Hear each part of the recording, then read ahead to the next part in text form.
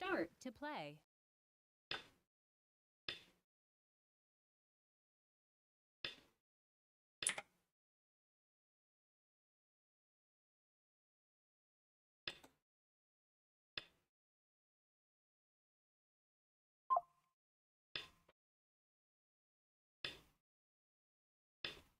Okay.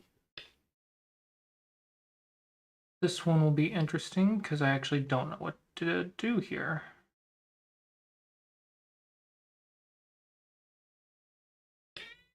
Just settle.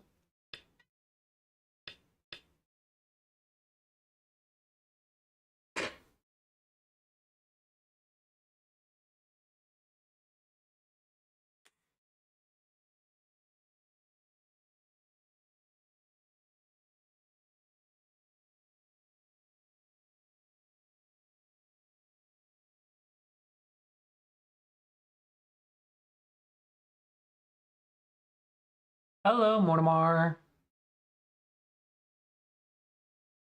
Is this really your first time chatting? I swear I've seen your username before. But I guess maybe I'm misremembering.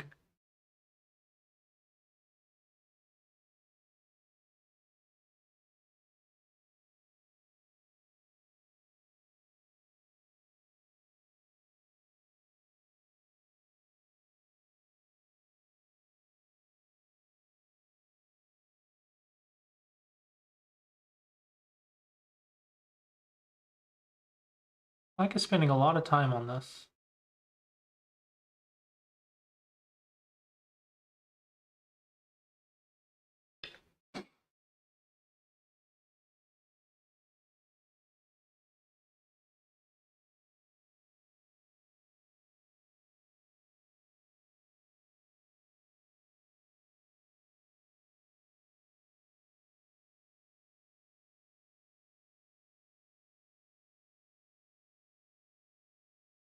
Oh, what do I do? What do I do? I've been going for the kills and getting surrounded, and that's usually been bad. Or lately, it has been bad. So I guess I should run away. But then he gets this, and which really, really sucks. But if I go here, there, there.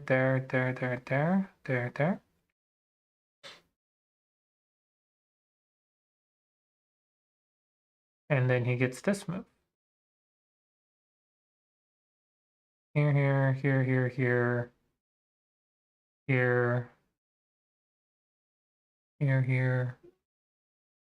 Here, and I'm dead? Or is he dead? I don't know, I can't really read the capture race that far. Here. Here.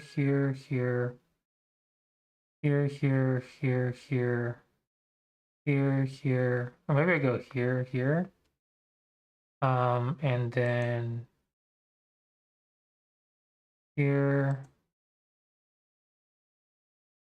Here. Is 1, 2, 3, 4. I have 1, 2, 3, 4, 5, or maybe. I think I can go here. I don't think I'll die.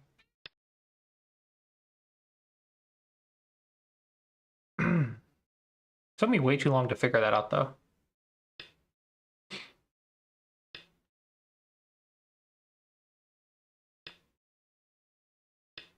I didn't think about this move. This move takes a liberty that I didn't expect.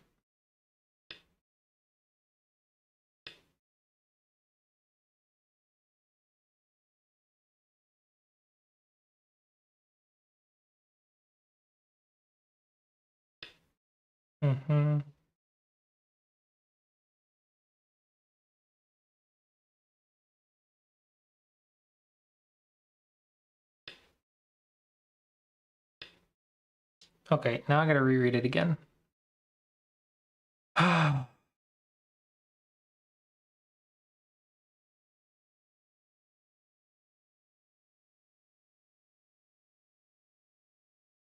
This should give me the most liberties.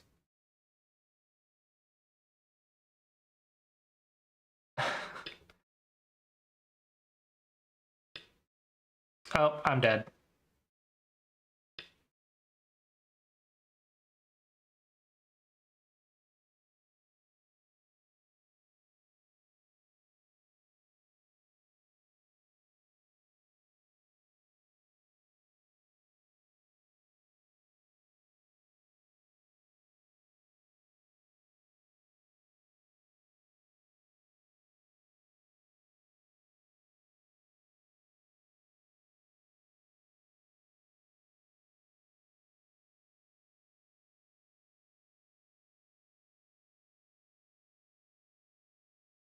Son of... Dadgummit.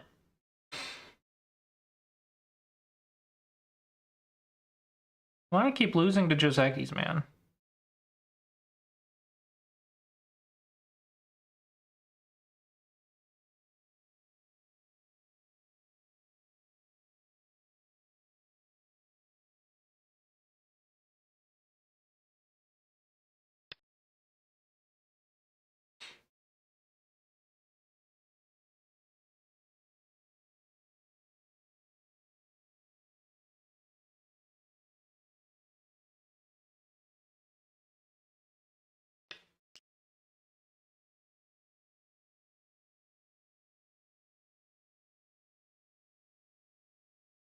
I'm done. Whatever. Now I'm poured on. Okay, let's just look at the Joseki real quick and move on.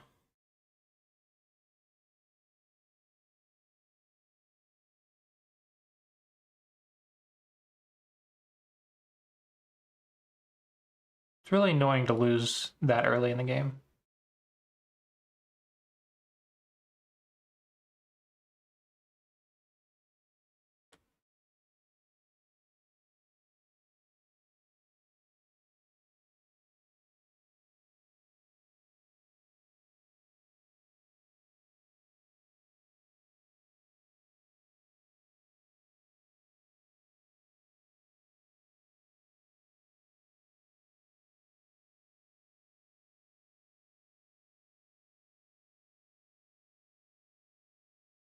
It is bamboo?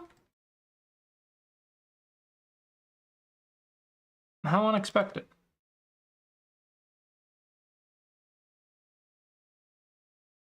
And you just sacrifice them, and it's fine. Really?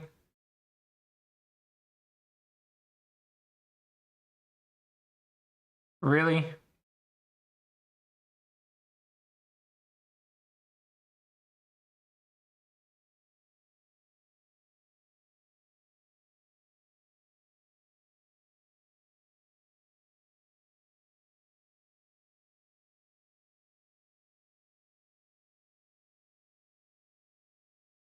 I considered this one.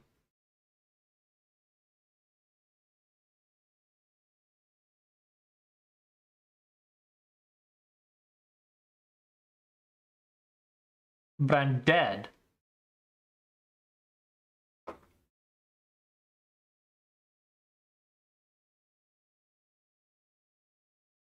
So I'm supposed to die. Is that it?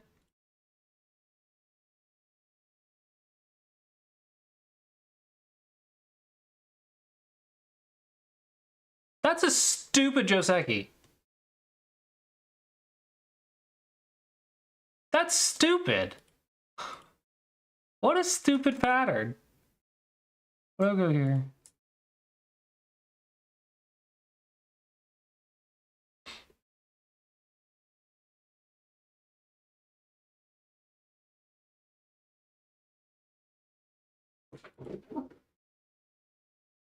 I swear, if it dies in the corner again, it's like, I don't care.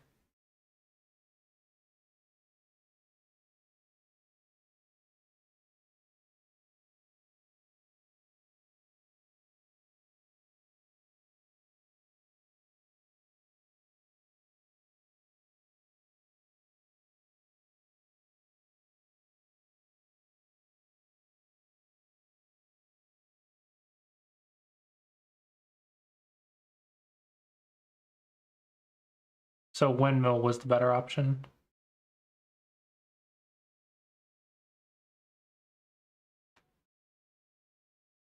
Because I can play it out. I can play out mistakes and see why they're mistakes in this one. And lazy.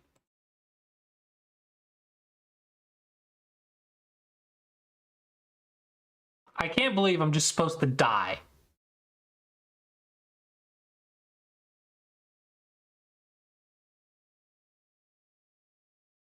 Yeah, I'm just supposed to die.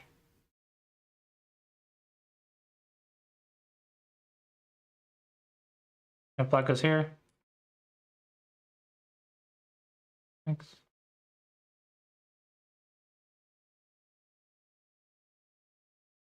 Okay, whatever. What a dumb Josegi.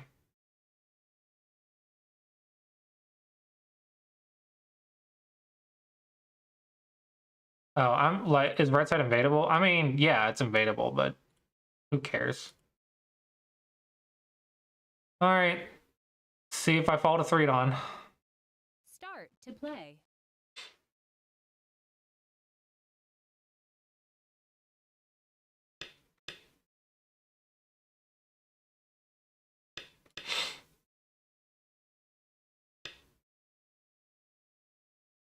Oh, whatever.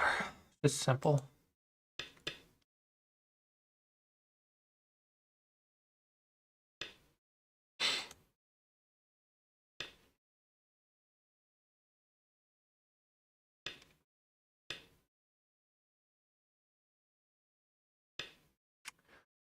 Okay, then big move.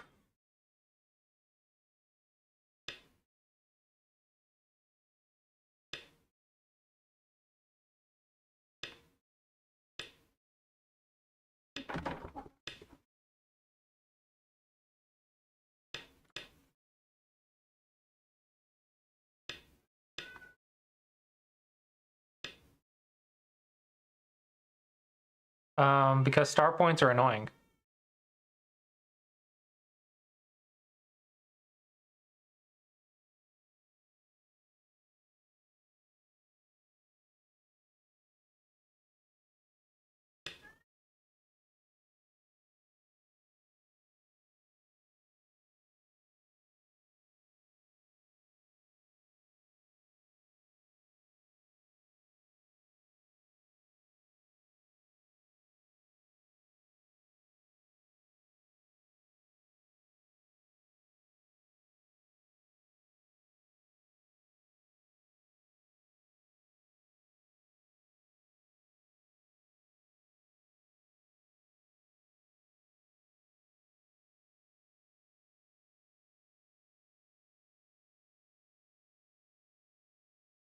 Yeah, no, you're good. You're good. It's fine. This moves slack. So definitely a slack move. It should be high. Okay, okay.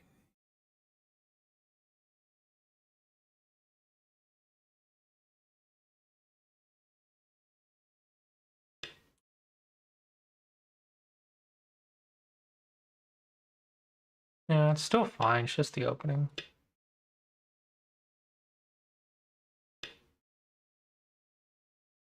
Alrighty. Now it's fighting time.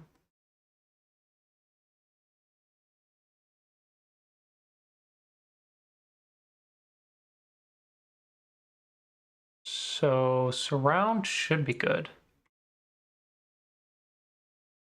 I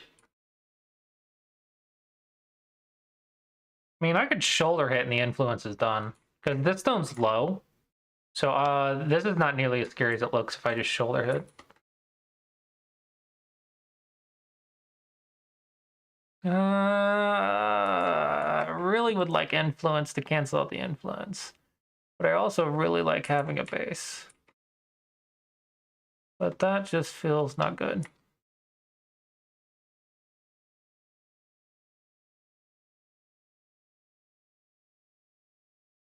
As a beginner, what do you recommend? Playing games. A lot of people overthink it. They're like, I want shortcuts. I want like a book. I want an app or problems. No, just play the game. Then you can add on to that by getting like game reviews and stuff.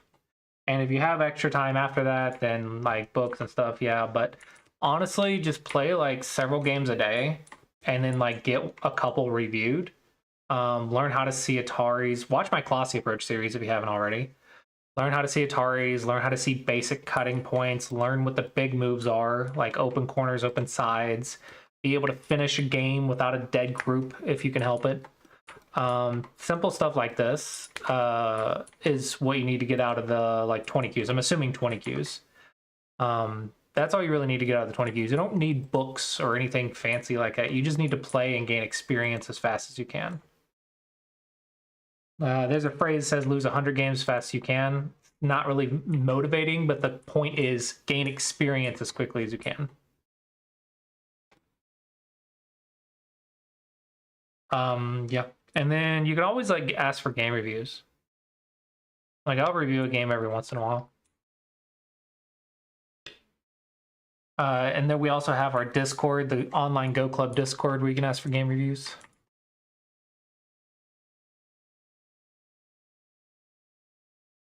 Yeah, get your lost games reviewed, not your won games. Won games are good, but like getting your losses reviewed are better.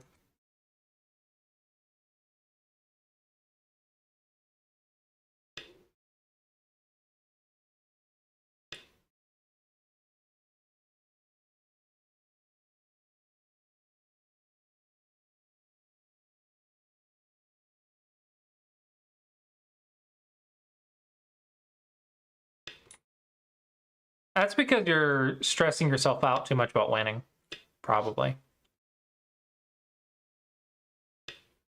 Winning and results. You're like, you don't want to D-rank and you want to win, you're scared to lose. You're scared of yourself making mistakes, and you got to be forgiving with yourself because you're going to make mistakes and it's not a bad thing. Like making a mistake is not bad.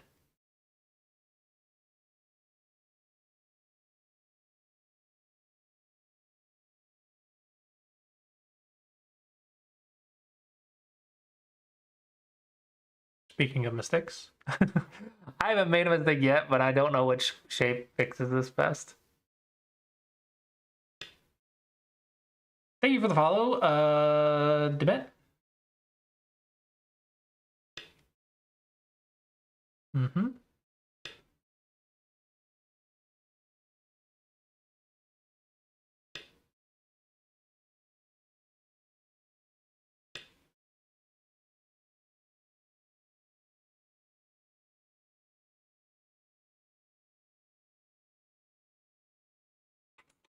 Nobi would have been better.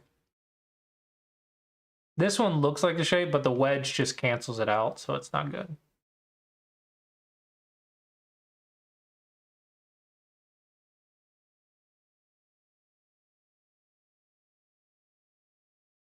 Yeah, Nobi would have been much better here.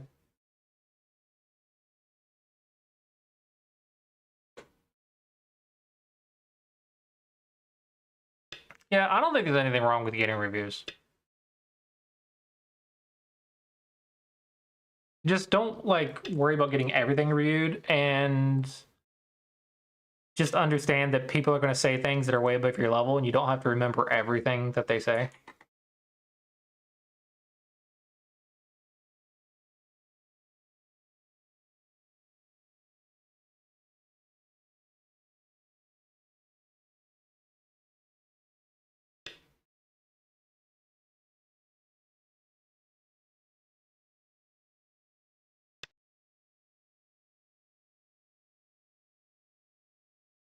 Yoyomi now starts.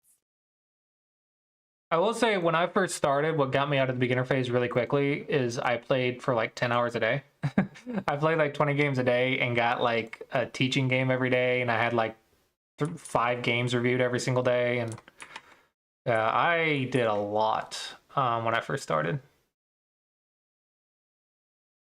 Okay.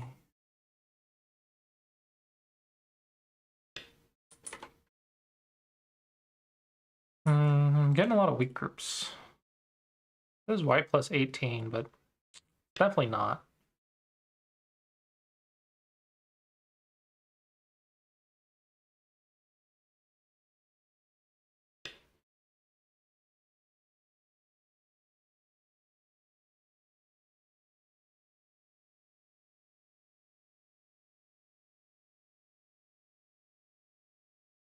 I will say,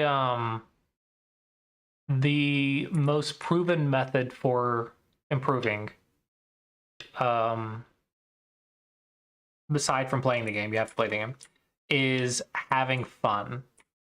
That cannot be, that has been proven to be correct by so many people.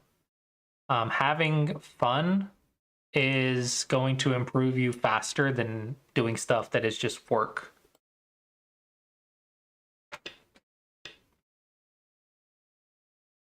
Yeah.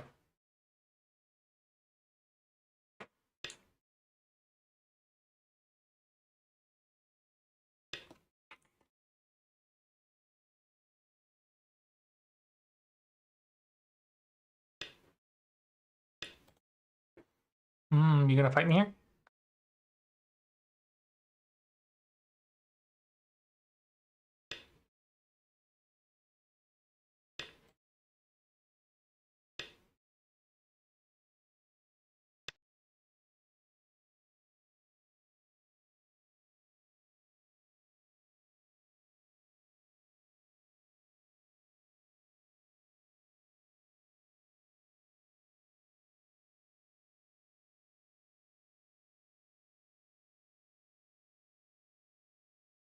Nine.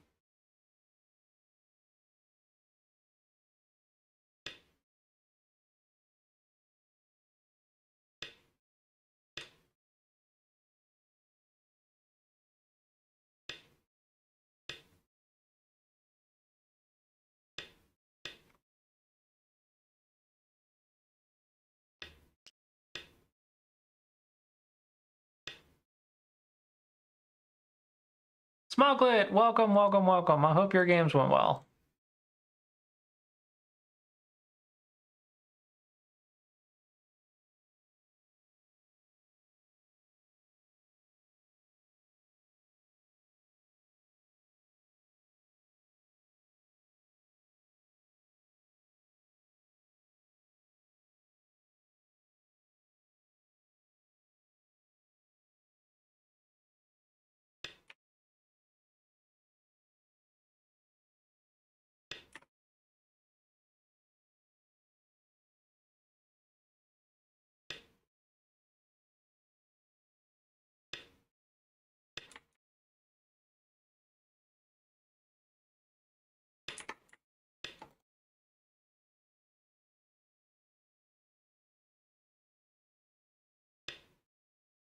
Okay.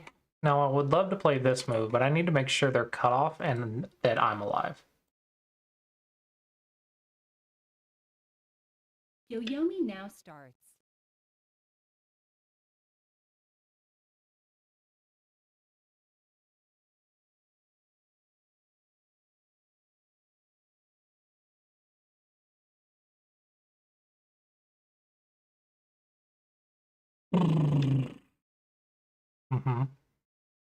That is reasonable. Okay, time to live with this group.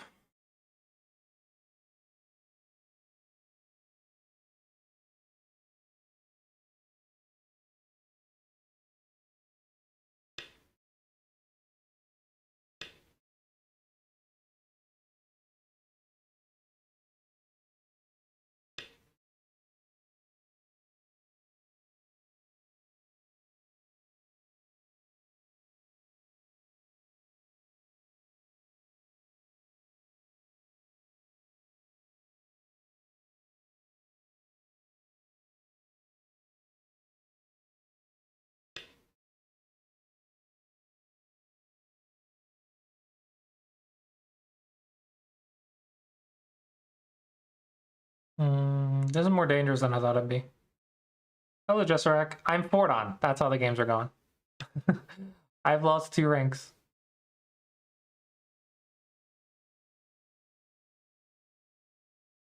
There.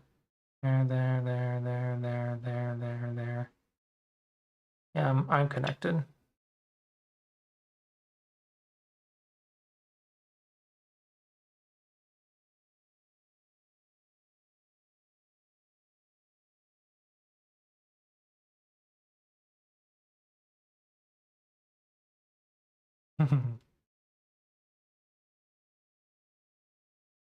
8, 7,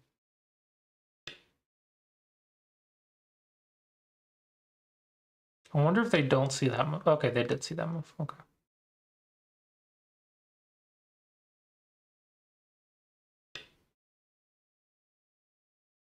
Oh no.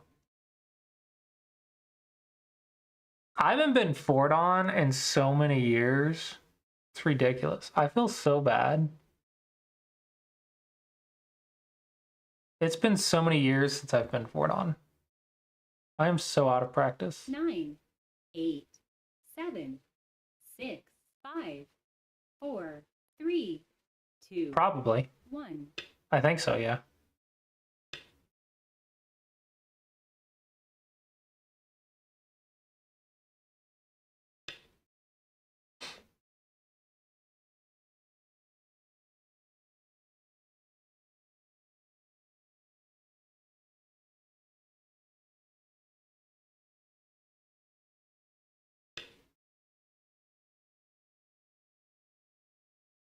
You better get on that.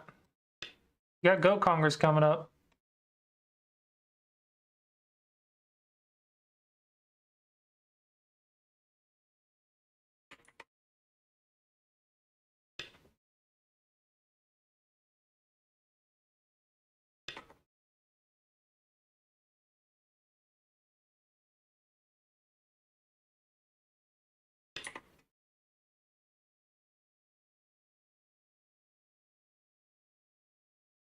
Yeah, that's the problem with watching on YouTube is you don't get ads on YouTube, but you're like 20 seconds behind the stream, unfortunately.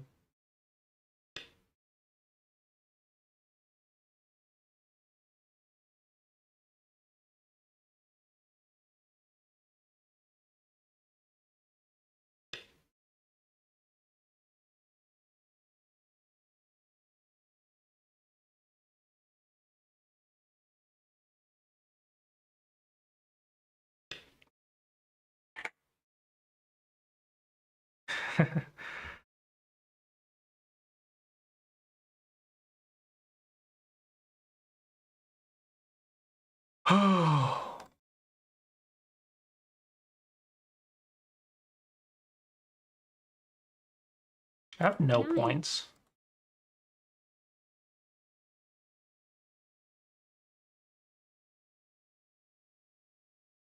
I have like 0 points.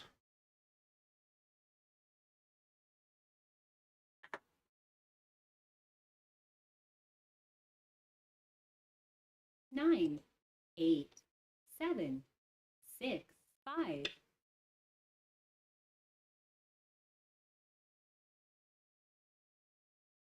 Bats, I failed a forward on.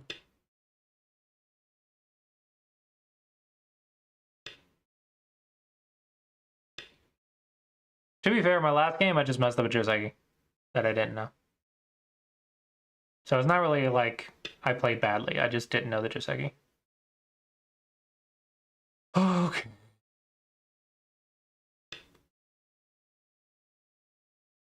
You can ignore the last game. It was just one Joseki mistake, and I was like, okay, whatever. I was supposed to sacrifice the corner, and I didn't know it.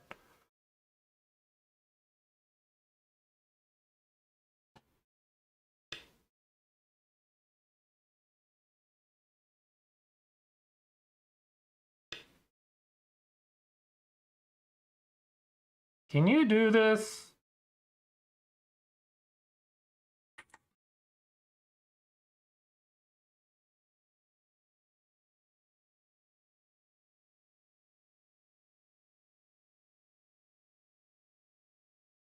Nine, 8, 7, 6, 5, 4, 3, 2, 1. Guess we'll find out.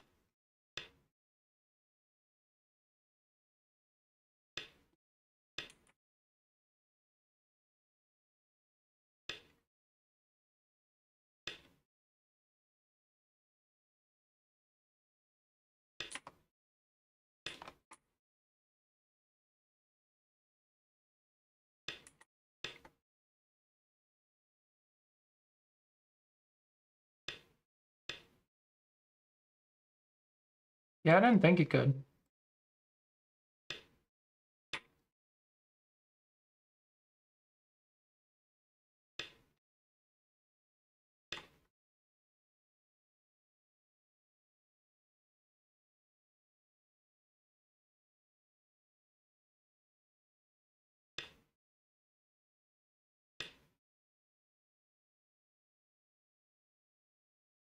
Yeah. Definitely works.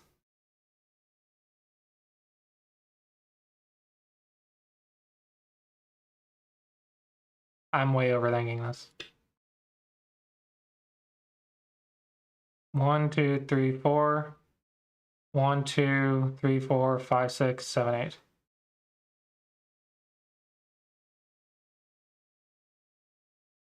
Okay, that should be GG. Well, that's because he wasn't supposed to play right here. He's supposed to descend, and he didn't. So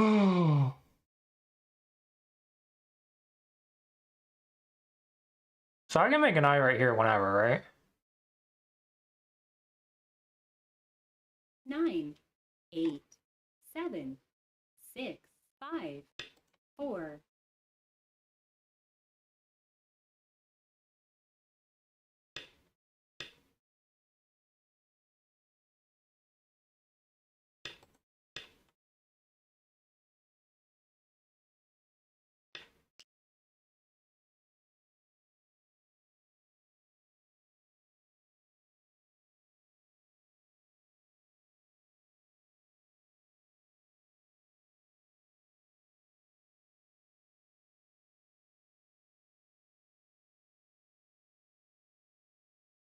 9, 8, 7, 6, 5, 4, 3,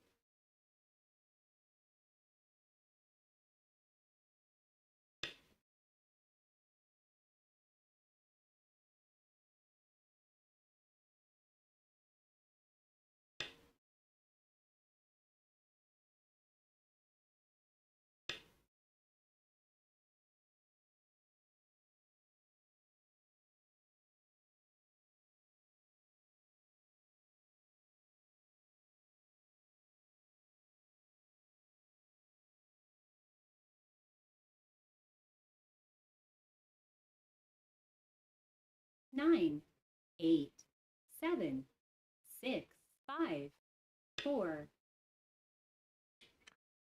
Trying to play good endgame.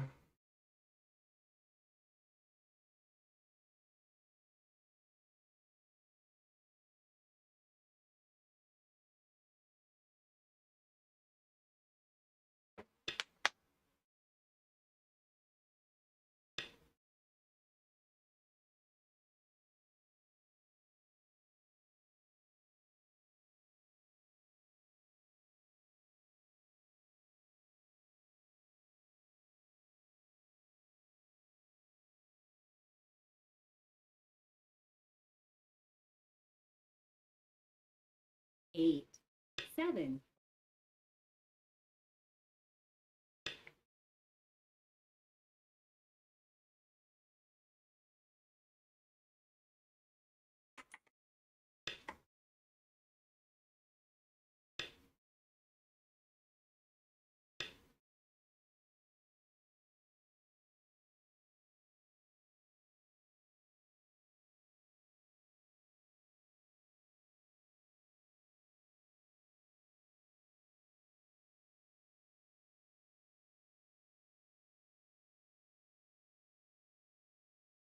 nine, 8, 7, 6, 5, 4, 3, 2, 1.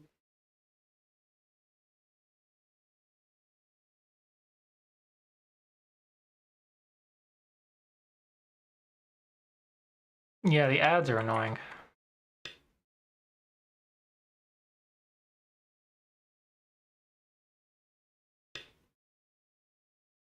What?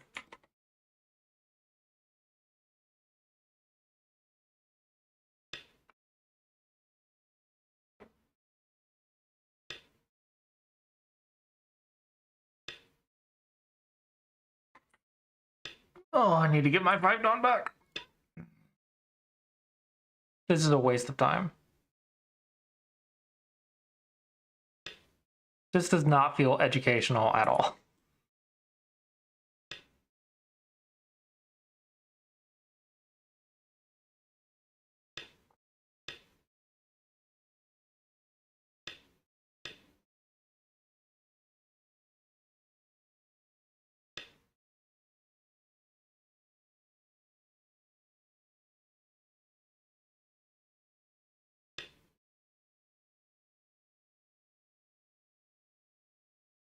Hello, Paige.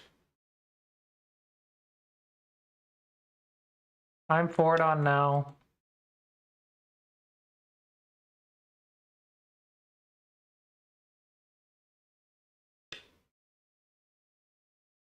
You mean how goes the go this week? I've been losing nonstop. Yeah, 2026. Yeah, so here's where I started. And you can see how little games I've won. I don't know. I want to say I'm out of practice, but holy crap. Yeah, this Fordon was bad.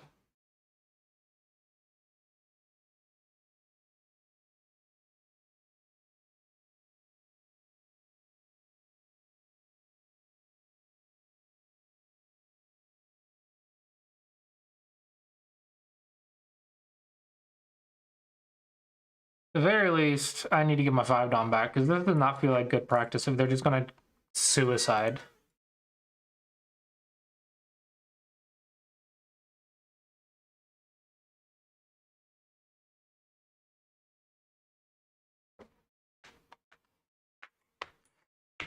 I still feel like I had too many weak groups, though.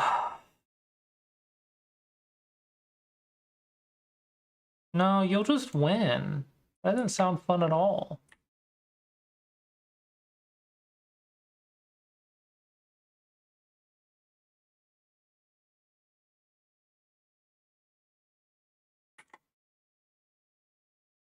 See, I was losing by quite a bit.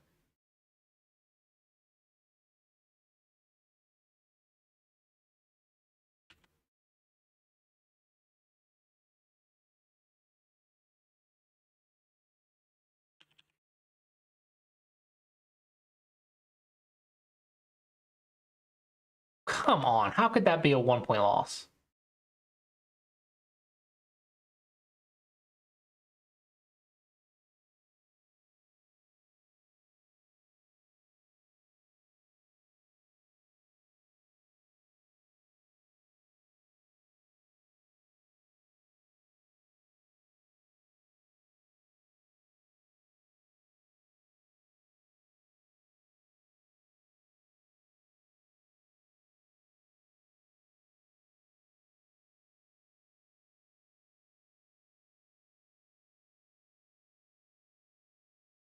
What's wrong with this move?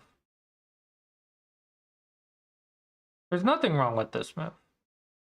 See, now it is green. So he just wants me to have that exchange on the board. Isn't that more stones for black to help him?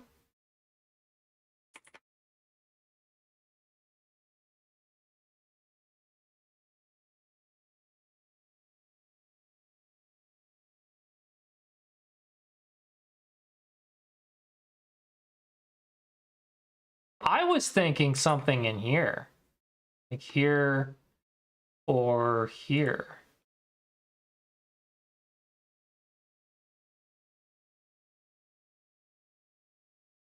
Fourth.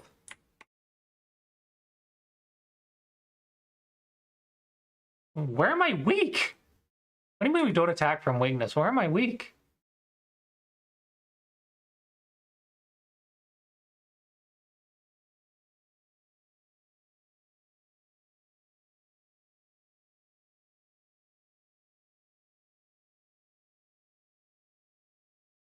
I don't understand how this is exploiting a weakness.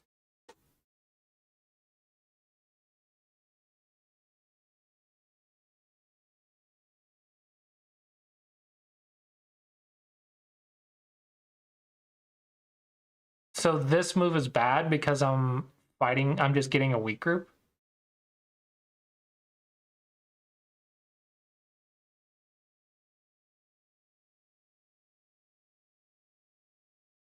This is news to me.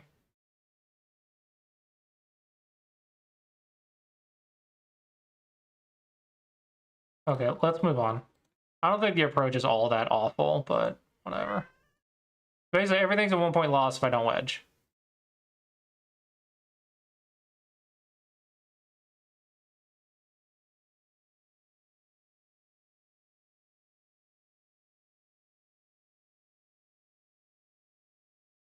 I don't know. I thought attacking was take the base first, so...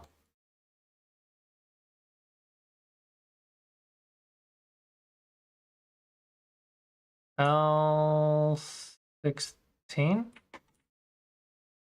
I mean, maybe. But they can have this, but I guess they wouldn't do that because it cancels out their Moyo. So you might be right. It's just different, right? I didn't think it was that big of a difference. 1.1 loss, 1.1 loss. It's like exactly the same.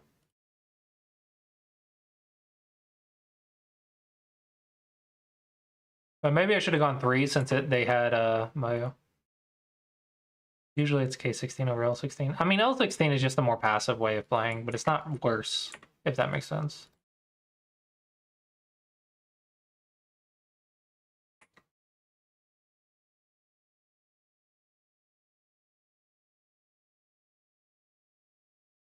Oh, I don't Nobi? I thought the Nobi was good.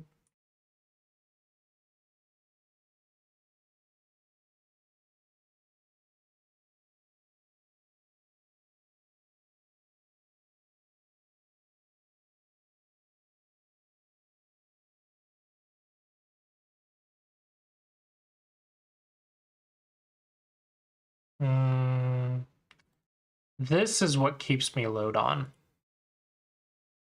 Instead of like this move or something. So that way when they do this... Don't know why I would exchange that first. Wait, I don't fix these 2 stones? What?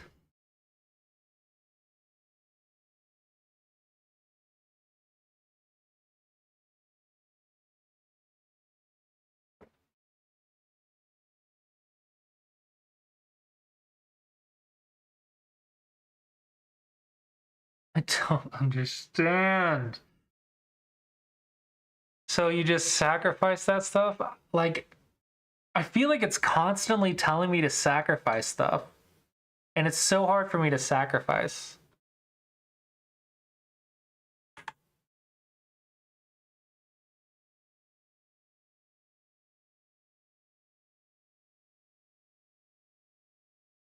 They're not cutting stones. You're right. But I definitely shouldn't ignore, right? Because you get attacked.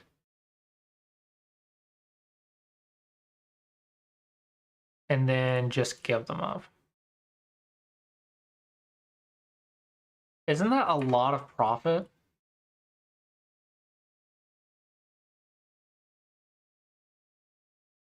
This feels like such a bad exchange, but it's not apparently.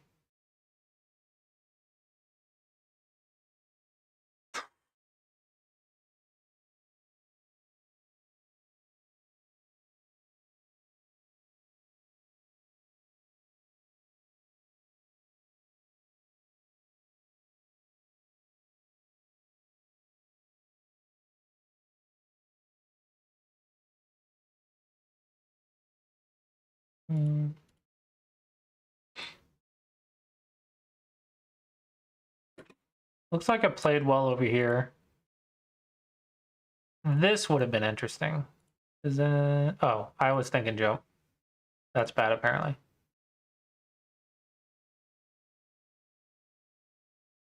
Okay.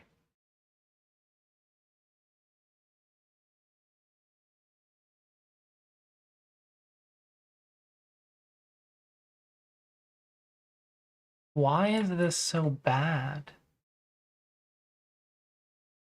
Would this have been better?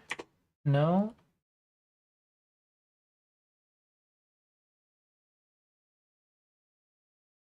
Connecting my weak groups is bad?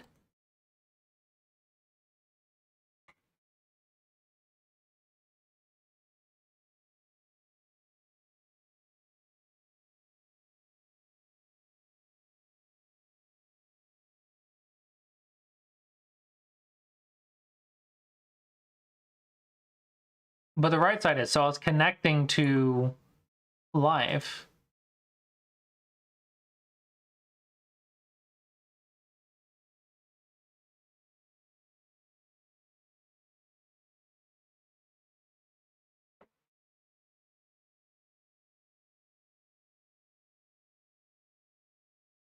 Yeah, I thought the cutting stone would be attacked, though. Like, here, I see there's cutting stones, and I got to attack them. This kind of makes sense, yeah. I didn't consider the net. I considered the squeeze and thought the squeeze was good enough, but apparently it's literally the worst move. Every other move is better than the squeeze.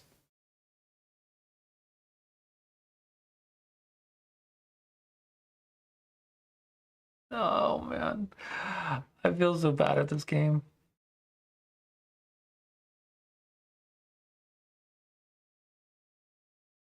I thought the squeeze was good.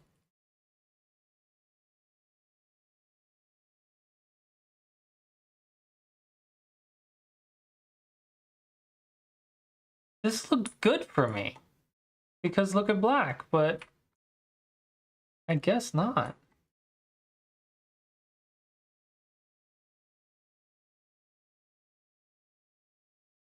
I'm alive. Nani?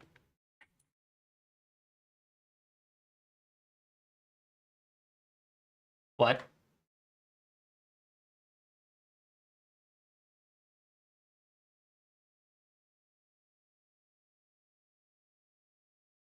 What?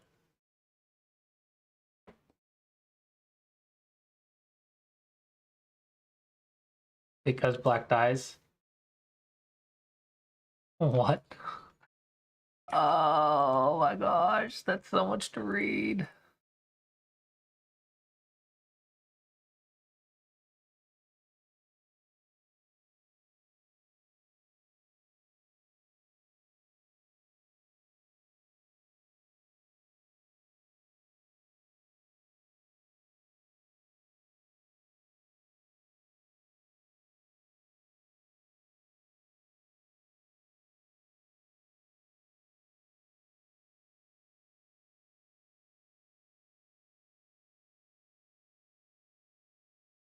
This is really a 7.4 mistake?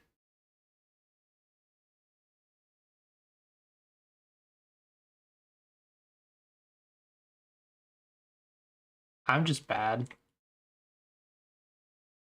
I'm just bad. But I'm not that bad. Like, I'm not like this bad.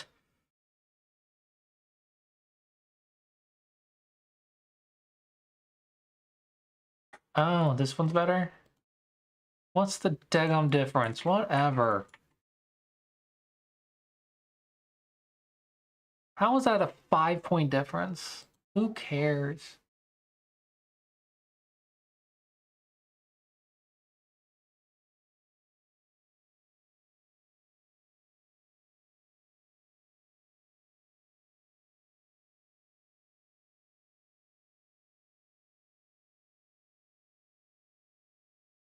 All right. Not gonna lie, did not read that far. Not gonna lie, did not read that.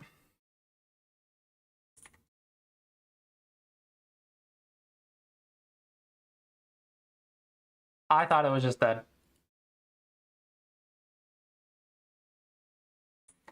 Oh, boo-hoo. Whatever.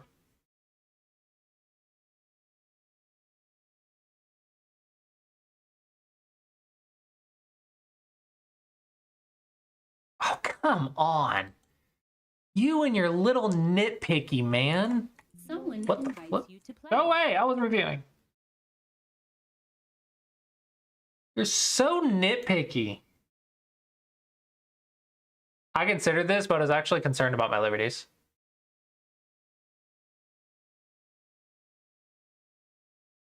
Oh, and then make life. But what about here? Here. Oh, so I have one more liberty than I need. And I can make life. Dang, I didn't consider that. That's my bad.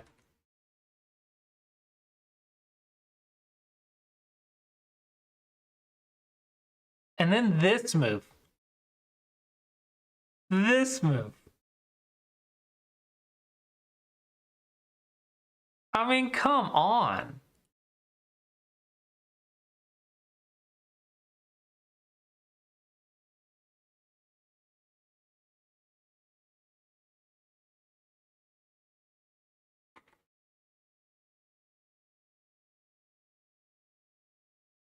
Whatever.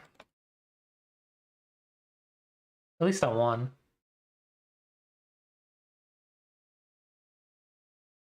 It's always -1 for me, man. It's never the blue move. Start to play. Nope. I'm not playing a 4-5-3. Or V5-3, sorry. V5-3. I'm convinced they're bots. Start to play.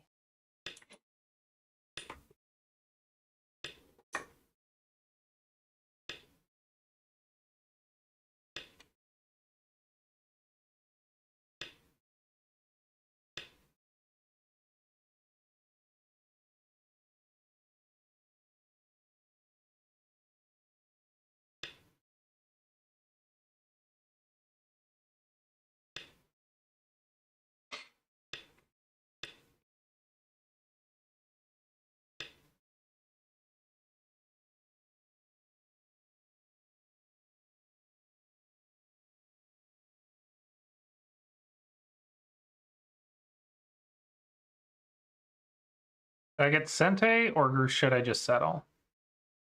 Oh, this gets Sente too.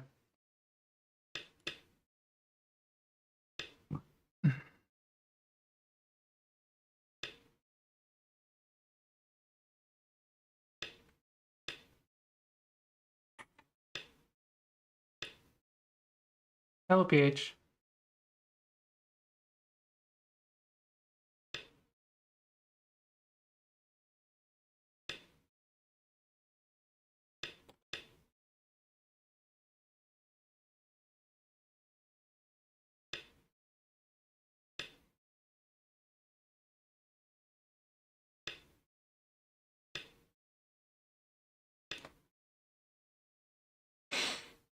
All right, decision time.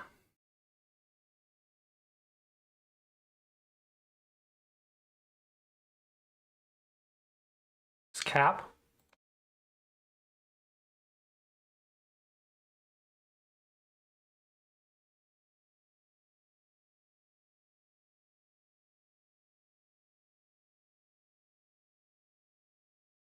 I'm worried cap is too direct.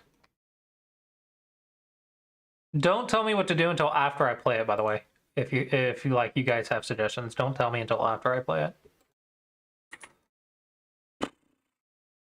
I like this move.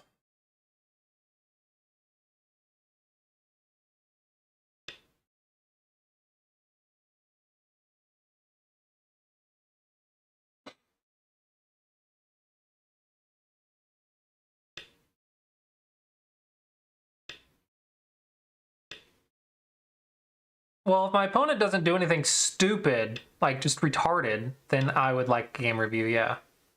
But if they're just gonna lose from some retarded move, I'm not gonna waste my time.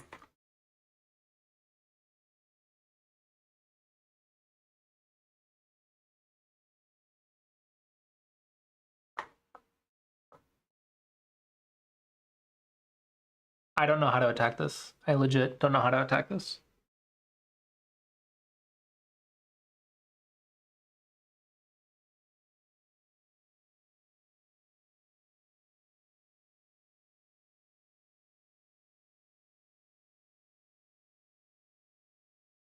What do I want to do next? And can I do it in Sente that attacks? And can I attack this in Sente that supports whatever I want to do next?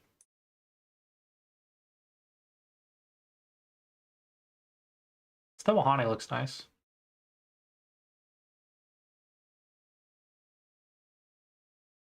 This move looks really big. Okay. This move looks big. This move looks big. This move is looking decently big. There's a cross cut here.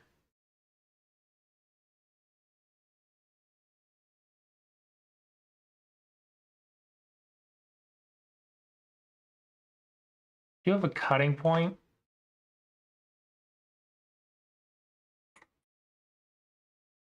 Did I fix my cutting point? Direct fix is too slow.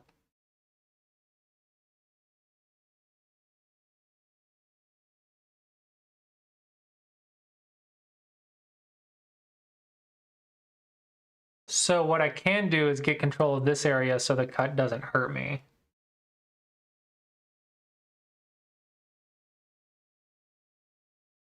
I really want this peep, but the peep destroys the crosscut, so I feel like it helps white.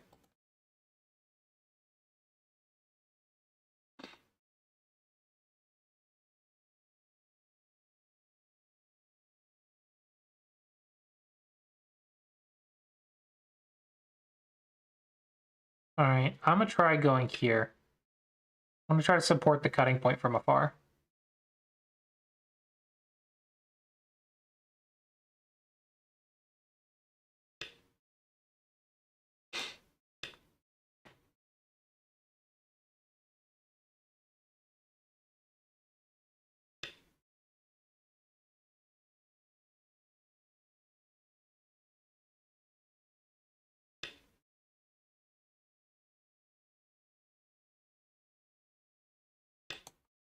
Okay. Don't hate that.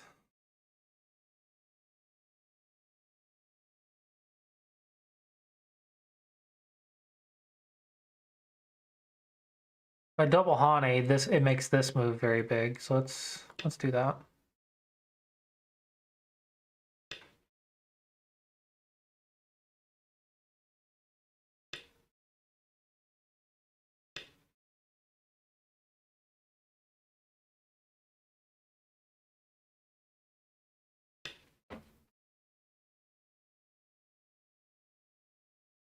So the move here is really big.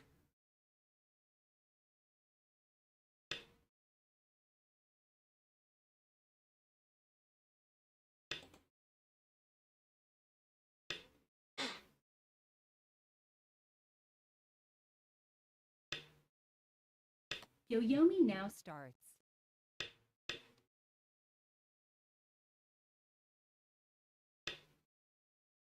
Mm-hmm. That is a very large turn that helps deal with this. I want to say this move is big.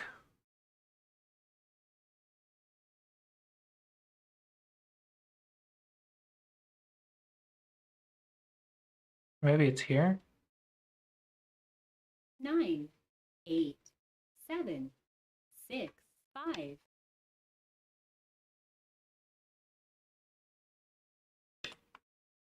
Is white's winning? Okay, let's not save them because they're not cutting stones. That is what we've been learning, right?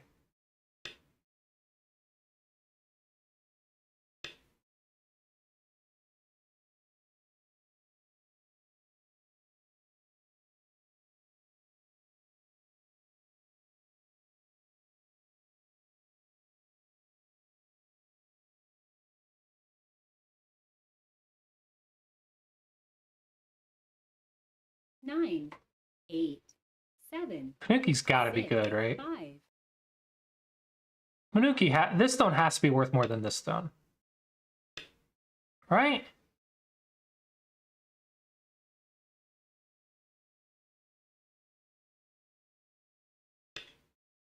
Yeah.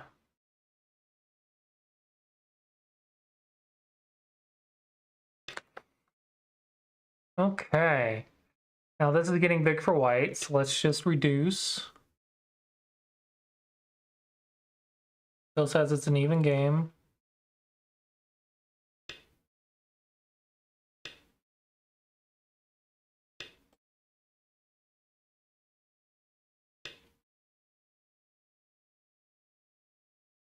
Making shape, making shape.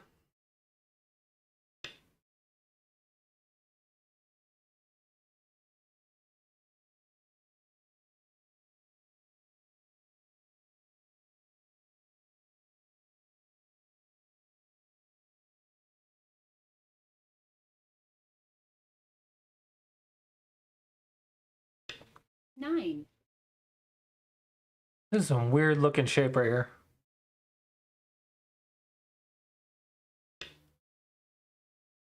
Oh, we're playing endgame? Is it in-game? I'll block this one because it's my base. I'll give you that one. I'm not going to give you that one. I'm not giving you that one.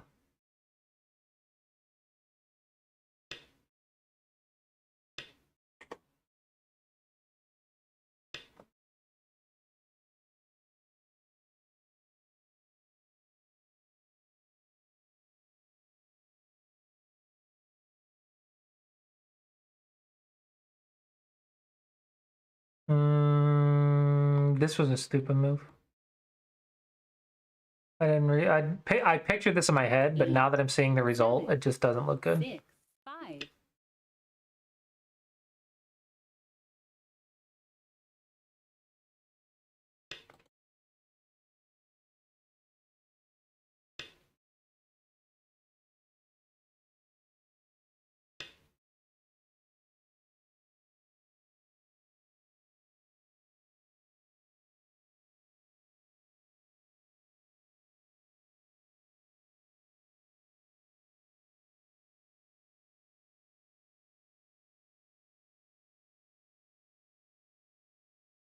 Nine, 8, 7, 6, 5, 4.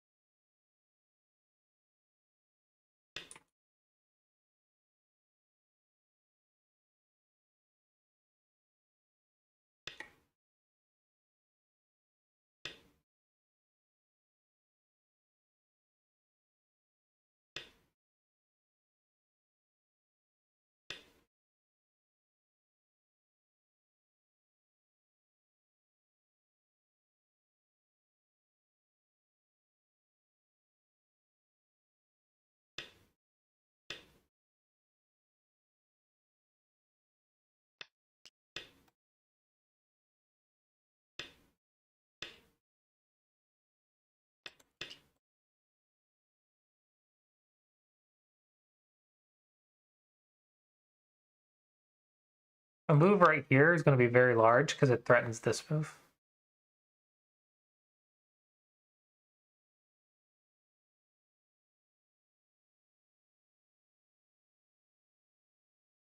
Is this center?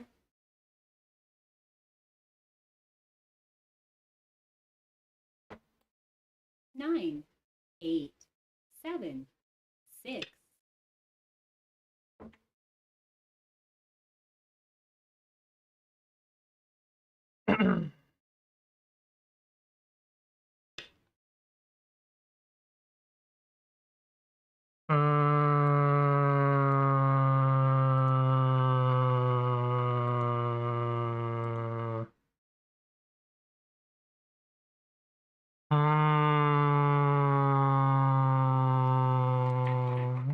Okay. I won't commit yet. I don't want to commit yet.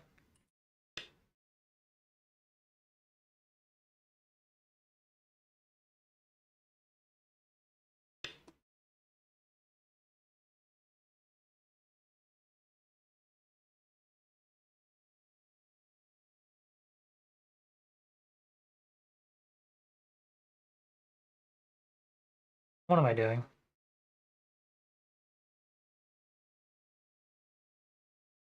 Nine.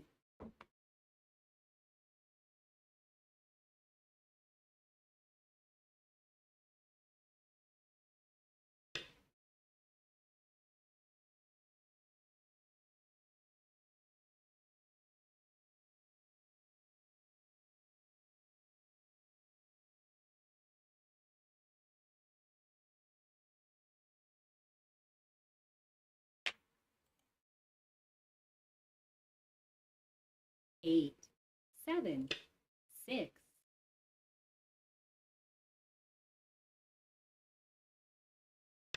Whatever that is.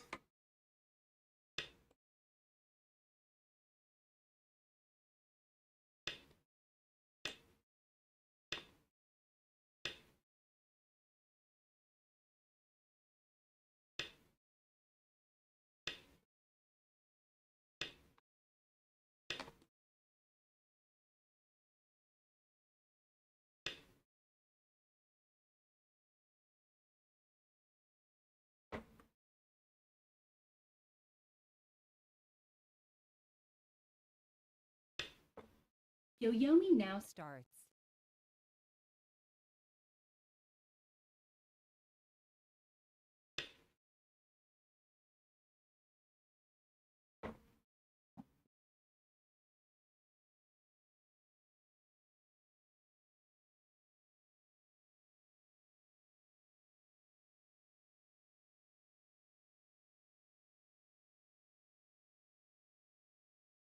Nine. Eight. Seven. Six. I don't want to fight a Ko.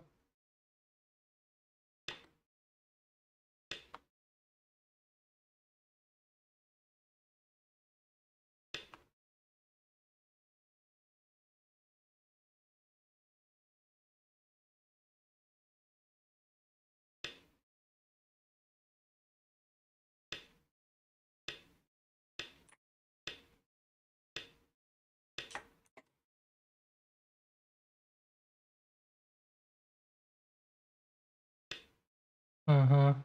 That definitely was getting big.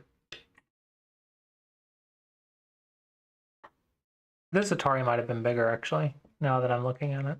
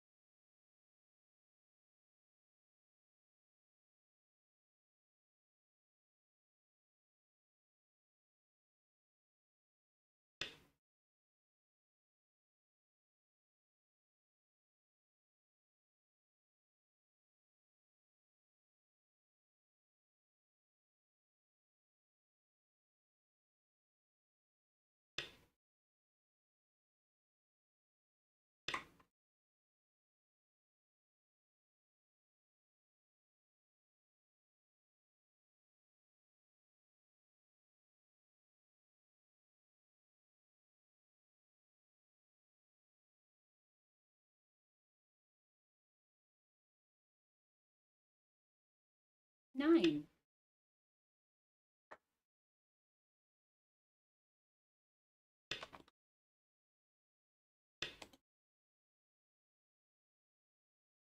This is getting big. This is getting big.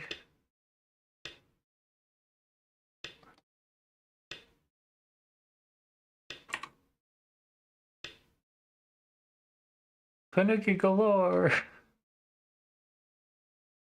Am I still winning, or am I just getting wrecked in game? It feels like I'm getting wrecked in game. Yeah. At least they didn't play something stupid.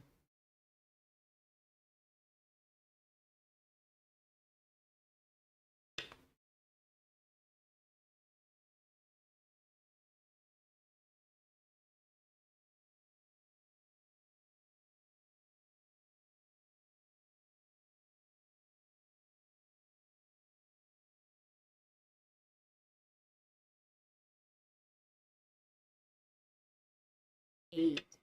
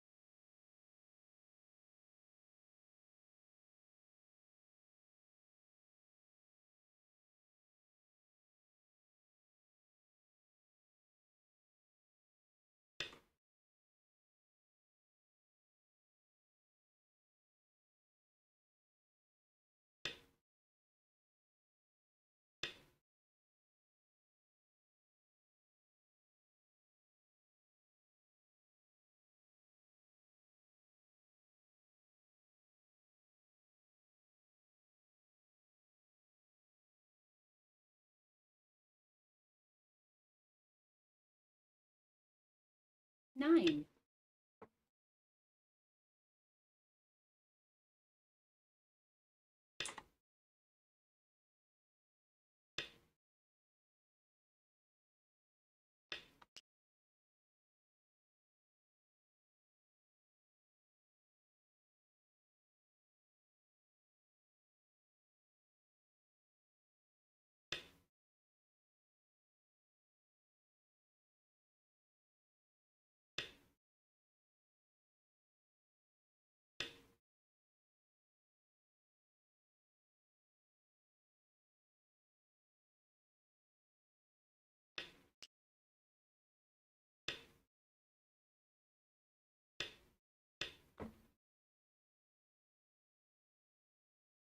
My gosh, I'm just bleeding points in endgame.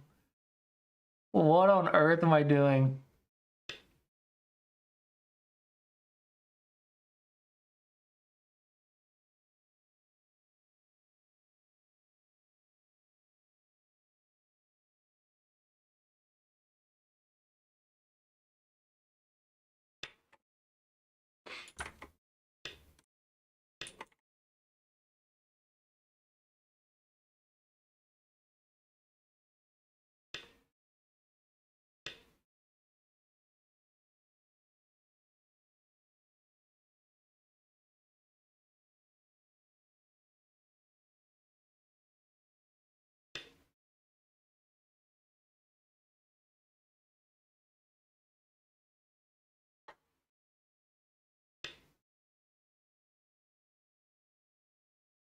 I guess so.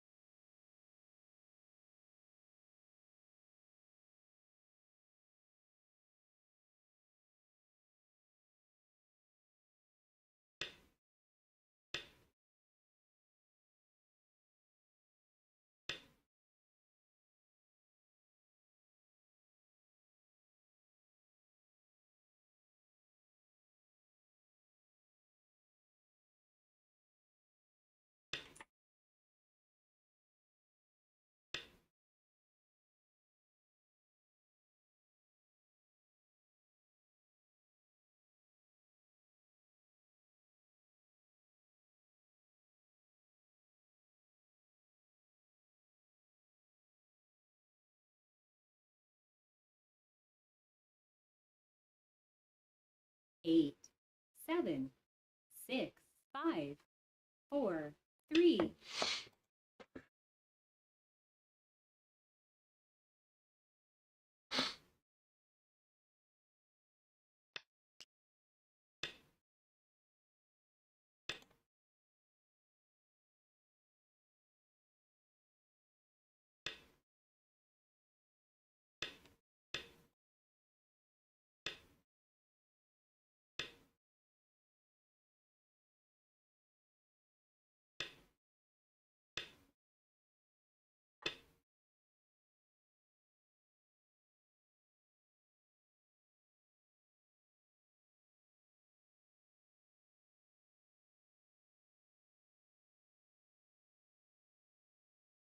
Really?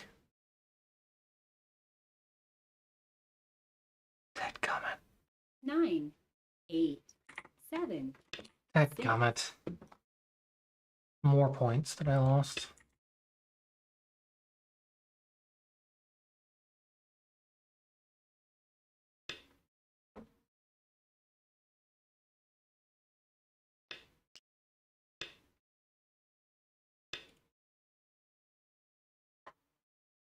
Just gets worse and worse and worse.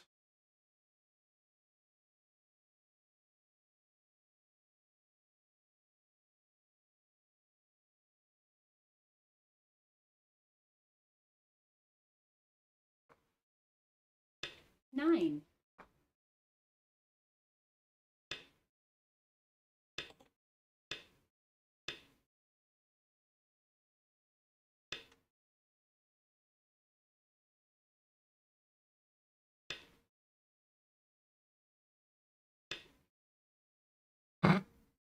He didn't need that, I think. Yeah, he didn't need that.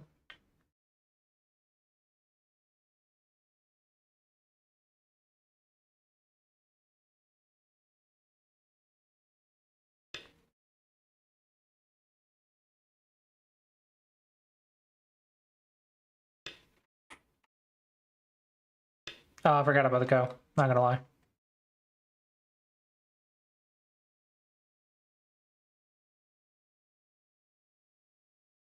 $20.5. Oh my gosh.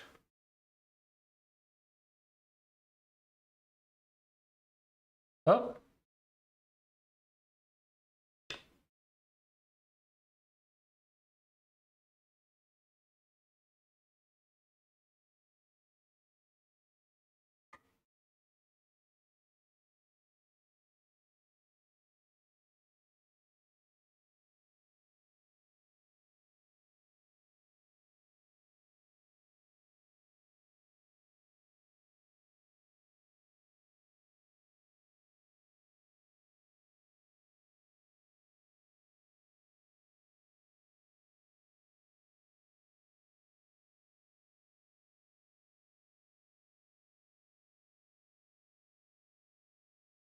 All right, let's move this slider back down to I'm weak on.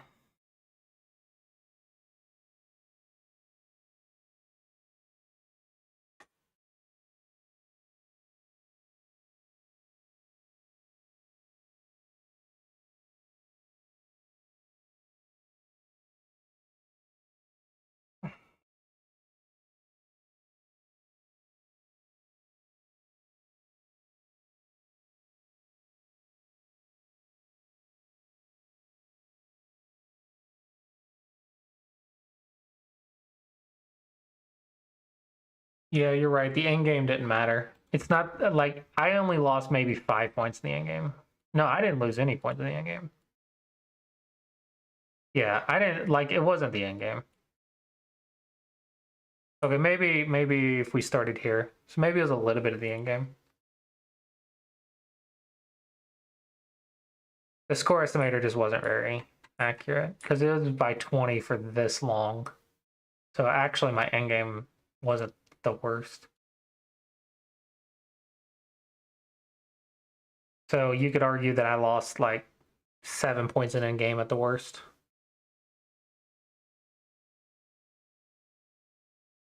Well, looking at the graph, it's not end game that cost me the game.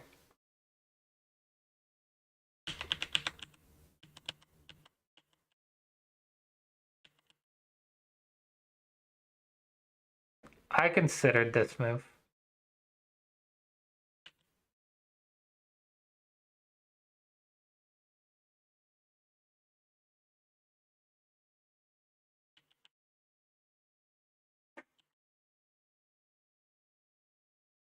Really? I really thought this would be too slow.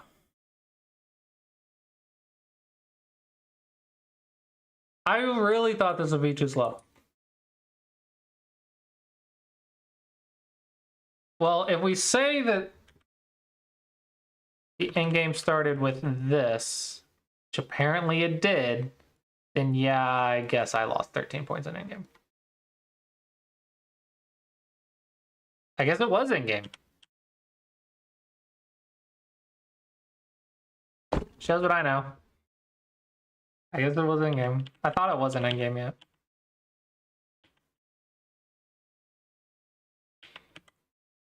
This is ridiculous. This is never the answer until I don't do it.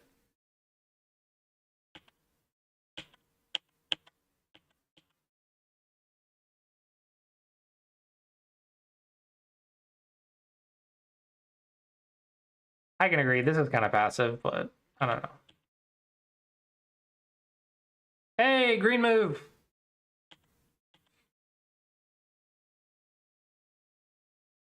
Okay, so what I'm seeing is the AI says this is a territory game, not a Moyo game, so go for the territory. See ya, Izzo! Apparently this was a territory game and I just didn't recognize it.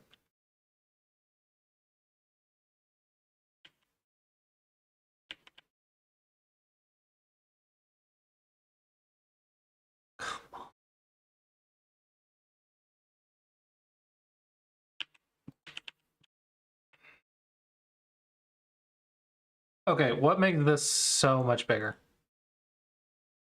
This.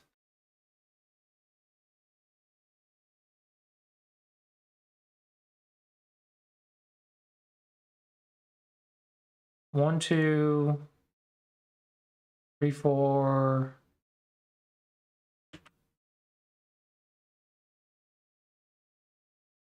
5, 6, 7, 8. Guess you also get this move. Is it because of the eyes?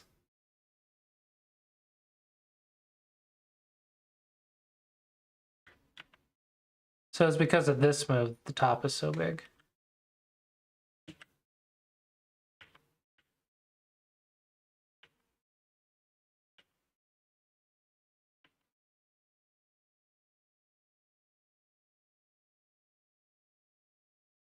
But I didn't save the stones this time.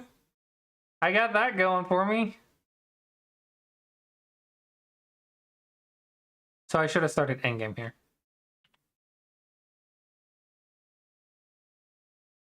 Now, next time, I'm going to start endgame, and the AI is going to be like, you missed an entire like section of the board. Why are you starting endgame? Yeah, I can agree this was bad in hindsight.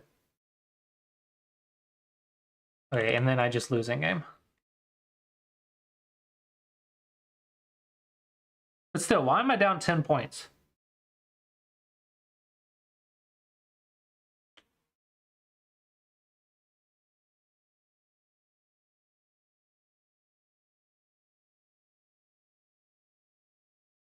I guess because I tried to build an area when this whitestone existed. I tried to build this when it didn't exist.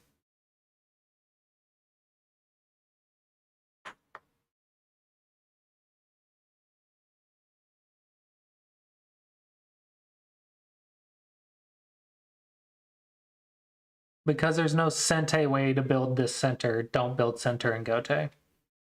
I've said that to my students before. Don't build the center in Gote. I would not have found here though. I would have played here or something if I started in game. I would not have found here. But I guess I really underestimated how big this move was.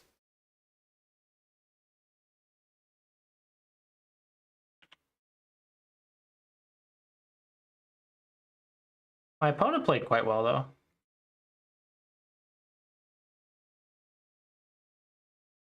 This wasn't a bad game actually for either side.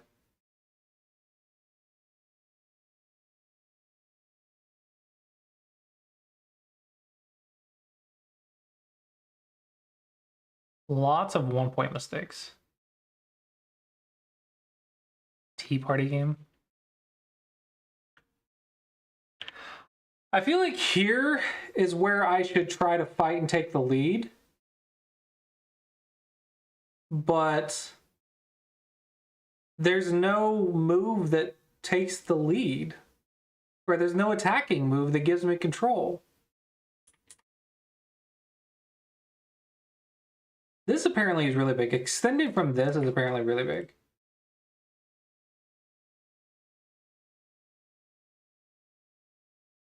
Why is this all of a sudden the move?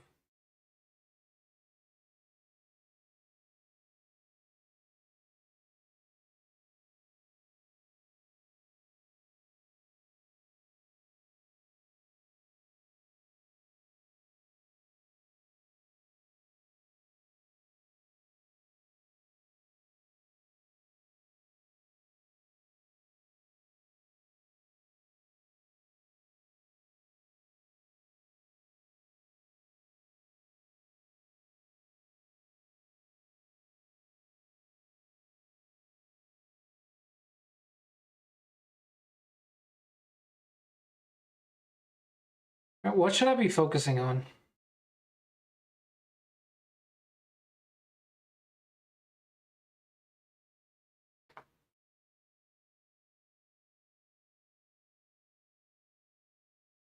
I can't quite get the theme of what I'm doing wrong.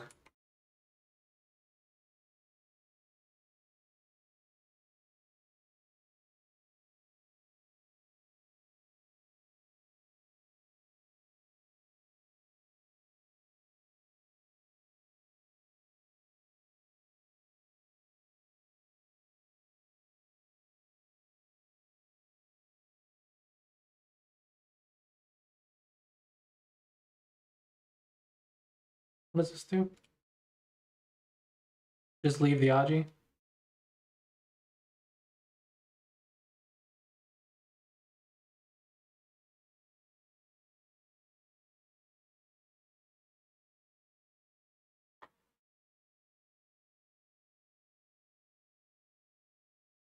What are you talking about? This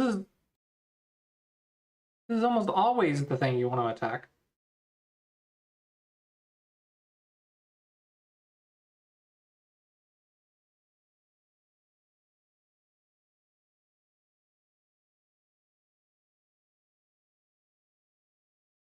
I guess because there's no profit because of that stone.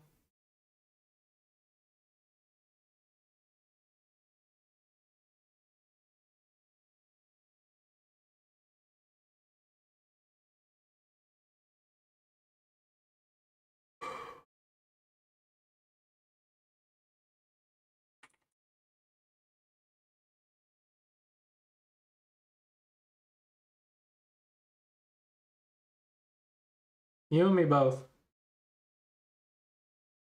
The performance was high.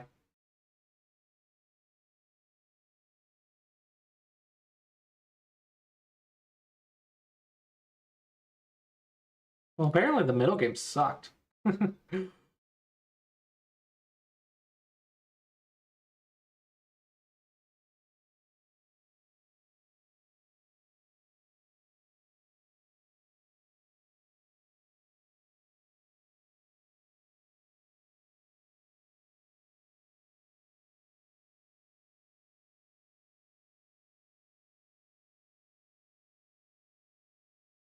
He did play 3-3, so I guess it makes sense.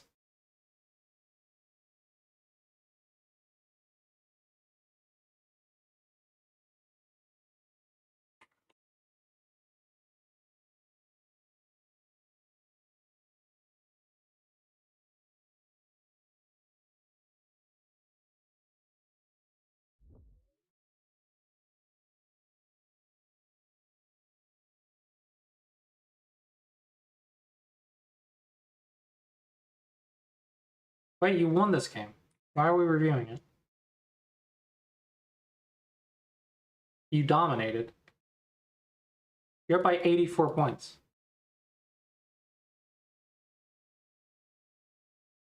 Yeah, you don't need to review this game. You did perfect.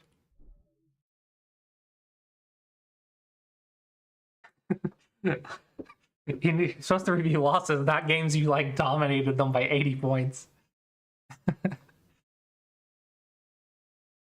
Start to play.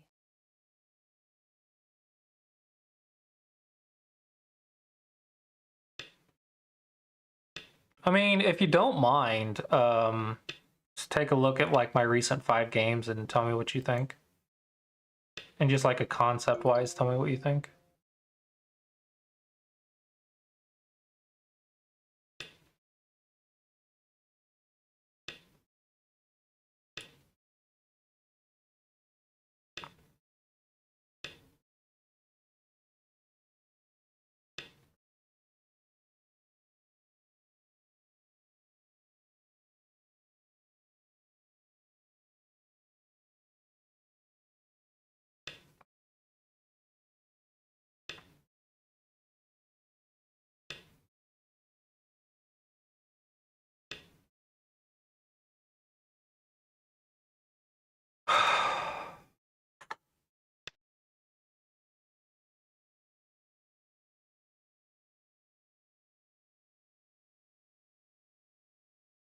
I know, I'm just... Right now, my mood is I really want to play. But I probably should sit down and talk. I really want to play the game mood.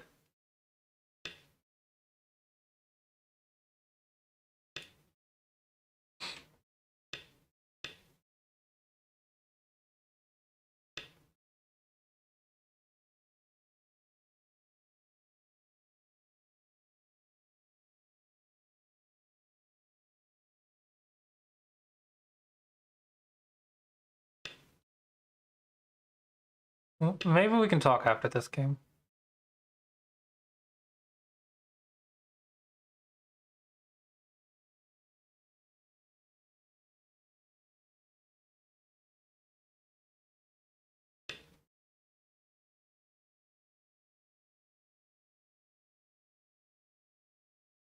I'm already D-ranked twice. I don't know how much more sad I could be. I don't know like what you're on about D-ranking. I've already done that twice. I was 6th on. I was going 50-50 at 6th on a couple years, like 2024. But no, 2 years later, and I've lost 2 ranks.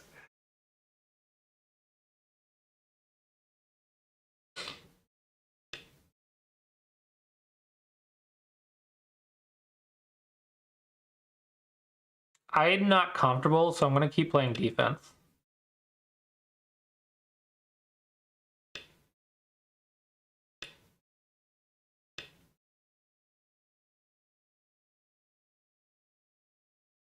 Surely I'm fine now, right?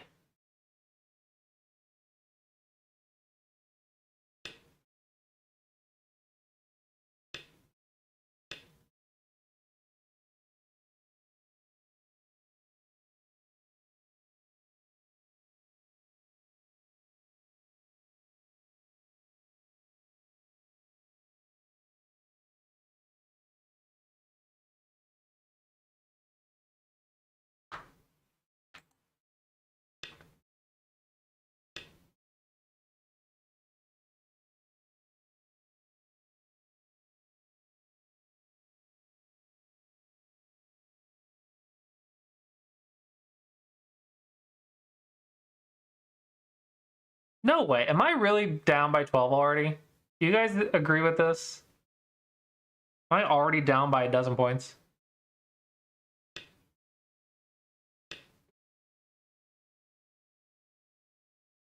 My opponent had 2 space jumps everywhere. Where was I supposed to do anything?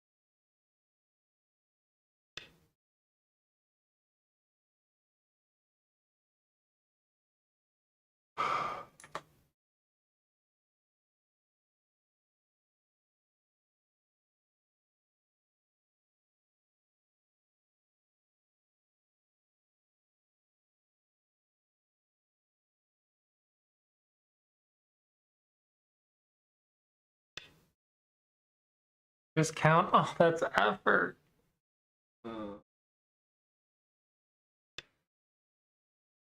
Fine.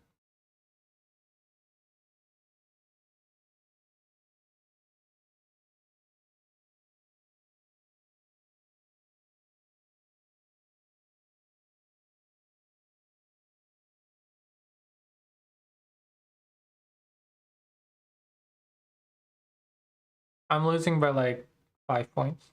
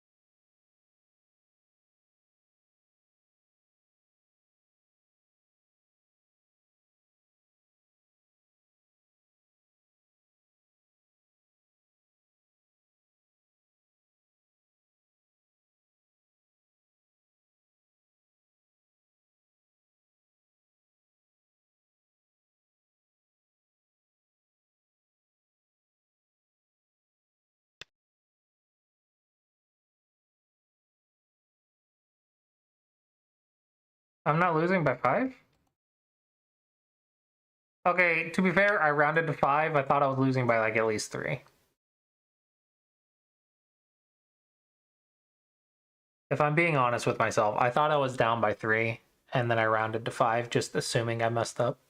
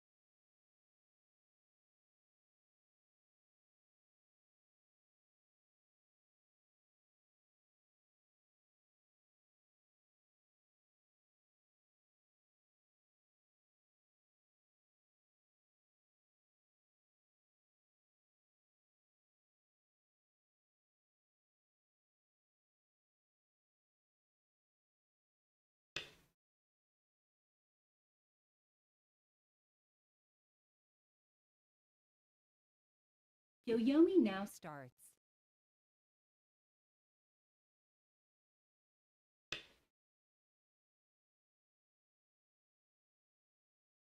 Yoyomi now starts.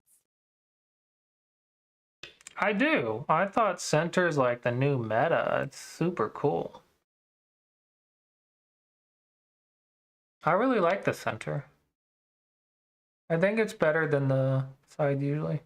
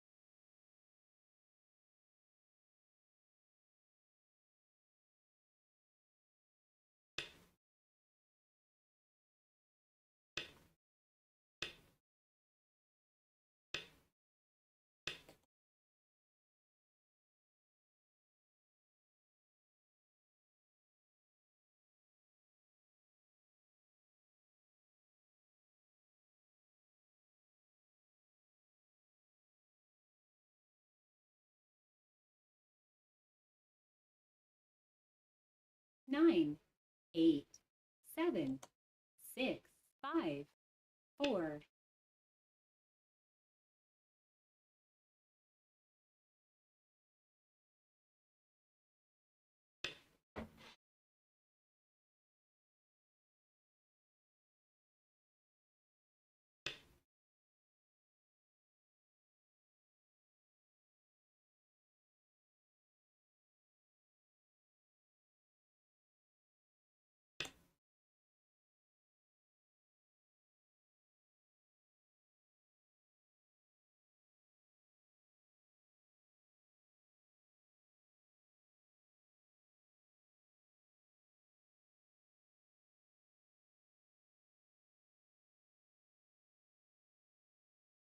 nine, 8, 7, 6, 5, 4, 3, 2.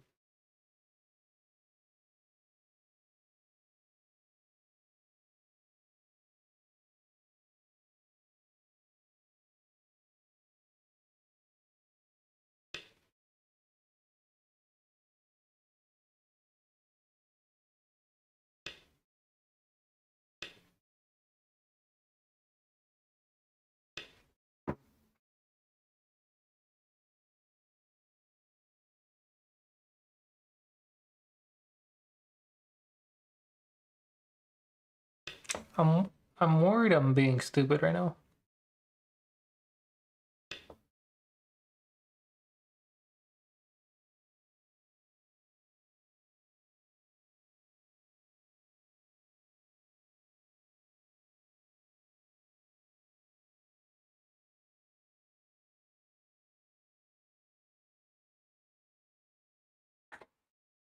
Nine, 8, 7, 6, 5, 4, 3, 2, 1.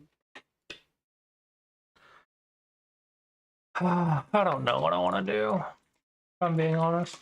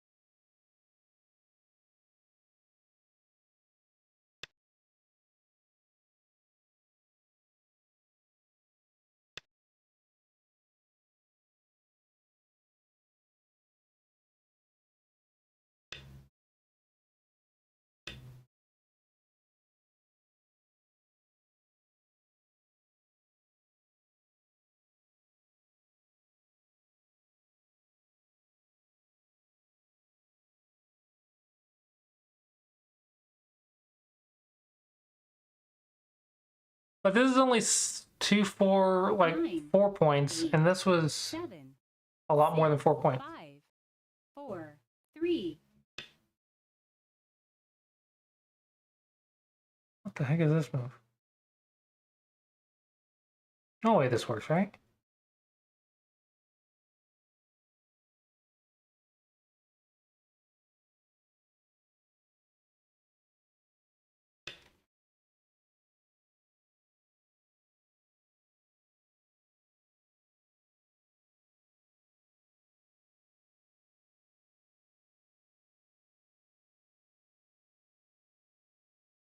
Well, I thought if I played the Tiger's Mouth, the bamboo would actually damage my stuff.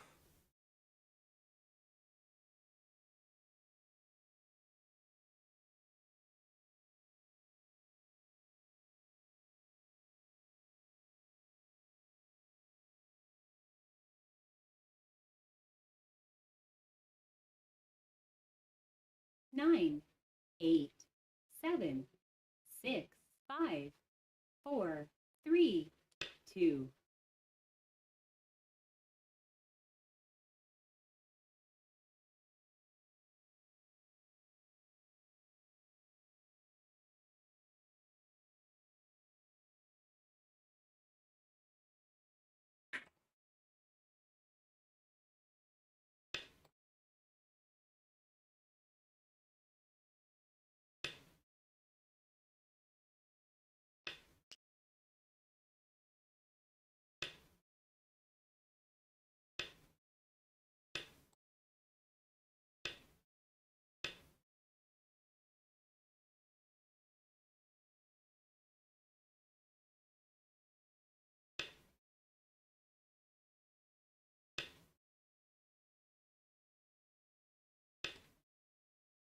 I'm not being stupid, right?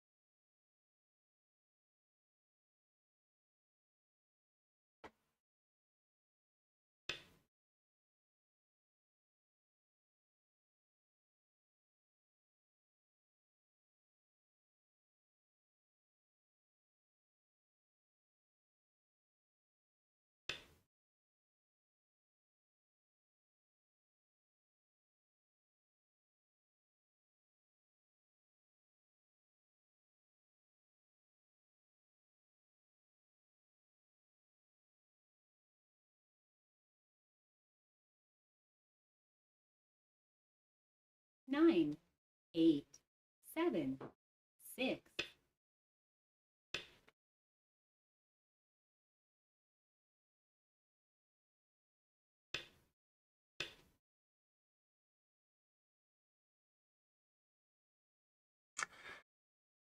Oh, man.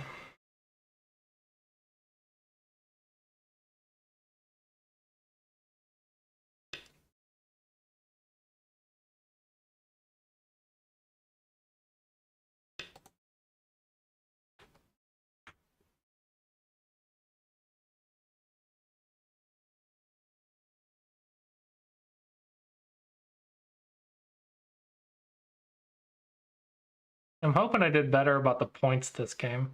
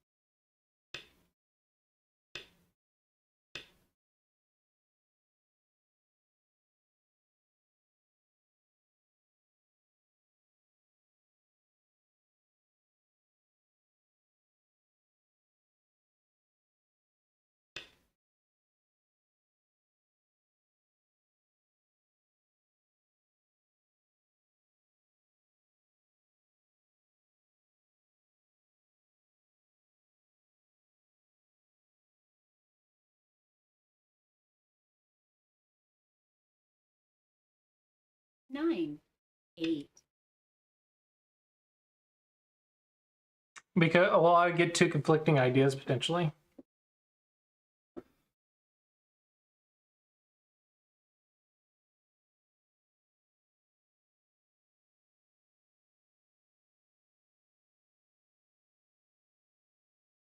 Nine, 8, 7, 6. Oh, beans. Oh, beans. Oh, beans. I misread the order. Ah, watch.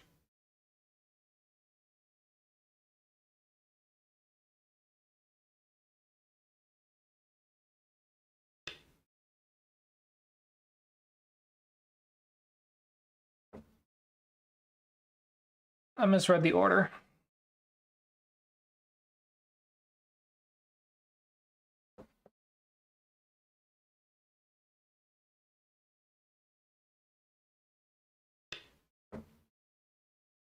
That should be GG, right? There goes all my points.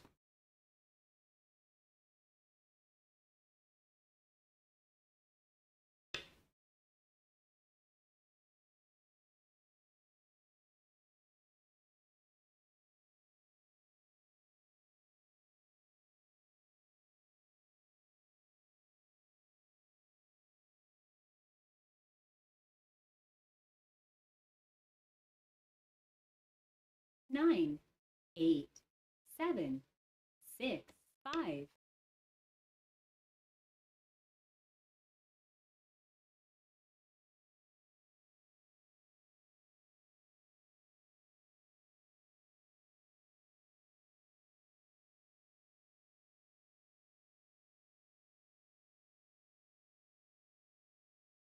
Nine, 8, 7, 6, 5, 4, 3, 2.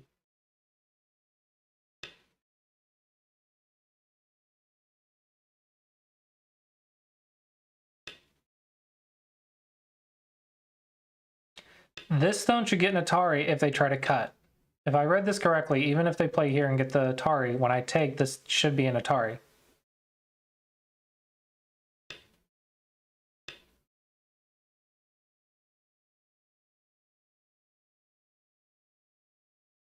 Oh, but the empty triangle. Crap.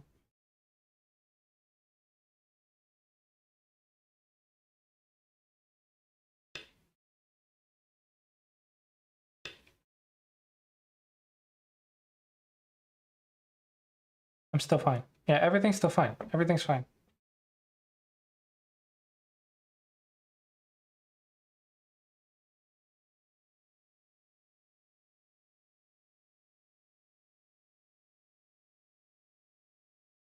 Nine, 8, 7, 6, 5, 4, 3.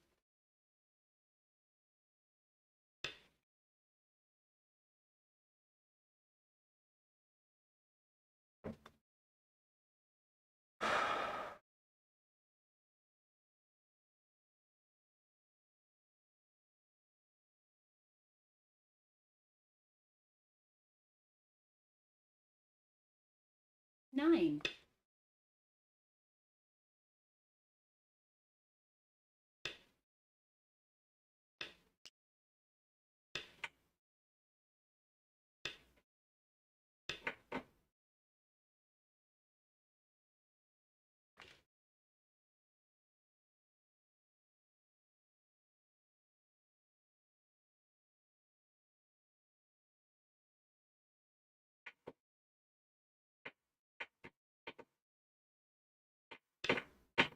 What? You're not alive.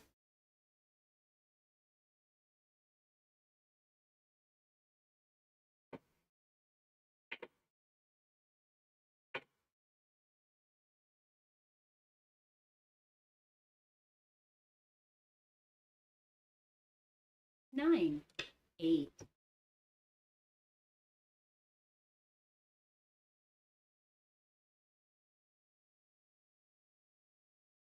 I guess it's alive. Yeah, it's alive because it can play right there.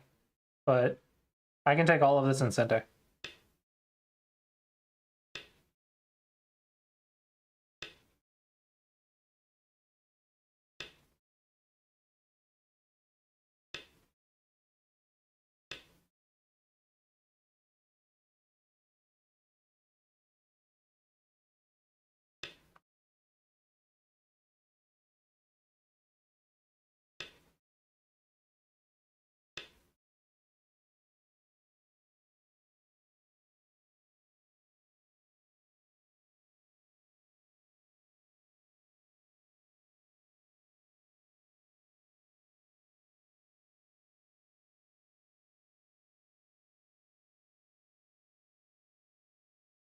Nine, 8, 7, 6, 5, 4.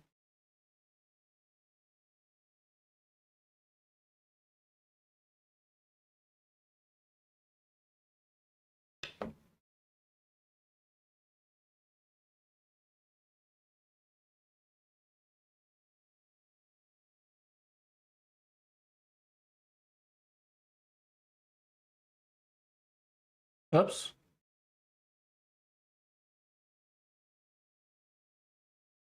Nine, 8, 7, 6, 5, 4, 3, 2, 1. Oops.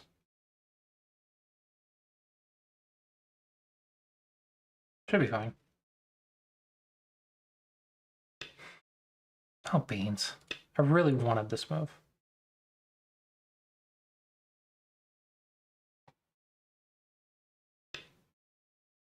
Oops.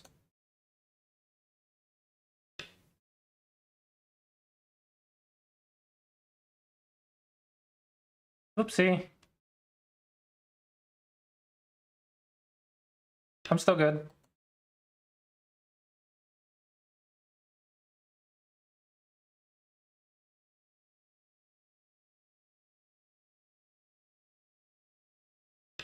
Nope.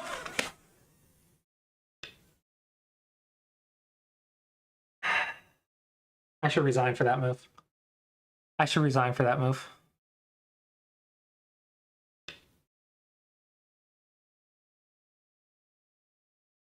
I don't deserve to be a Dom player for that move.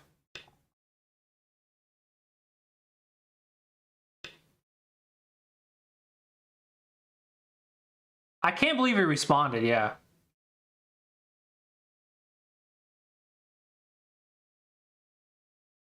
Why did you paste the same URL 3 times?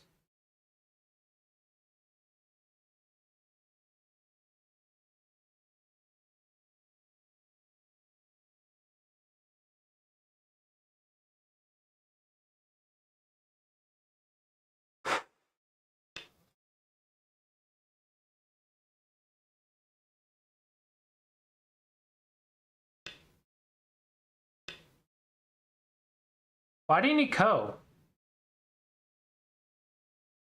He had a co here.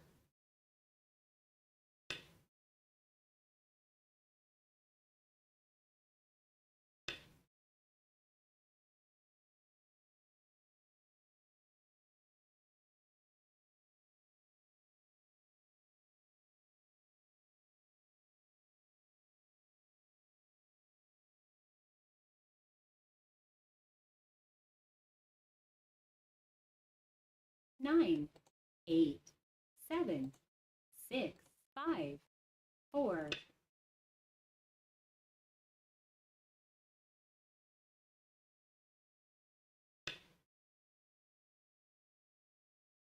I almost did it again. I almost did it again. I would have been so livid if I did it again. Oh my gosh. Oh my gosh.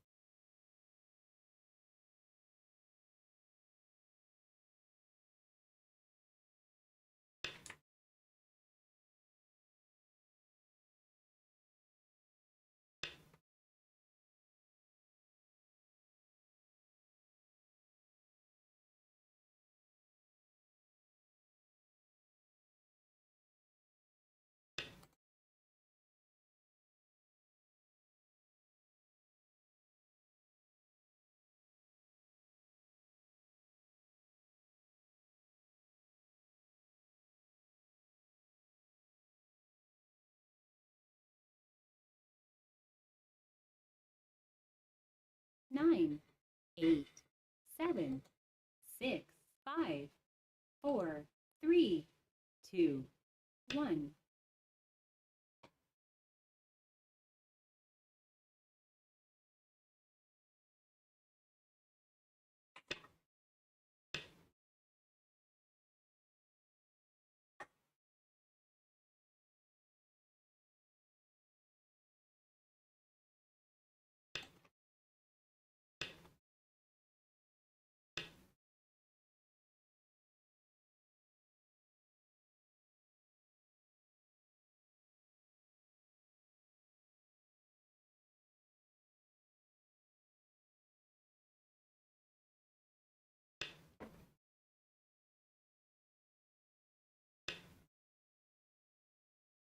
What?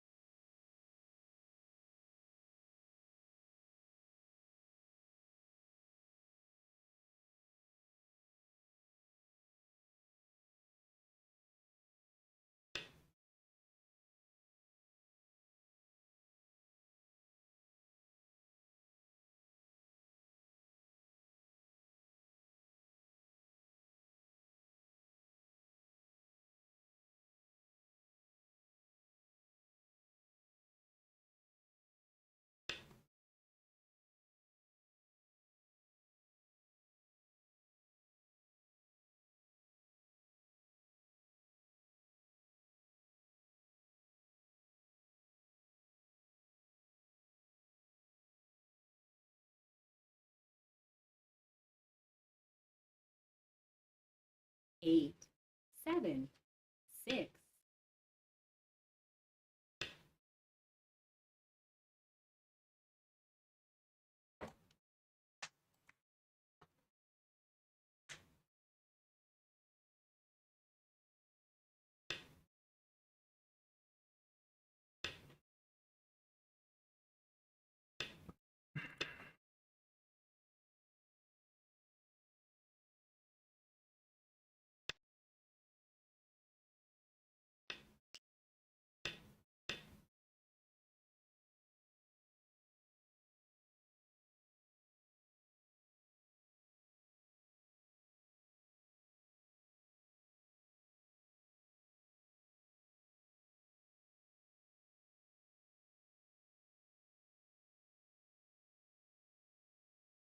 9, 8, 7, 6, 5, 4, 3, 2, 1.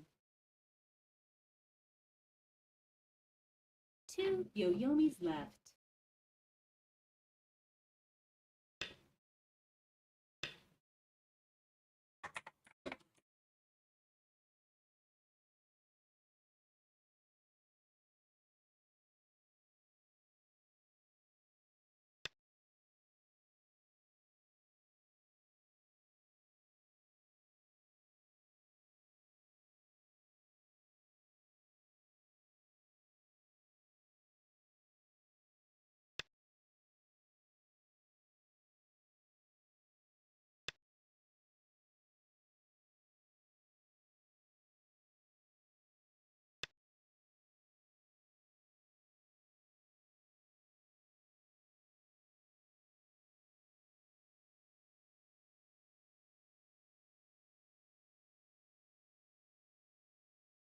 Is my endgame at least decent this game? Looks like no.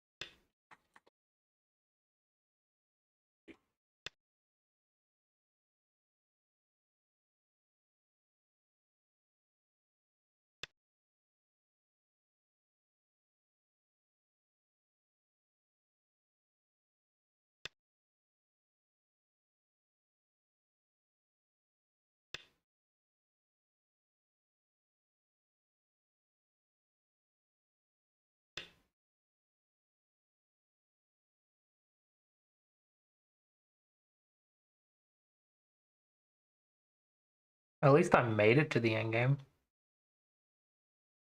Oh my gosh, I'm losing to a 3-don? Are you kidding me? I didn't even recognize that it was a 3-don. 9, 8, 7. Oh my gosh, I should just 6, quit go. 5, 4, 3, 2, 1. Oh, I should just quit go.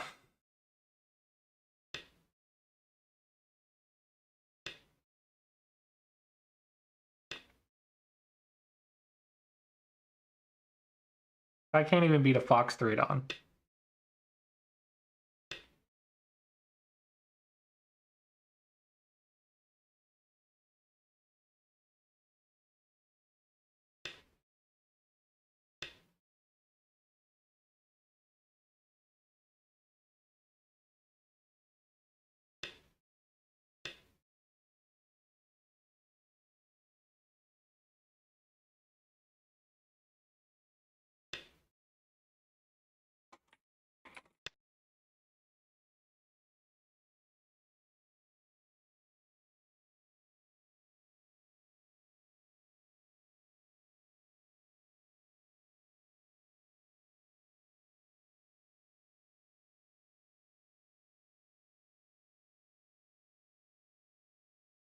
Nine,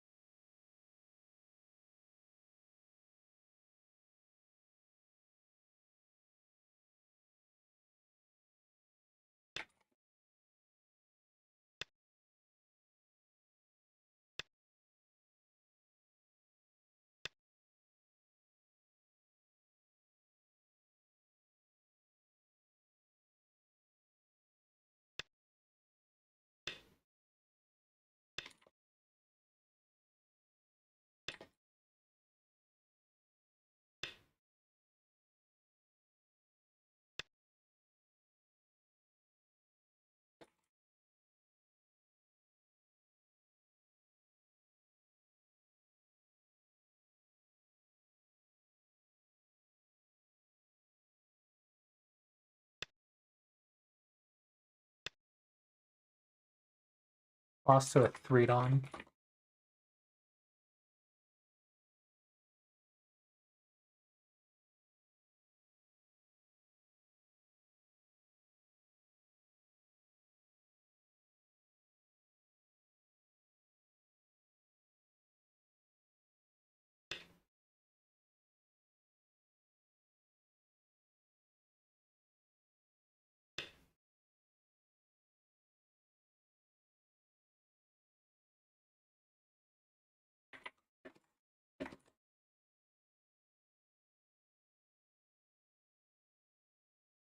What kind of a 6-don loses to a 3-don, man? Ridiculous.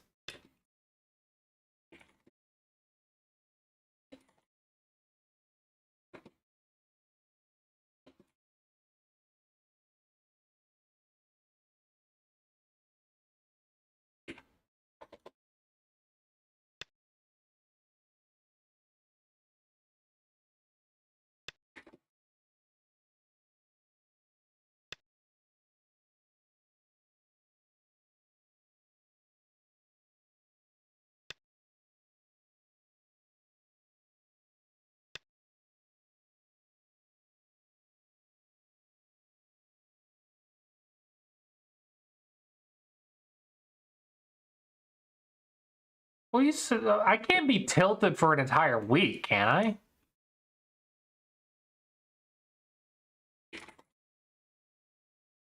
Nine, 8, 7, 6, 5, 4, 3, 2.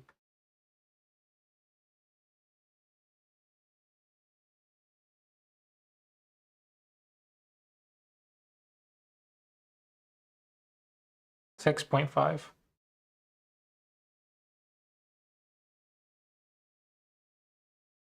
So I would have lost by half a point.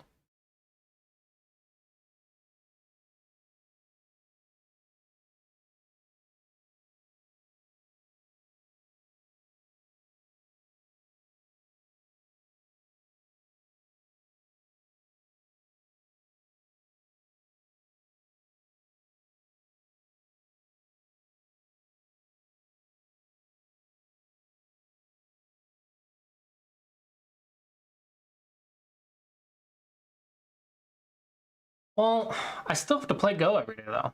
Like, I have to play. One of the rules I gave myself to go to Congress is I have to play Go every day until Congress.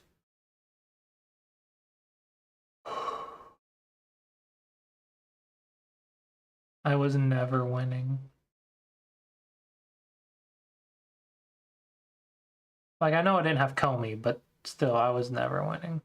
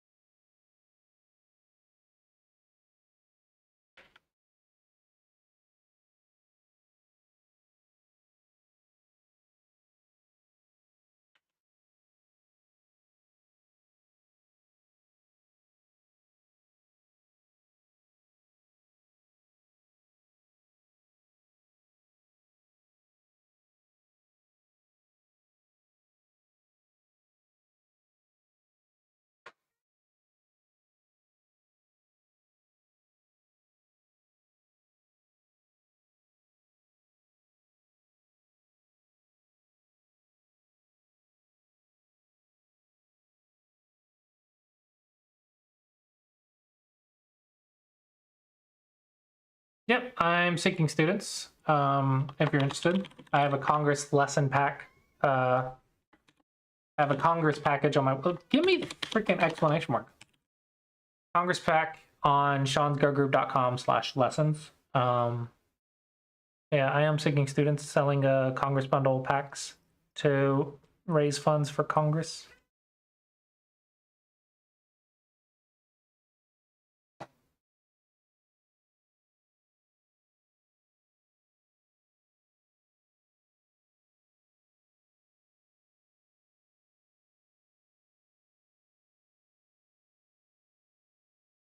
Here, here, here. Oh, you just give it up?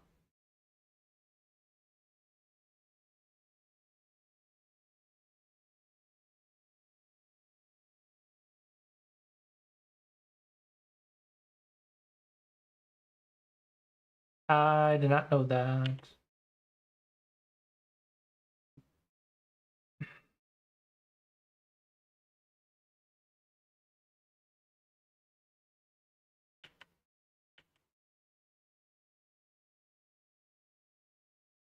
Yeah, this peep just wasn't Sente. I definitely didn't like it.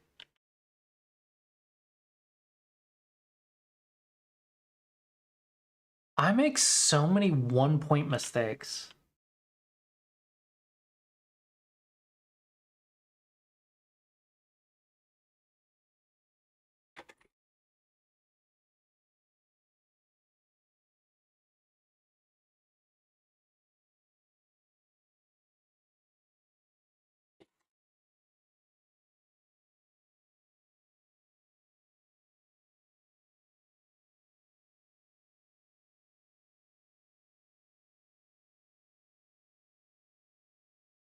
Look at how many yellow moves I have.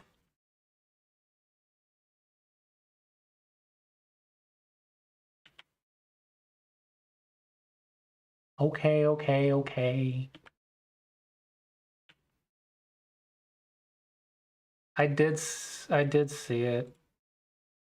But I guess it's just okay.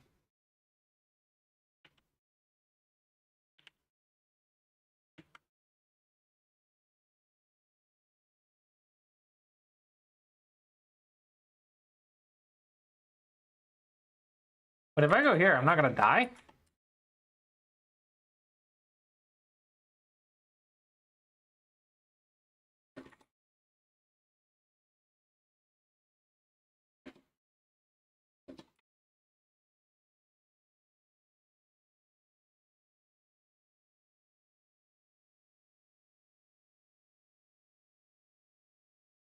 Can't read this far. I can't read that far.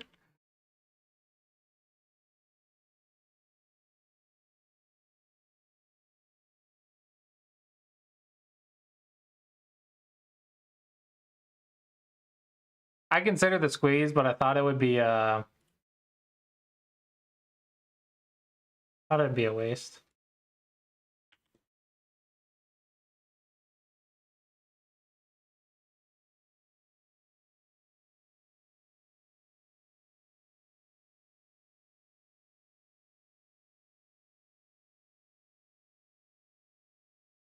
That makes sense. I thought about it. I was really on the fence about this, and somehow I chose wrong.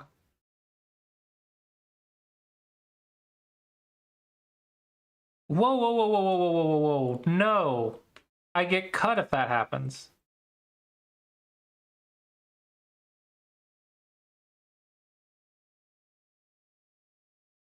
Oh, I misread it.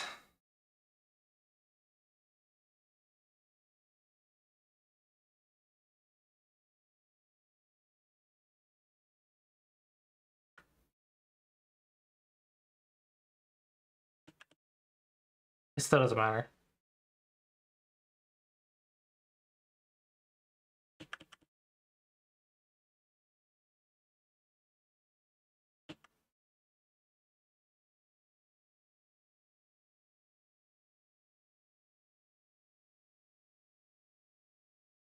Am I dead?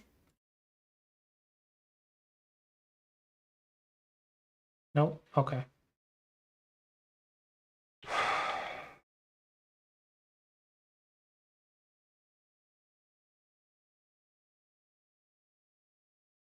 How is this 5 points or 4 points worse than this one? What is the difference?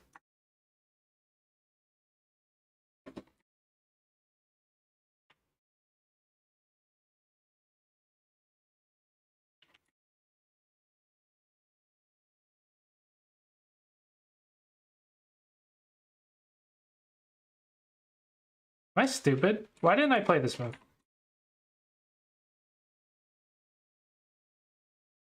Why didn't I play this move? This is probably tilt. I feel blind. Tilt or I'm just exhausted or something, I don't know.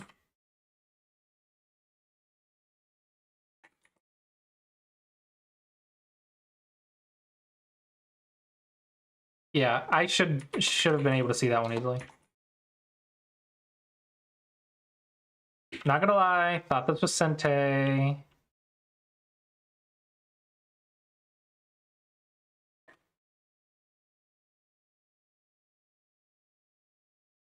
How could this possibly be minus 1 point? I swear, that can't be true. How could this possibly be minus 1 point? They die.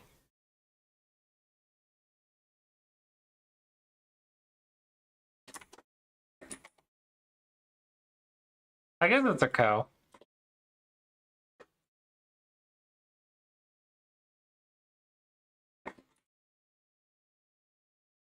Come on.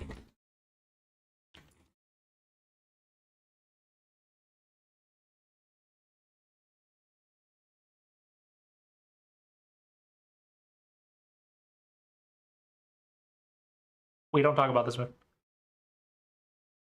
We don't talk about this move.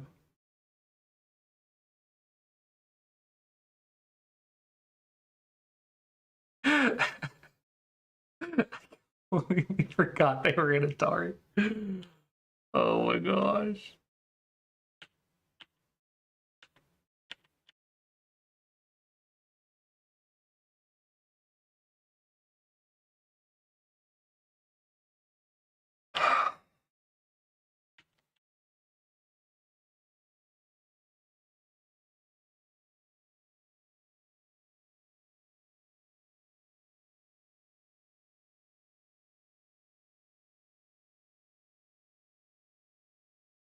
The main game wasn't terrible.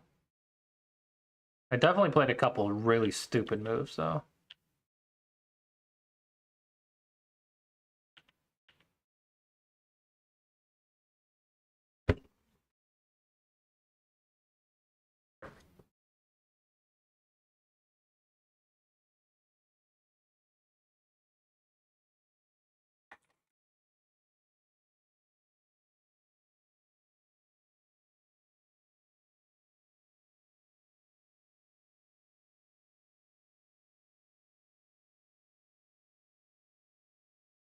I could have solved that.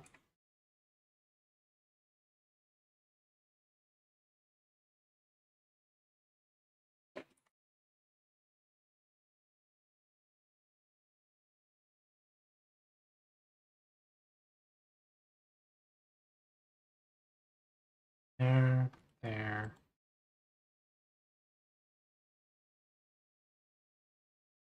Wait.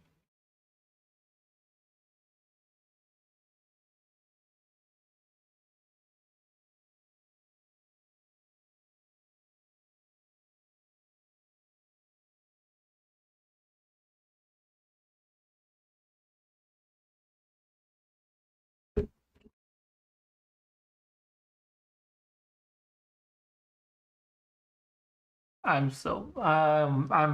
can't see anything right now. I feel so blind.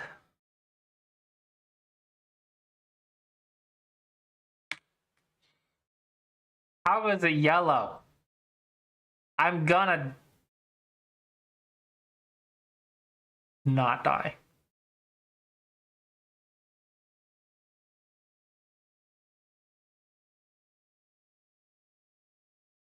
Yeah, I'm gonna die. It's a co. Why would I do that? Whatever.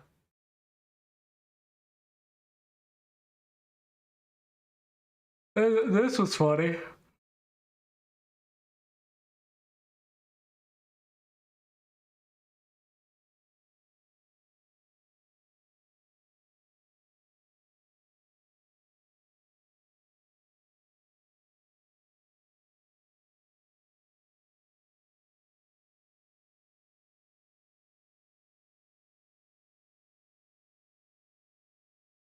$38 yellow moves.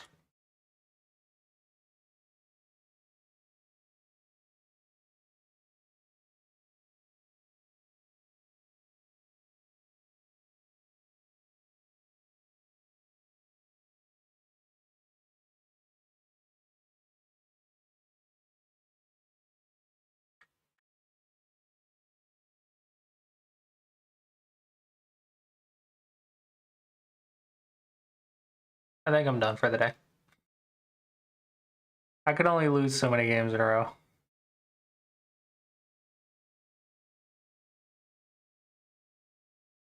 I guess I won my first one, to be fair.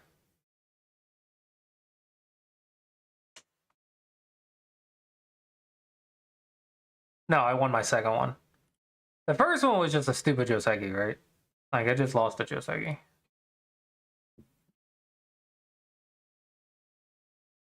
I can only lose so many games. I need to be done for the day. Look how much red there used to be. At 6th on. Now look how little red there is now. What am I supposed to do to fix this?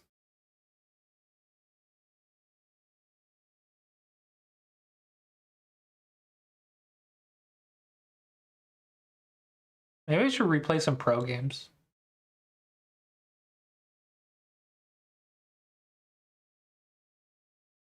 Something's wrong with my shape or something.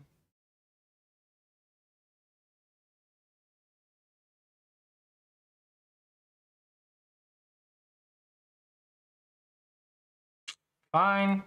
Fine, fine, fine. Do you have my games downloaded?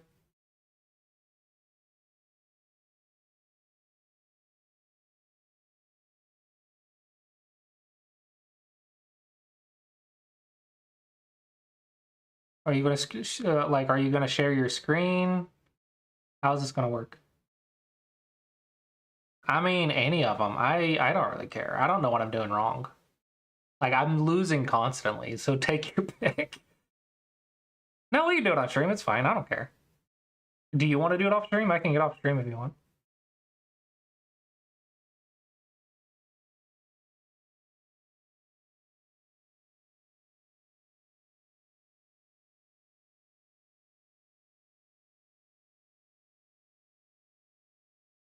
Like, I don't care to be yelled at on stream.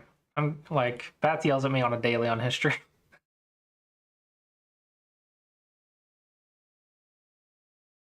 No, I don't care. I don't care. You can advertise on my channel all you want. I don't freaking care.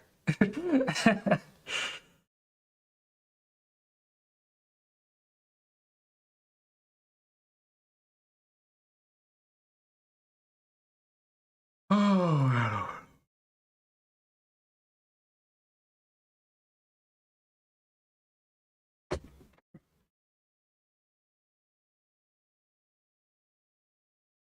Hello. Hello. I hope you're having a better day than me. No, it's actually been a terrible morning. That sucks. My morning was great. I made like 20-something dollars an hour this morning. It was great. It's like $21, $22 an hour.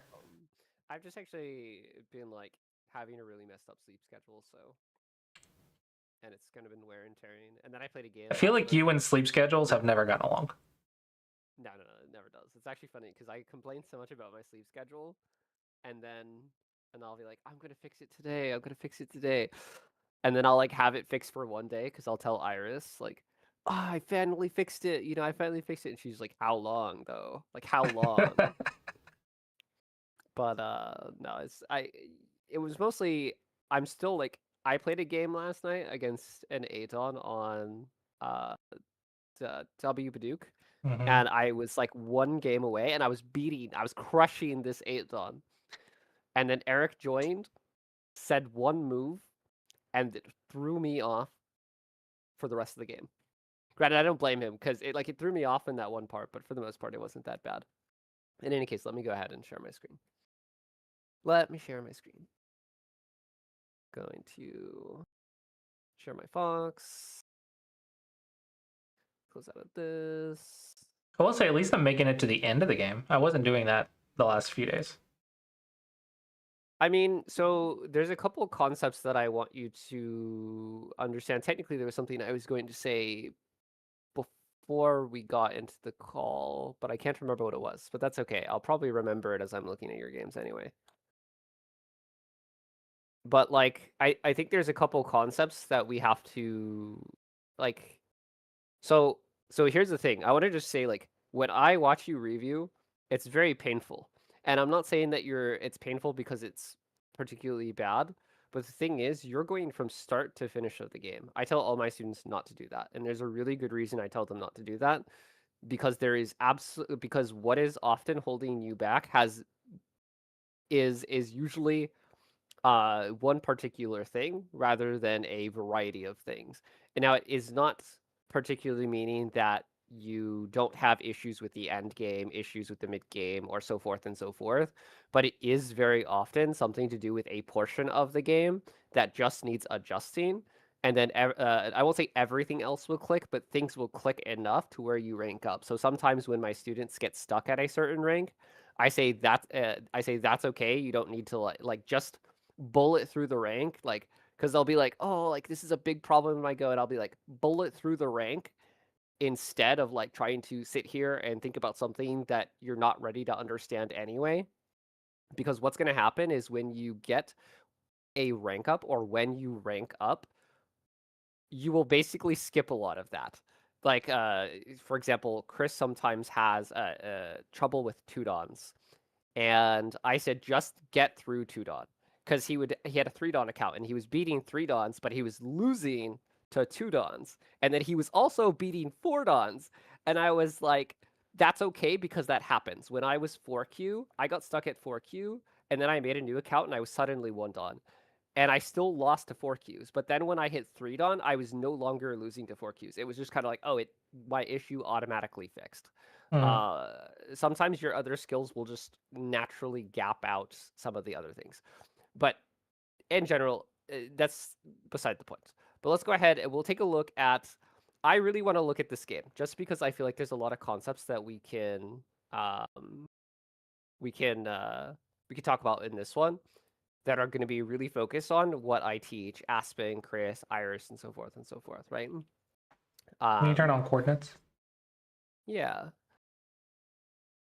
All right.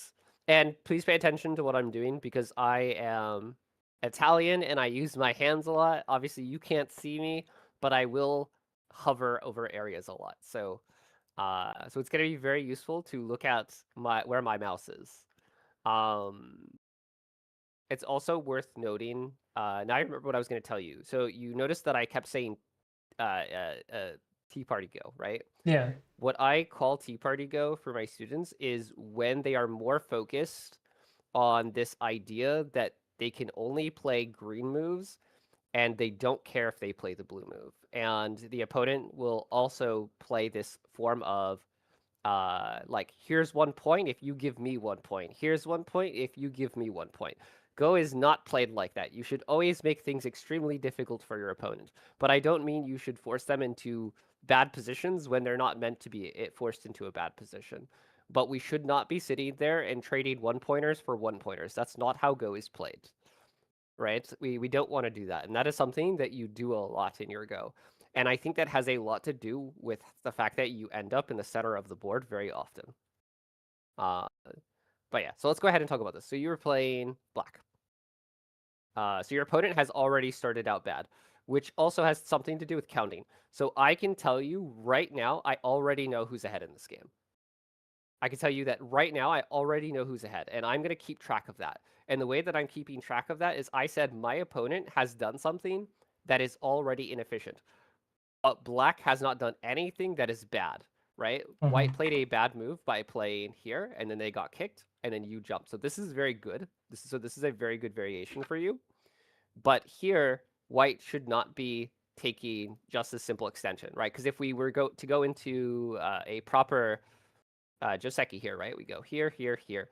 White would always play this extra extension. Now, am I going to go white's down by like 10 points, 5 points, 3 points or something? No.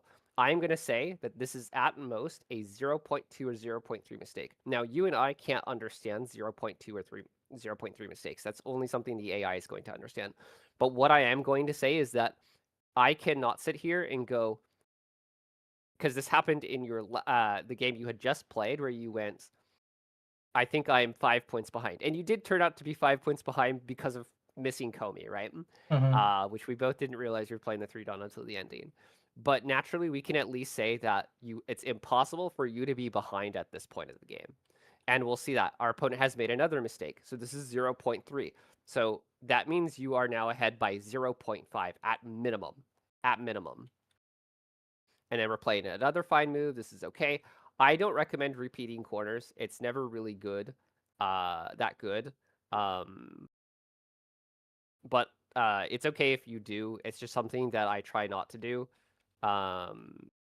It makes the opponent feel very comfortable, basically, in my experience. So our opponent has made another mistake. They played well. I guess I won't call this one a mistake. My general rule of thumb is you should almost play high if you are SDK, and there's a very specific reason for this. I have this general idea that, or not idea, it's basically true, but it's not that playing low is bad. It's that if you are a Dawn player or an SDK player, you need to learn how to play flexibly. And if you are playing low, it means your idea of how to play other positions is often incorrect if you're playing low. So your opponent is playing wrong here. So of course I'm very focused on what your opponent is doing, but that's because your opponent is playing a lot of bad moves that have really good concepts that are very useful to know, right? And then here you'll see you push again. Why do you think this is bad? Pushing from behind. Exactly. A pretty simple concept. We are pushing from behind. The turn looks really big, but let's say we drop here, and then let's say your opponent says, oh my gosh, you're building lots of territory. And you'll notice that with AI's evolution, Moyo style Go has gone out of fashion. However, even though it's gone out of fashion, everyone seems to have a really hard time fighting against Moyo Go. Why? It's because the area between here looks so big that it makes people do really crazy things. And so when they jump in here all crazily, we go, okay, but you have a problem here, right? You have like a weakness, right? Let's say they go into something like this. This is a problem that I can exploit later. Sure, I don't want to exploit it right now, but it's something that I can utilize against my opponent later, and I know that's going to be something that's going to make or break a difference later. So when I ask myself, is it smart for my opponent to make another group, or is it just smart for him to take a really big turn? I'm going to say it's a lot smarter for him to just simply take a big turn. It is not bigger to just simply create another group. And this is something that you actually do in a moment. And I'll show you. So this is actually okay, though. This is not that big of a deal. And so your opponent jumps here. This is kind of where you're starting to get in the center. And I know I heard you were trying to learn how to attack. You were trying to learn how to attack things. Attacking. So there's a difference between attacking and overplaying.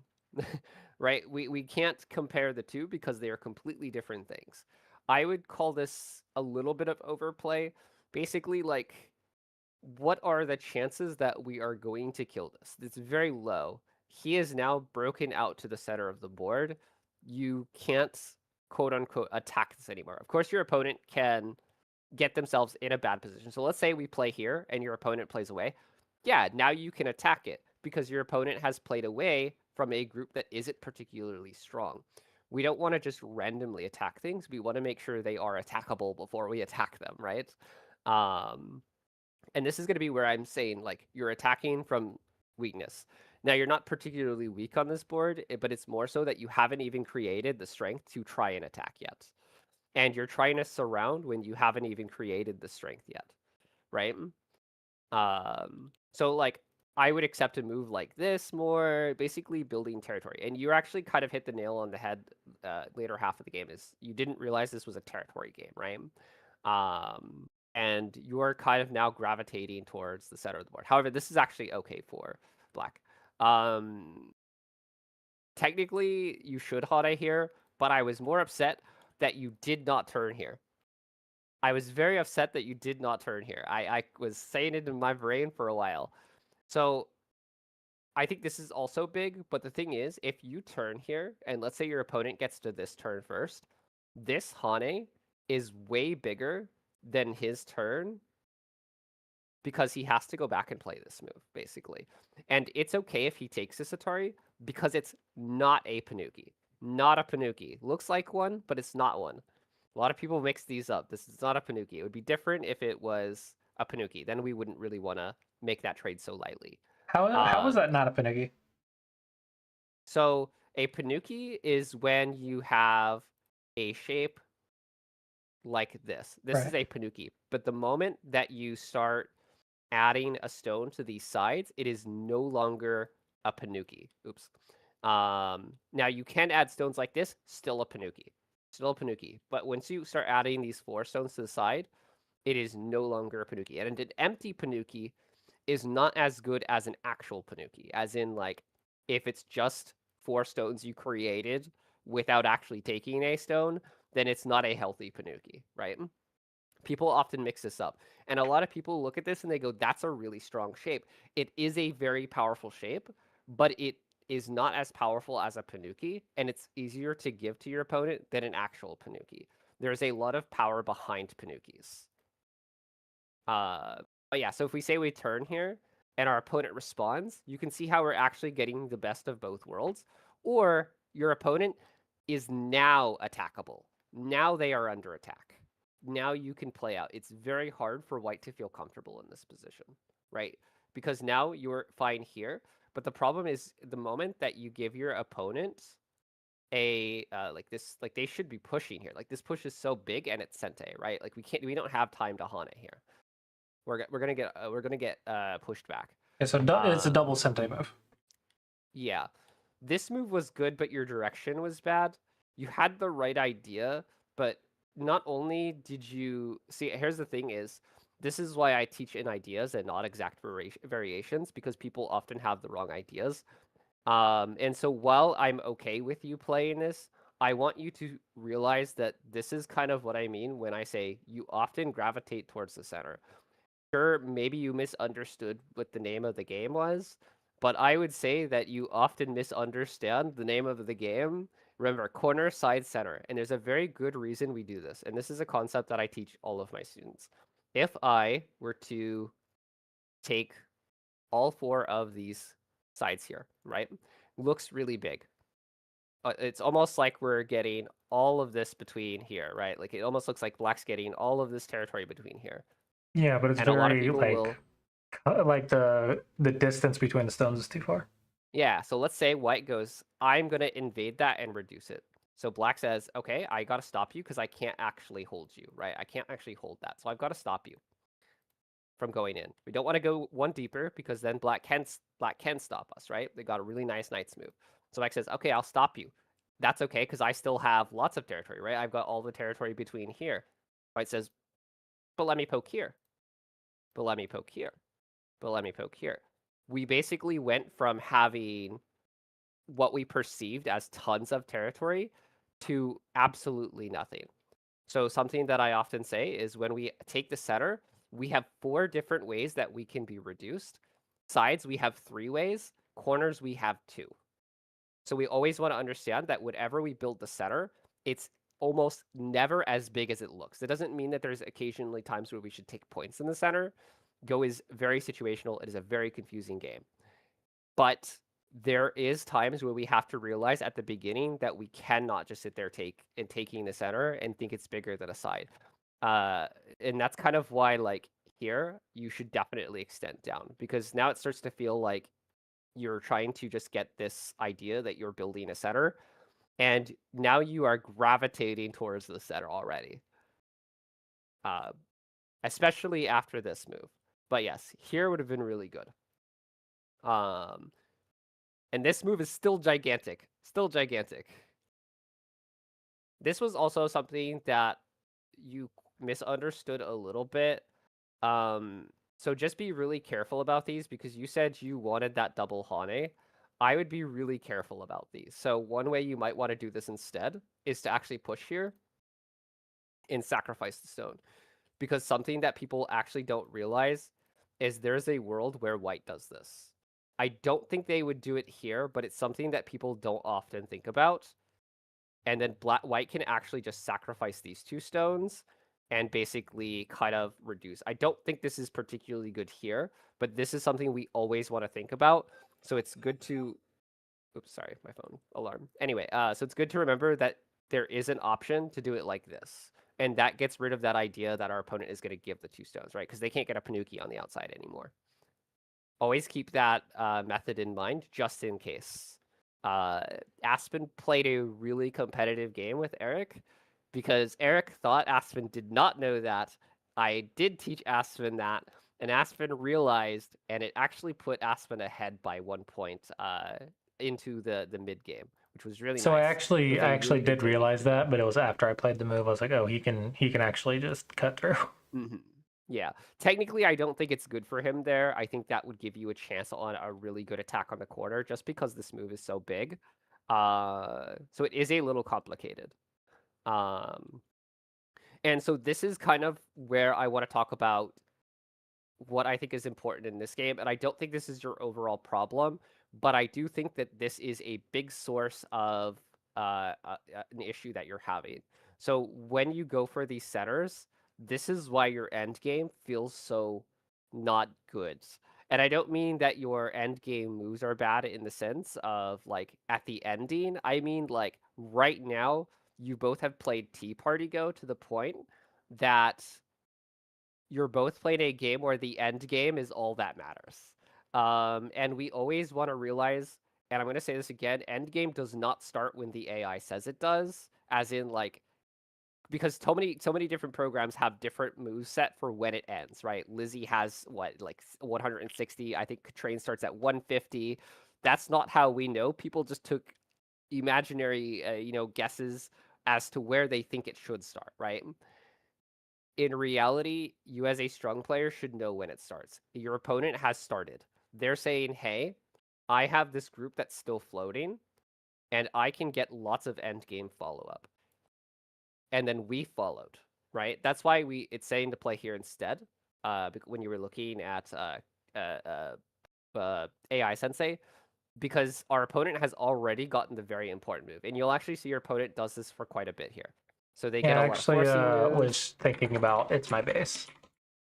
Yeah, yeah. And then here, so I know that it highlighted here, but I think it's actually better to play here. I think this is just going to be probably AI Sensei being wrong, maybe. But basically, you can see how I'm aiming for the end game. I'm not aiming for the territory. I am aiming for the end game. This is the difference between a strong player and a player that I would say is I'm trying not to be mean because I don't. There are certain words that I don't want to use, like weak. But that's the words I'm going to use because that is the best way to explain it. It is very popular in my house that we say, one of the biggest differences between strong players and weak players is often the end game.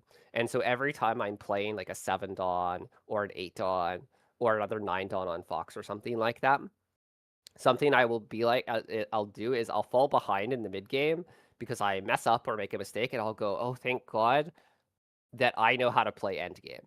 And I don't mean like getting to the end game and playing it. It's that I understand the value of these moves better. And something that will often happen is players don't know when to start doing that. So how do we know when to start playing the end game? It's when we don't know what the fuck else to do on the board. If you have no idea what to do on this board and you go, wow, the whole board looks done, we're pretty much like focusing now on surrounding small parts of the board like this, we want to go straight to what is the biggest end game, because that is when end game should start, is the moment that you no longer have any idea what you should be doing.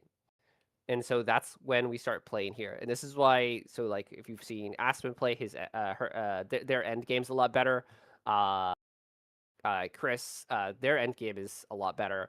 And so you generally want to start end game when you just don't know what to do anymore. Okay. And your opponent actually does this very well. Now, most not 3 Dons, most 4 Dons I've seen never really do that this well. Your opponent actually did it really well. And you'll see your opponent do it really well for quite a bit here. This is a little overplay from them. This is actually very good for you. You made the right judgment call. This is definitely not good for white. This is, even if they make this exchange, this is very bad for white. So you ended up making quite a bit of points back here, and so this was good. But you see, you again try to play towards the center, right? But it's actually bigger to go to moves like these two. These are much bigger. Now, I will say that you won't, because of the way that the board is set up, you're not often going to have these. It's actually funny because there's an end game move that no longer appears, and it's the monkey jump. And these moves are often not available on the board because at a higher level, we stop allowing these kinds of things. We're like, yeah, we're just never going to let these because it hurts too much. Right? But you can see you're very focused on the side and your opponent just doesn't care. That's because if you were to try to save these, they are, I'm going to say big, but they're not bigger than the end game that you could have, basically. But yeah, you can see you're getting kind of wrapped up in your opponent's end game. And they're getting the big end game. Yeah, and then I made the judgment Um, call that it wasn't endgame, and it was. Yeah, I think you attached to the wrong stone. Like, I think this is okay. I don't know if it quite works. It kind of looks like it might be fine to me. Oh, You get a my couple bad. extra points. My bad.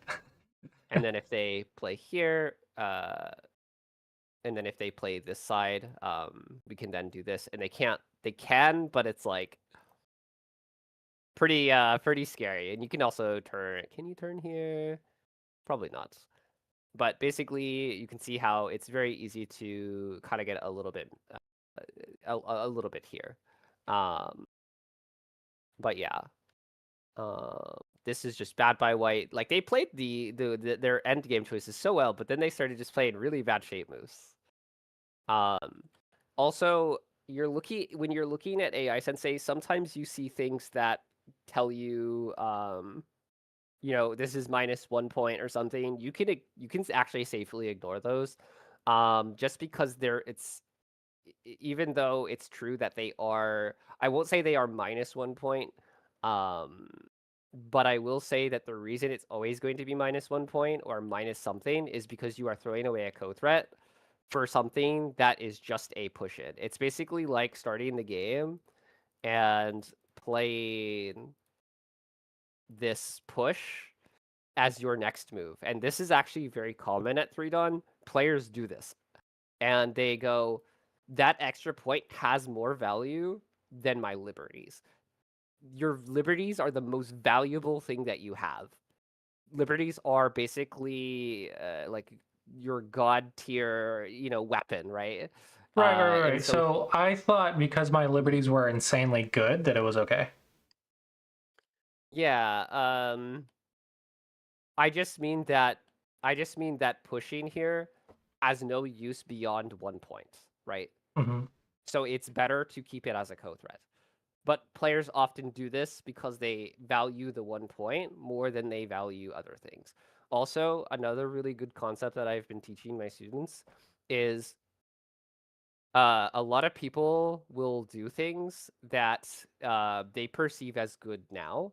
And I think the most common situation of this is when they go, I have a big move on the board that I want to play, but I don't play it, or I play it instantly because I'm afraid that my opponent will play it and then I won't get the chance to play it.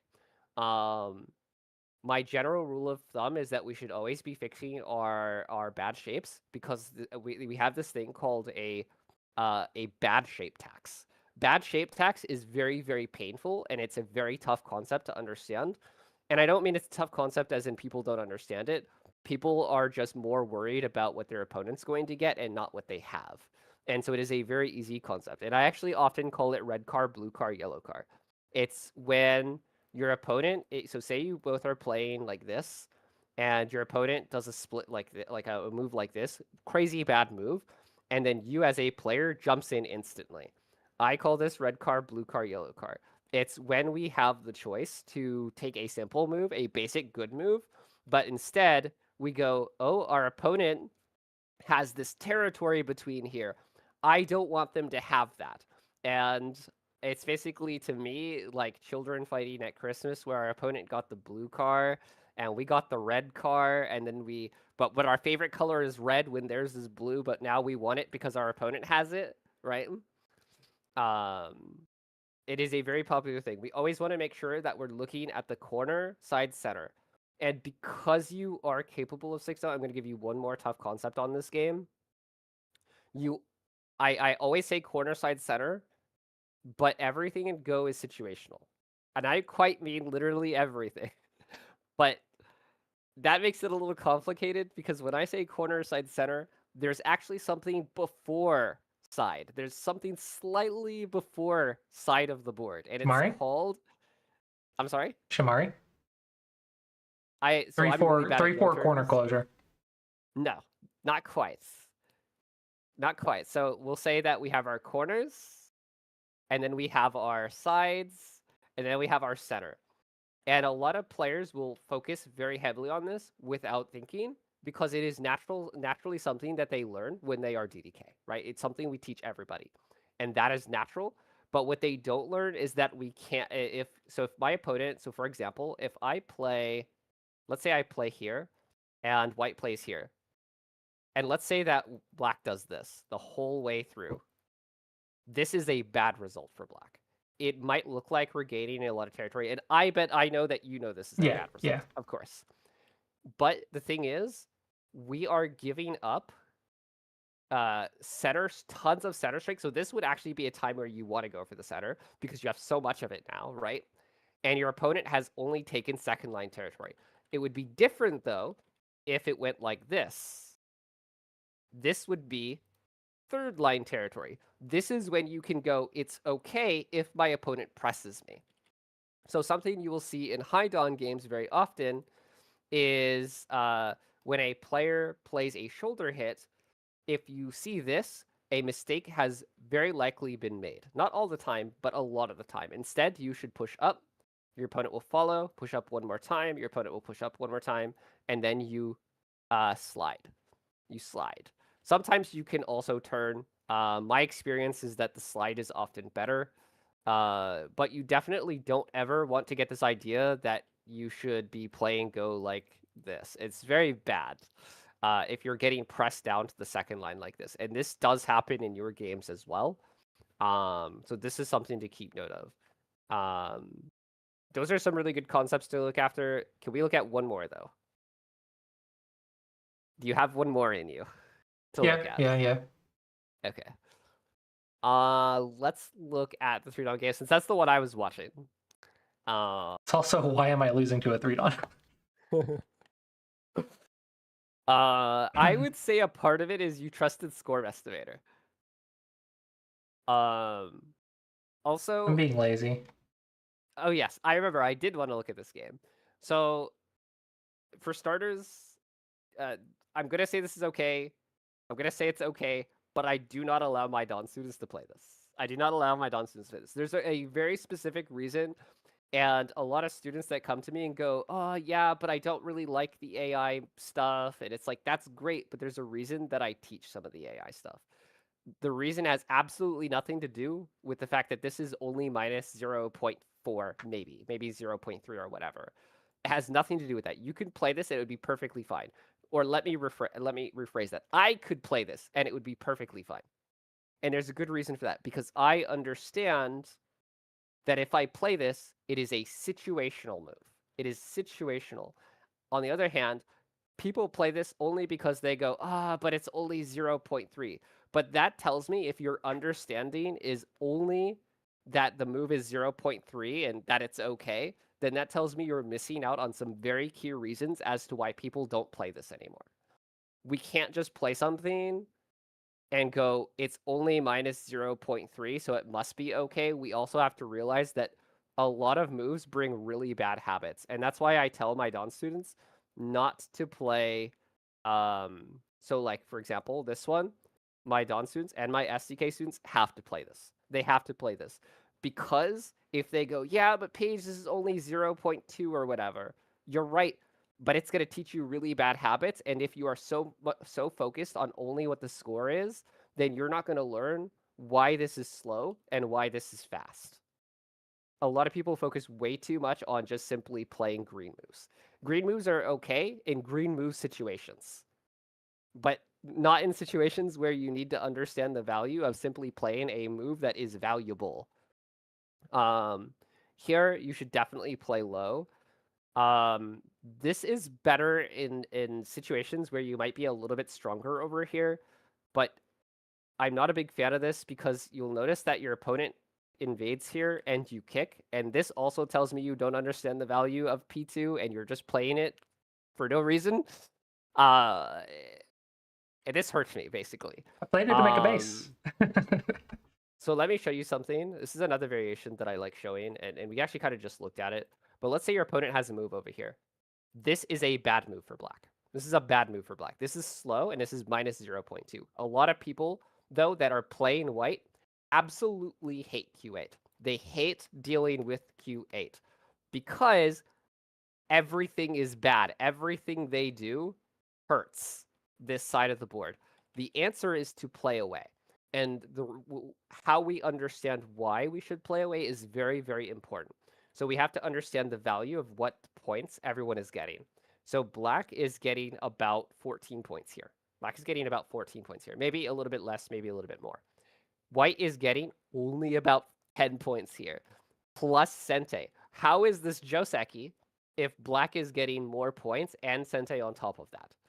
And if we throw in that this move is Sente and white has to add another move, then not only did black get 14 points here, Sente plus points here, and white had to add another move here only to reinforce the 10 points that they were getting, plus Sente. How is that an even game, right? We would consider this completely bad.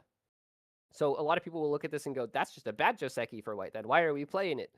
But the value is in knowing and understanding that this Joseki is not meant for territory, it's meant for influence. It is meant to build influence. So the value is in its influence, right? And in the reason these are really bad is because every move leaves a weakness behind. Something that I teach is if our opponent approaches and we kick, black always has to stand. If black stands, we always have to jump. And this is a rule of thumb that is basically not allowed to be broken until we at least understand when and why we should be doing things. And then black has the option to take a base. They have an option to take a base, but the previous moves are required. So when we ask ourselves, what is the best local move, though? What if white actually wants to play in this area? The best move is here. This is the best local move. This removes all the Aji. Your opponent cannot do anything here anymore. You play this, it is the most solid move that you can play. However, you don't want to do that. You would prefer to play away. I just show people this because it is worth understanding that if you want to defend this area in a position where you need to defend, this is going to be the blue move. You would be very surprised how often this comes up. It's very similar to the idea of this corner, where when we want to defend this corner, it's not here, it's not here, it's not here, it's here. This is the best defend move. Best way to defend. Very, very good technique. But yeah, so let's go forward. But a huge part of that, so you can see here, you kicked, your opponent gets strong, and now we have to jump. Obviously, you didn't jump.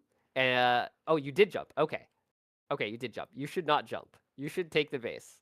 But the thing is, it feels like we have to, and that's what makes it terrible, right? Like, it's the notion that we have to jump after we kicked in the center of the board.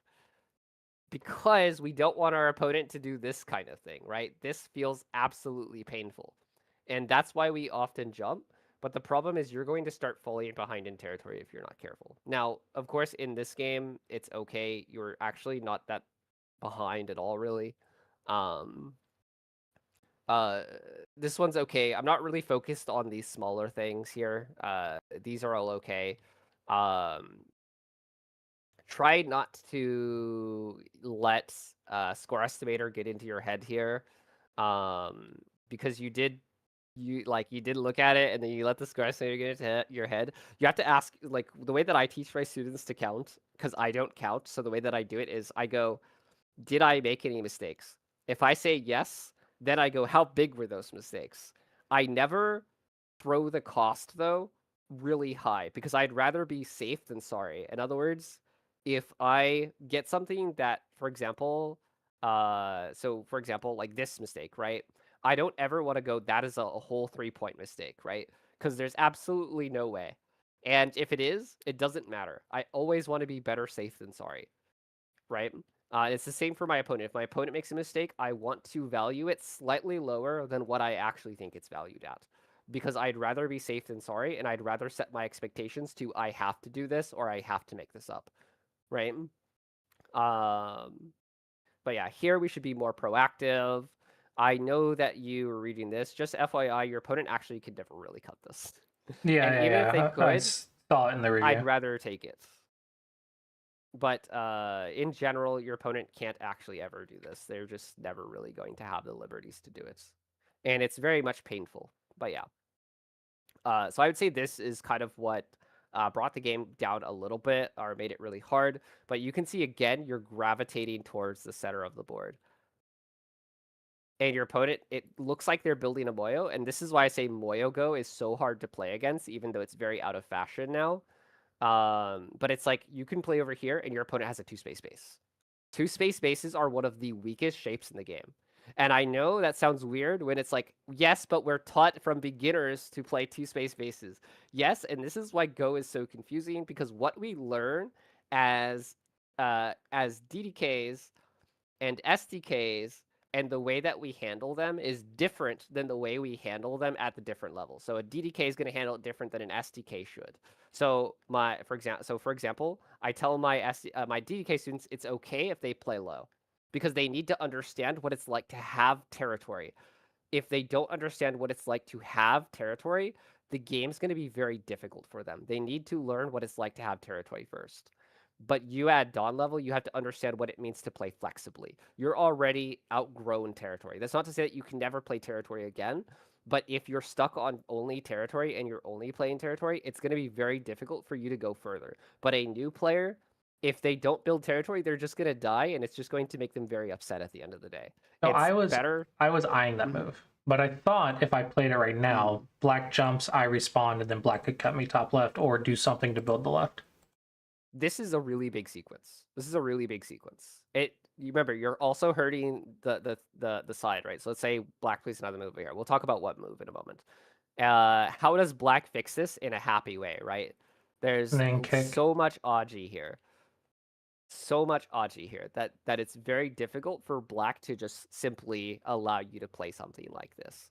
So it's more likely that your opponent is going to add a move here than they are going to play over here, right? And then we can, play over here. And then we ask ourselves, what's the best move? I'd probably say something like this, honestly, is probably the best move. These attachments are really good, and I think you understand them a little bit. Yeah, I was trying to fix the cutting point. Cutting point doesn't matter. This stone is small. This stone is small.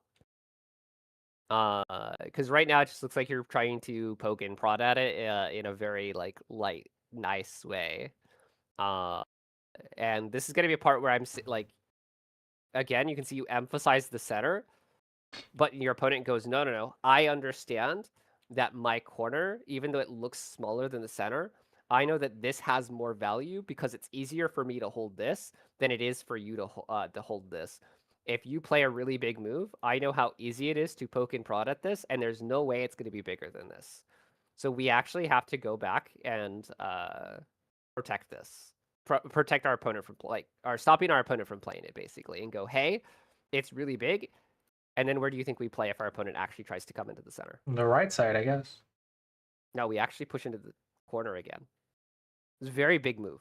Very big. Corner, side, center. So our opponent's going to go, I can't let you do that. I have to go and block here now. And then you still end up getting your center move anyway. No, I wouldn't. I would obviously go over here. 2-space bases are very good to attack. Anytime our opponent has a 2-space space, it's really good to go, let me help you keep that 2-space space. Because it is it's very easy to launch an attack on it. And this is all fine. This is all fine. Obviously, you're now set into, I have to build the center, and that's understandable at this point in the game. This is all fine. I think, though, however, here, the game is still playable because you can attack like this. And this is what I would say is a real attack.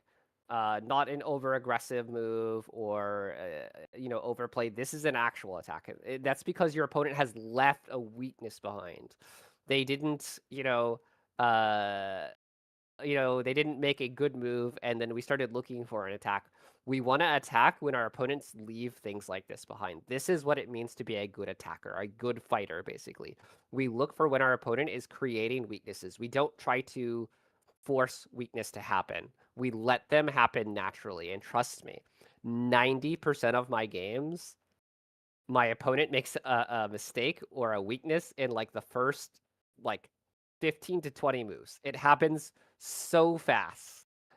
And all you have to do is just play calm. You don't have to wait until like try to force it to come out because it will just naturally happen with enough force. And then how does our opponent actually connect up to this? There's so much risk in no matter what way they do it. It's very hard for your opponent to actually connect up. And I think this would have put you over the line of possibly the lead, maybe.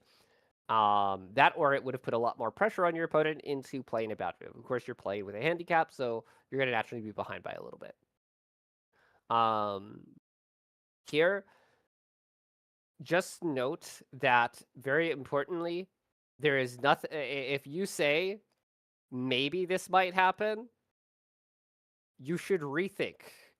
We don't do maybes as Go players because we can read. We can read. And if we read that our opponent maybe has something, what then I that was is much thinking, like, smaller is I than- spent all those moves in the center. I can't help him destroy it. That is true. But did you look at the end of the game? Yeah. How many points did you actually end up with in the middle of the board at the end? I think you ended up with 0 points in the middle of the board at the end of the... Well, I think you ended up with 2 points, right? Something with this group. I think it was like 2 points with this group. You're right, but plans can change. Plans can change. And if your opponent plays here and you kill this, and they maybe kill this, I'm going to take those odds every time. Every time. If my opponent's only a maybe, I'm taking that. And you also have to remember that there's... technically, you should connect here. Connect here. I am so dumb. You should definitely connect here because there's a lot of Aji here, right? A lot of Aji here. Then maybe you get the whole center. But it might even be better to do this. Just because your opponent can do that. Yeah, so very strange working empty triangle. The very situational empty triangle. But yeah, this is not as much value as this because you can actually play this in Sente. And I think that was all I really wanted to look at in this game. Obviously, you made a lot of mistakes after that, but it's kind of like understandably so, right?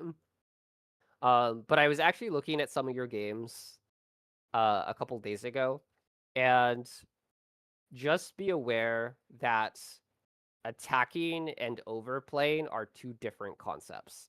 Because I was looking at one of your games and you did this really wild clamp, and I think to you, you saw it as an attacking move.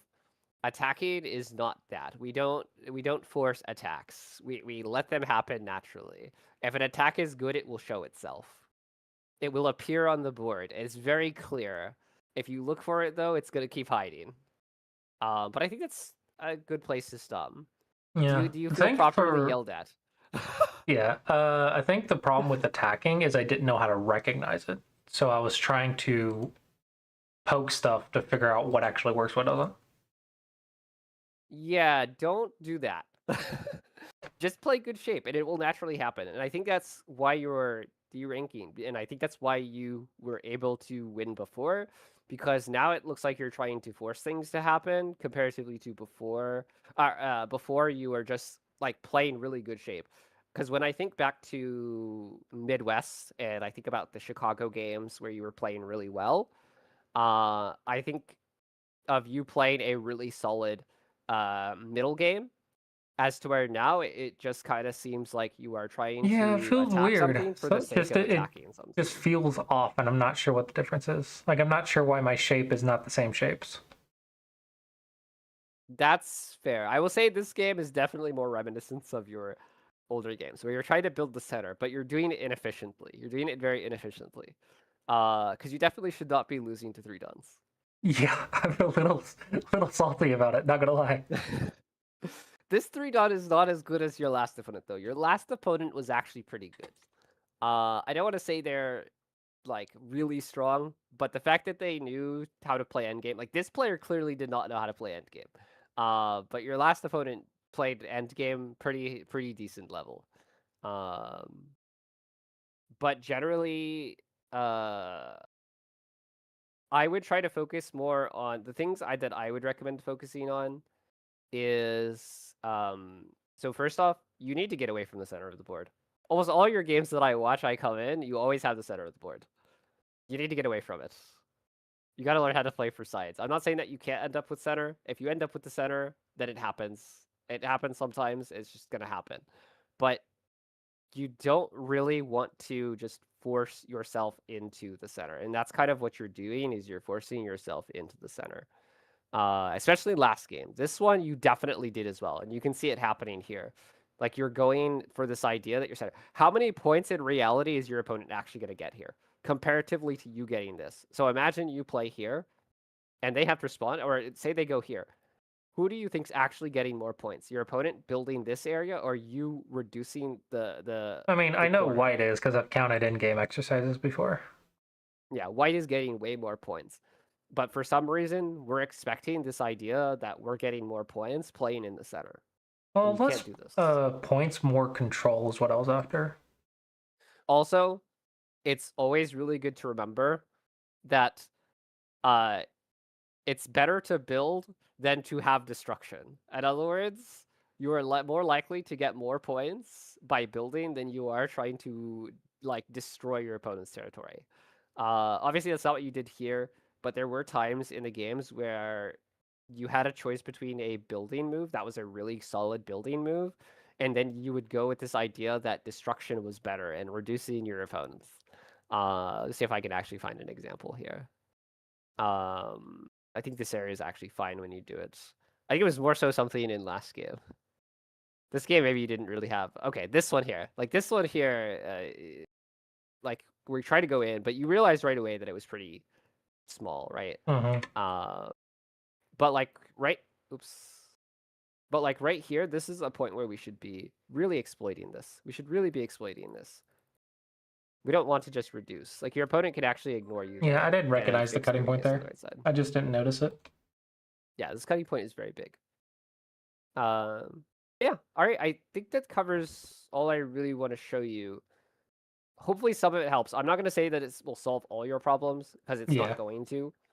But you should try to apply things in stages and not all at once. Like, definitely don't, because this I was getting angry when you were reading your game. I was messaging Aspen, but what was happening is you were going from start to finish. That's a waste of time. If you're getting this far in your review, you're probably wasting your time, and it's not benefiting you. I'm not saying that it's not important to look at the end game, but it's the exact end of the game is not going to help you fix what's happening in the early half of the game. It's the fact that you're ending up with the center that's the problem, and then you're spending tons of time trying to figure out what you should be doing when you're wasting time on something that isn't going to help your middle game or help your opening or help the parts that are important for you. I'm not saying that the end, like I said, end game is still important, but how important? In what way is it important? And time that you spend reviewing the end game is precious time that you could be using playing another game or reviewing the parts of your game that you're actually having problems with in a bigger scale, because everyone has problems with end game all the way up until they're like fucking 9 done. So it's like it's not that big of a deal to fail the end game a little bit in smaller points. This end game, like this end game right here. It would be it's bigger problem if you're failing like in last game against your last opponent. That's the important end game you want to get into, because that's a huge difference between strong players and weak players. And I've seen Eric make up like 40 points in the end game doing specifically that against players that are weaker. And like I said, it's like a big thing in our house to go, yeah, glad we don't, glad the difference between us and other players is our end game. But yeah. All right, do you have any questions specifically? No, I think it's just gonna keep taking more practice. I'm still trying to get back into everything. I mean, I've only been doing it for what, a week and a half now. So. Yeah. Still really salty. I'm down losing to 3 dons. I didn't think I was that out of practice, but holy crap. Of course, I would be salty too. I would be actually kind of livid. But I'm trying not to be, honestly. I'm really upset about it, though. It's okay. Something that some people ask me about, some of my students ask me, is they're like, Paige, I get so angry when I lose. And I'm like, yeah? And they're like, well, that's a bad thing. And I'm like, is it? No, it needs to really? hurt to a certain amount. It's just it can't prevent you from playing. Gotta hurt. Yeah, it's gotta hurt, but it can't prevent you from playing. Exactly. It cannot prevent you from playing. It cannot prevent you from improving. You have to be able, and you can't hurt yourself. I'm only saying that because I've met people where that's a problem. You can't hurt yourself. You can't let it prevent you from playing. But you bet your ass, if I lost to a 3-Dan, I'd relatively be really pissed. And that's okay. I should be, because I know I can play better than that. I know I can do better than that. And that's why when people ask me, is it okay to be competitive? Yes, it is okay to be competitive. You can be competitive, you can have fun while being competitive, and you can improve while being competitive. I would say that I would not be where I am today if I was not a competitive player. And I really dislike when people go, oh, you shouldn't be competitive, you should just be happy you're playing. It's like, fuck that shit. No, And that's why I hate. That's good at 20Q. That's why I You're having really fun. hate. That's why I really hate when people go, yeah, go lose your first 100 games, go lose your first 1,000 games. I probably wouldn't want to play if I lost my first 100 games and I didn't get a chance to win a single game. It's not to say that it can't happen, but you can learn just as much from playing as you can losing. There's nothing wrong with doing one or the other. I think obviously I get it. It's just a metaphor for feeling better when people lose too much. But I am not an advocate for telling people things that make them feel better. I am an advocate for giving them what they want to improve. So if somebody comes to me and they're like, Paige, I want to be this strong. My goal then is I will tell them straight up, I will do everything I can to help you reach that goal. And if at any point you feel otherwise, tell me. But if you tell me to stroke your feelings, then I'm going to go easier, but I'm going to tell you that I'm intentionally going easier because you asked me to. You should have seen my teacher, like my first teacher. I was like, no, don't hold back. And you think you're being mean. Oh my gosh. She's like, aren't you Fordon? Oh my gosh, this move sucks. Are you sure you're Fordon? Now I'm curious who your teacher was. Jenny Shin. I told her like, hey, don't hold back with me. Like you can say whatever you want with me. I prefer it, and so she didn't. That's good. I do try to. To be fair, I do try to hold back a little bit. I do have some students where I straight up at the end of the lesson, I'm like, I apologize. Yeah, I have. It's like I do as well because they need to be happy to keep paying money. If I spoke like I used to, like when I first started teaching, I don't think I would have as many students. I've had people come to me, something that someone told me when they came to me is they said, Paige, they're like, so the way the conversation started was, Paige, is it possible that you can teach me how to read in Go? Nope. And I said, no, it's not possible. And I said, reading in Go is like stamina in a sport. If you are playing basketball or let's say tennis, because I'm really into tennis right now. Oh, we should play tennis sometime. I love tennis. I just started like a week ago. It's so much fun. We were supposed to go today, but I slept instead. But I love tennis. It's so much fun. And I'm like, if you're playing a sport basically, and you say, hey coach, for some reason the player that I keep marking runs way faster than I do. They dribble way more than I do, and I can't seem to keep up. Could you teach me how to do the not dribble, but like how to have the same amount of stamina as they do? Your coach is gonna look at you like you're crazy. They're gonna be like, well, I can tell you what you should be doing, but I can't do it for you. You have to like go out and put in the work and put in the the sweat, right? And that is what reading is in the equivalent. It's not teaching knowledge, like a knowledge check or anything like that. And so I told him no. And he said, okay, I understand that because my last teacher told me. And this guy went through 3 teachers, by the way, asking the same question because I know the other teachers.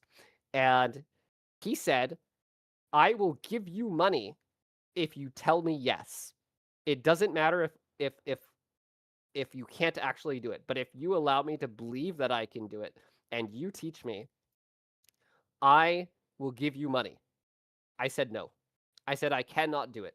It goes against my philosophy as a player. It does not matter if they give me money. I will never tell somebody that they can do something that they cannot do, something that is not possible, because that gives doubt to the people that want to learn from me. If somebody learns that I am teaching somebody something that they should not learn, or that is a lie, that is something that people can use to go, I don't want to take lessons from Paige because she teaches you something that is incorrect. So I do not allow that to seep into my lessons. I cannot. It's very bad. But I do understand that there is a creator way of teaching and a serious peer-to-peer student teaching. I don't want to get into this topic just because we have everyone has different ways of teaching. Everyone has different ways of teaching. And that's why I did not want to like me and Josh to exactly review the same games. But that's okay. Yeah, that's I okay. usually don't review the same game as someone else has reviewed either, because it's just like we're gonna have different opinions about things, and then it's just gonna confuse you. Yeah, that's why I think it's really bad to have like a multitude of teachers. I think it's okay if you're doing it for support. I think it's okay if you go, yeah, I really like these, these 2 or 3 creators. Let me go support these 2 or 3 creators. I'll take lessons from all. I think that's perfectly fine. I have a student or two like that, and it's like that's fine. I have no problem with that. Yeah. After It's this, just I gotta that- go watch Bat's VOD. Apparently, he reviewed my games as well. Oh yeah. So Good luck with that one. Yeah, it's not been going well the last week. I'd imagine. He's just like, he doesn't even make it to like move 30. He's like, okay, this is lost. No, that's actually good. Okay, so maybe Josh and I have some similar grounds then.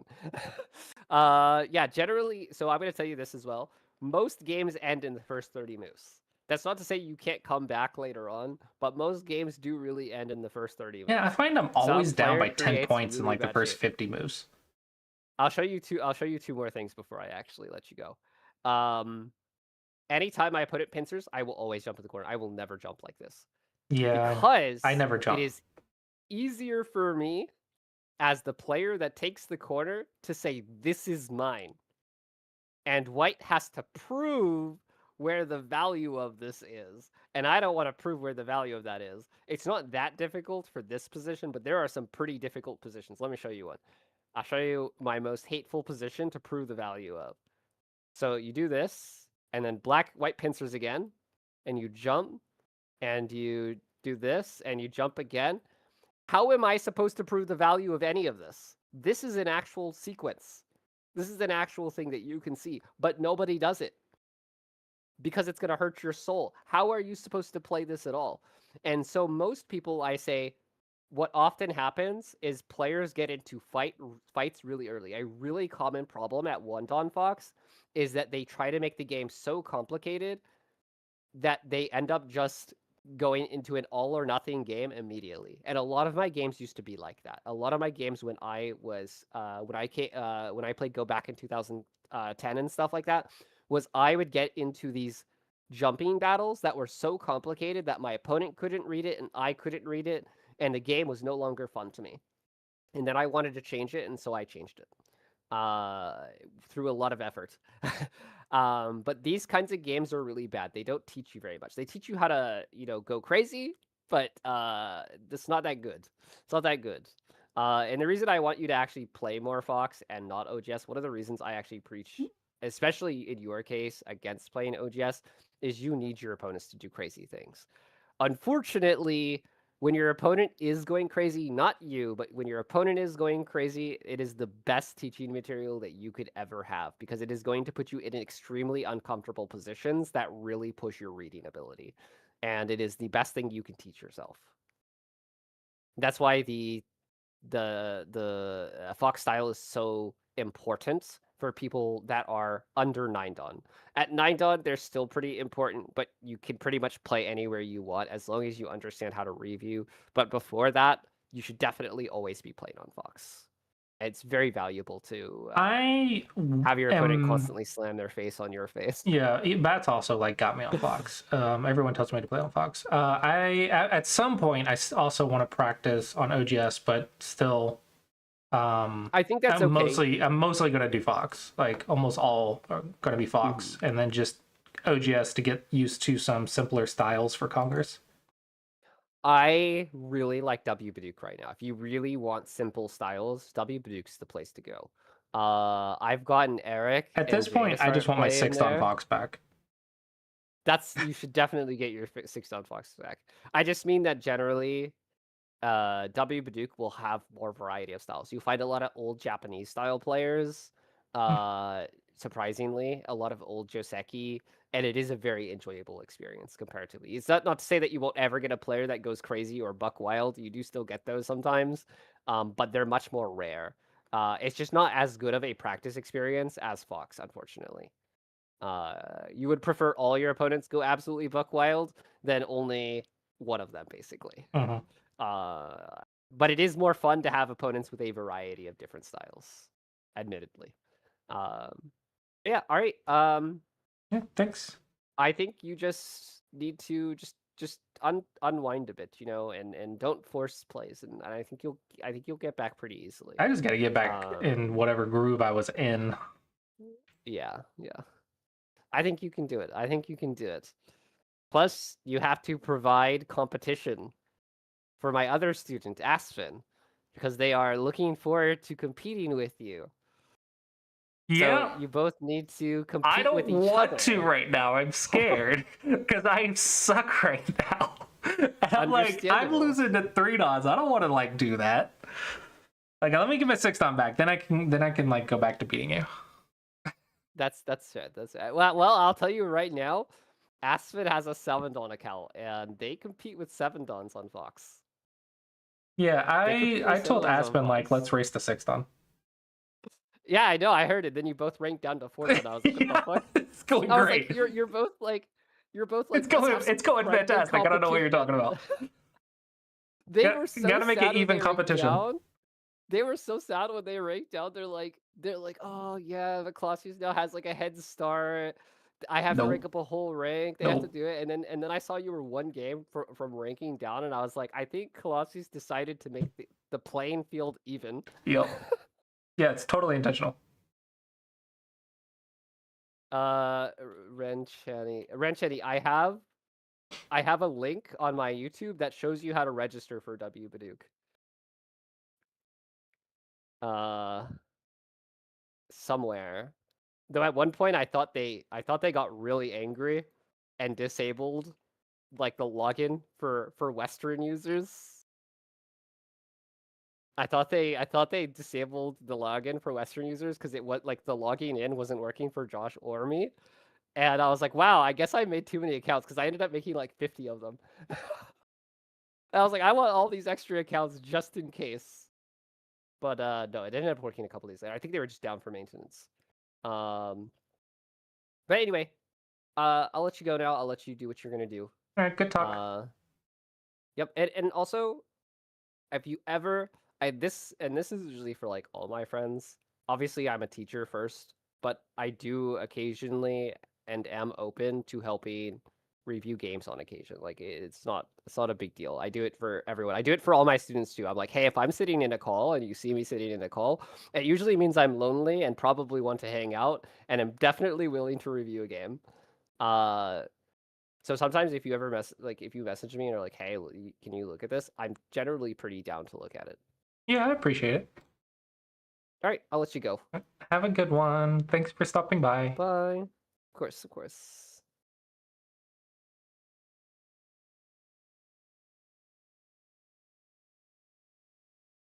Oh my gosh, I'm getting yelled at by bats too. Oh my gosh, I haven't even seen the review yet and he's yelling at me in Discord. Okay, let's see what this is. All right, someone said it was an hour and 10.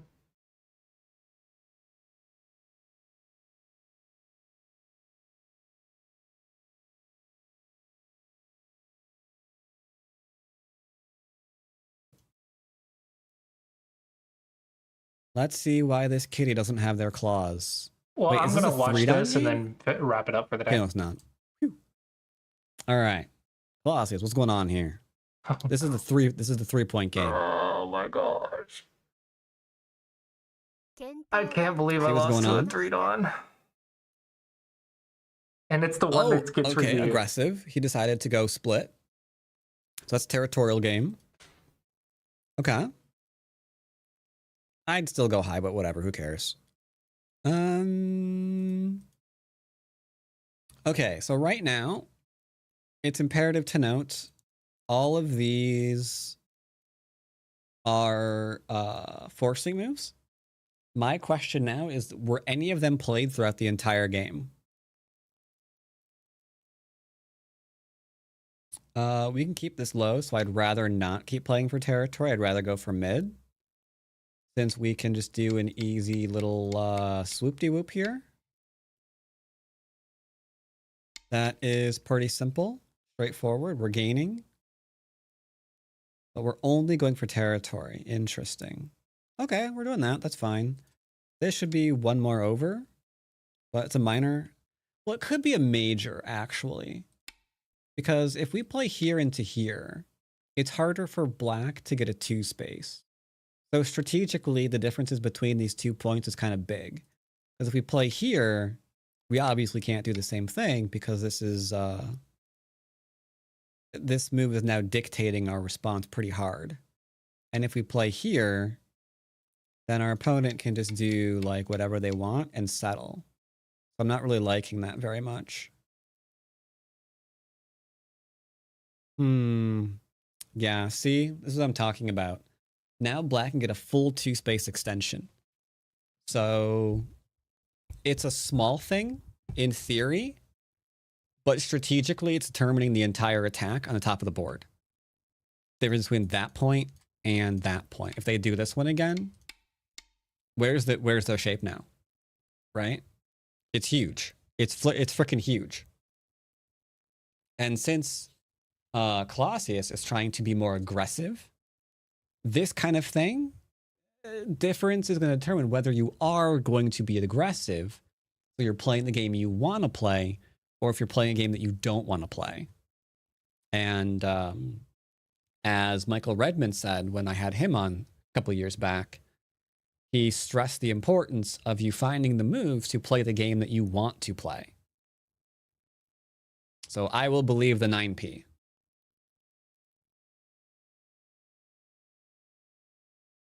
All right. Technically, there's a thing here still. Hard to play League of... Oh, that hurt. Okay, so he'd rather be playing League of Legends. Got it. All right, so in League of Legends, are you like a mid laner? Are you a jungler?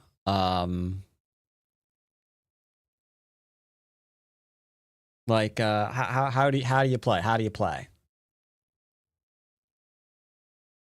Because if you're more of a mid laner, then you probably want to be playing for influence, right? I'm just saying. And if you're a jungler, let's see. What kind of go would you be playing if you were a jungler? I have no idea.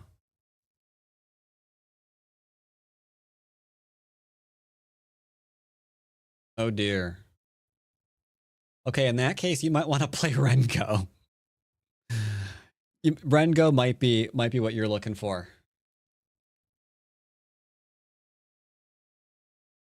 All right. I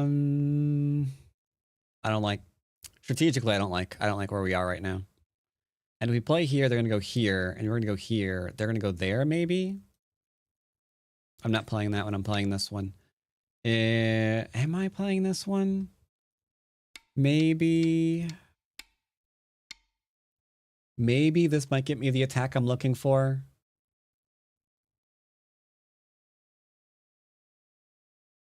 They're defending, so you can't attack. No, they're already alive. They're already alive.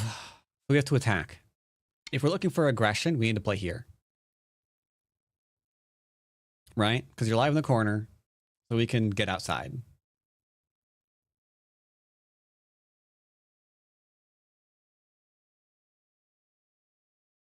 So they stop you from doing that. 130 stream streak. Whoops, sorry. Wrong button. Congratulations on the 130 there, Mr. DeBrid. Muy impressive indeed. Yeah. Okay, so I was being too aggressive, growth. and now I'm We're trying growing to now. back off. We're not growing and now now. I'm Why being aren't too we growing? passive, apparently. Because we didn't drink enough milk when we were a child. Possibly. So it seems this is the way forward right now.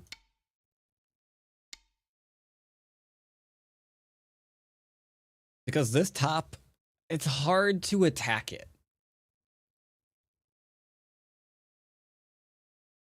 I can never get to that because you're once a week 3 a.m. stream for me.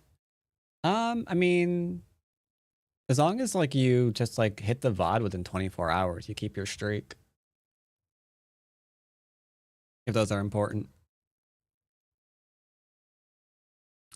I don't want to lose Sente right now. Why aren't we growing? So right now, this kind of game says that you are playing a passive game, very passive game, and you want to go straight to end game. But the entire left is low. You've got a surround in the middle of the board. Why aren't we leaning and growing? See a page. Why aren't we leaning? They're going to come in and attack you for sure. 100% they're going to do that. Like, they won't even defend this. They'll be like, now I'm going to play her.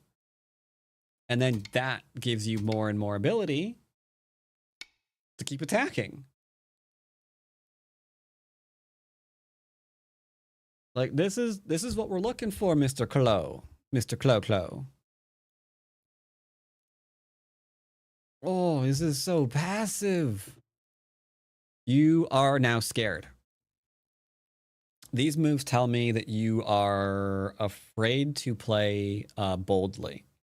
Probably because you were on a losing streak and you ranked out of 5 Dawn. And that could be screwing with your head. It definitely is. But low stones can be kept low, man. It definitely is. Man, you see what I mean? Why? Grow.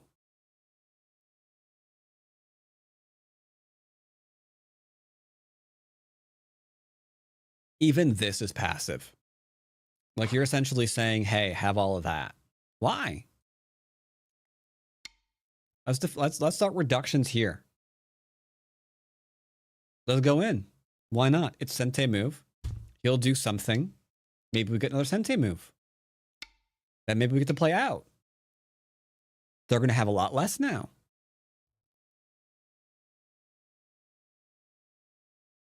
Nope. Nope, sorry. Playing here still. I'm still playing here. This is absolutely Sente. They are not letting you Hane, and if they do, then we'll light them on fire.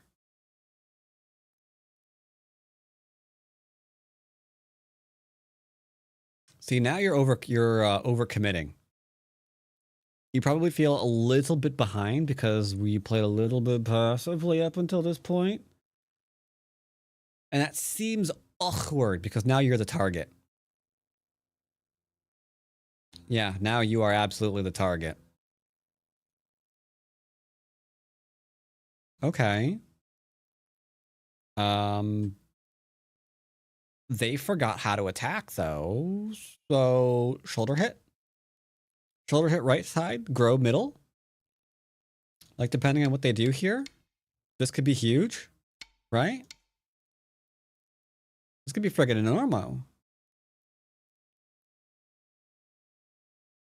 But you were afraid of the invasion. I guess you were afraid that if you did that, they were gonna play like here or something. Maybe. But at this point, let's be real. You connecting here, is it really that different than you just connecting here? Difference of about 1 line. Now you've lost the chance to shoulder hit. You might not have. Maybe you can still cut that large knight. That doesn't seem completely gravy yet. Might be able to fight here. He's got a small knight into 1, 2, 3 space into a large knight. You can attack. Instead, you see growth and we're trying to reduce. This is a very passive game. That was kind of big. You don't want him regrowing here. It's so hard for me to determine the difference if I should I Nobi or don't jump think it's worth from it the yet. shoulder. we can go ahead and try to score a little bit more. Right? Ask questions about what's going on here. Is he connected? I don't know. But I know if he turns and tries to escape right now, that you could potentially do some serious damage to him, you know? Clausius, why are you so passive? All caps. Why you so passive?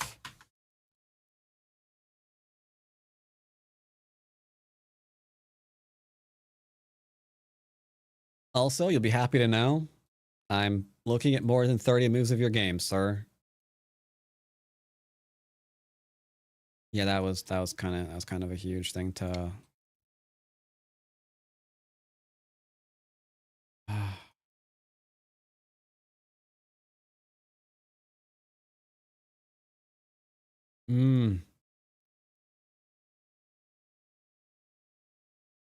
more endgame. But none of his crap is connected. Why aren't we stomping Private Pyle's guts out? I really should have noticed that large knight. Like this, if it gets cut off, is fracked. So we can totally disconnect things. Yeah, I think I'm on tilt. Because I'm missing some obvious stuff.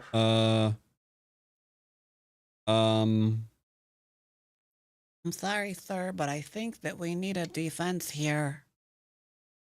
That looks like it was too fast. Ripping pepperoni. And now we're under attack. Okay, there goes a mid. There goes a mid. Okay. That was an ouch. That was an ouch. But yeah, there was no reason for this game to be an end game kind of game. Definitely not. A lot of chances to hop in the driver's seat and just start running over the opponent. And then, putting it in reverse and just like, making sure. Always got a double tap. Always got a double tap. Mariam. All right. Let's see about this next game. I was going over more than one. Now, this one is 11 points. So, all right. From the last game, you could see that he was playing some pretty slow stuff. Can definitely see slow stuff, going into mid-game early, not taking advantage of your opponent's position, going for little teeny tiny points. That's not going to get you the aggressive game that we're looking for. So are we seeing that again here? Aggressive opponents. This could be a fighting game. Okay.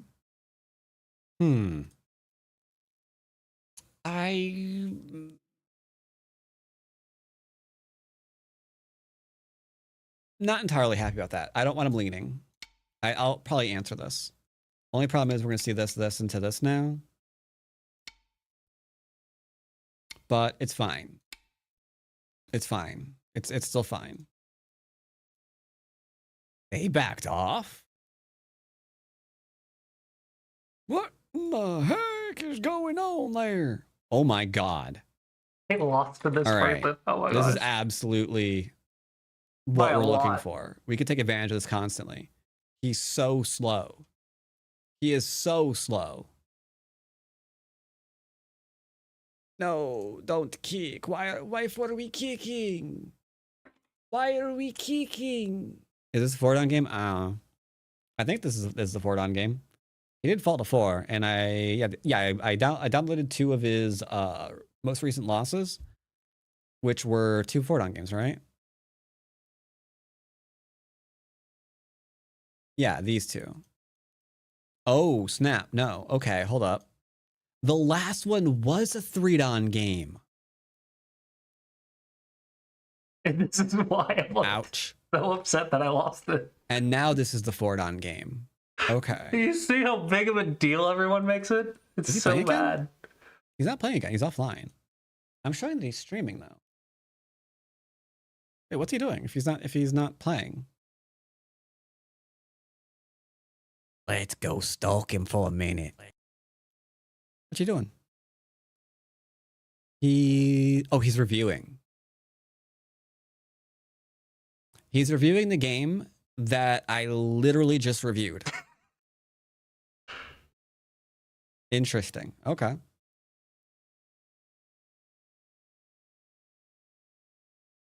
Anywho.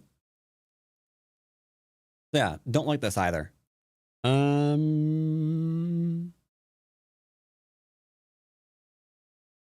I'd probably back off, honestly. Diagonal.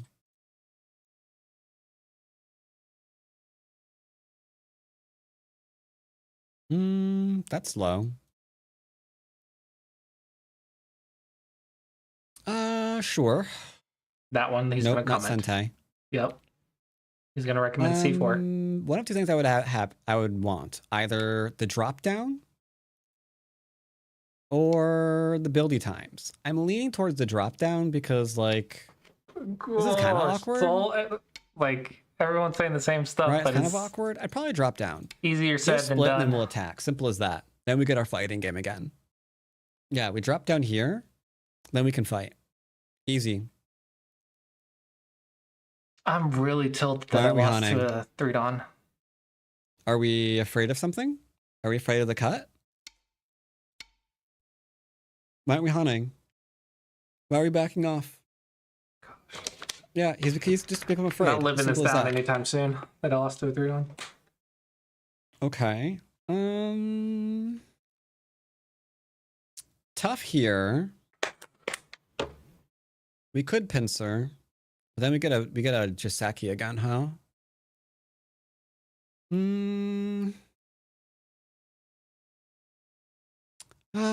Because of J18, I might defend because of J18. I think the pincer once is fine.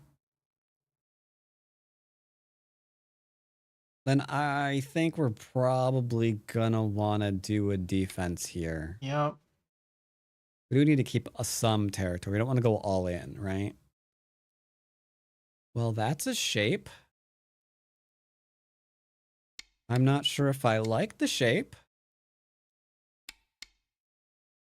We're offering him the center? Not sure I like that. We're getting somewhere. Probably should have Hane just now, but we're getting somewhere. Definitely turn. They can turn too. But if that happens, they can't do this one, right? You have to be careful. So this turn's probably Sentai. We're going to have to go back and defend though, unfortunately. They're getting slightly too much shape. Slightly too much shape. Could attack here, but it's awkward. This here is hurting a lot. Because if you played here, and they played here, and we played here, like, we're so much happier in this game. The difference is night and day. Yeah, I'm building the center without a foundation. That's something I've told But my it looks like you students were not to worried do. about you're worried about something. I don't know what you're worried about. Gotta have a foundation for I your don't know what move. you're worried about. I was like, this move is wrong. You should be like playing here at best to put you into an awkward position here. And Sally's just like, hey, I'm going to turn.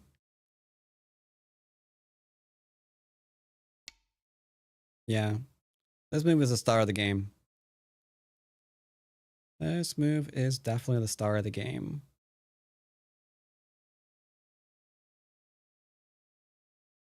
Whoa, what? Why do we want mid? Why do we want mid right now? Maybe we want this. It opens up the invasion at R7 to try to get stuff done. Can totally see that one for sure. I don't see, yeah, anything. I don't see any other move. Sorry, my music's over. Picking a new thing to listen to. Gotta have the right music or it doesn't work. Brazil, jazzy, lo-fi. It is really funny Sure, why how not? much they're saying the same stuff. Sounds good to me. All right, so yeah, I'm definitely playing here. Missing a lot of the vital moves, overly doing it in the center.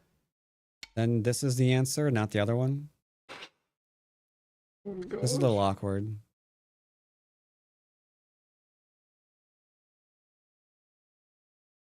That doing anything? I don't see it. This would be okay if we could actually maybe kill this group, but the group is not killable right now, so this is just not a thing that's working, hey? Is the game over now? So I don't see what we're doing. We have a group, but I don't see what the group is doing.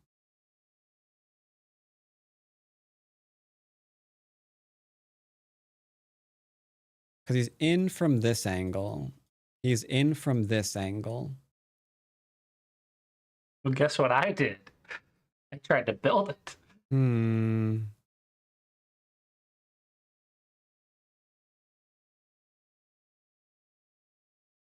Losing the attack here is huge. Essentially, we lost 2 attacks this game. We lost 2 whole attacks this game. Like, this gives us potential this. Unless he specifically plays here. But even then, I'm not convinced that there's nothing there later. There's Aji. 100% there's Aji here. But now it's all gone. So we didn't take territory and harass Aji. And the same thing here. The drop down gives us build or harassment. So that's a big direction, and this is a big direction. So it kind of feels like the game's already over.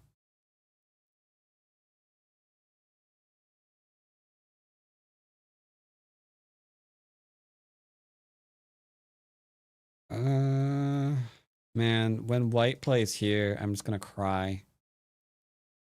Because white also has a cutting points here, which also means that he's gonna have the cutting points here. I don't see how we can get back in control of the game.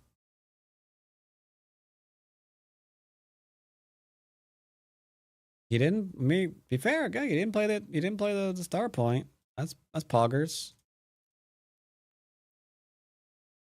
He should now just cut you and kill you.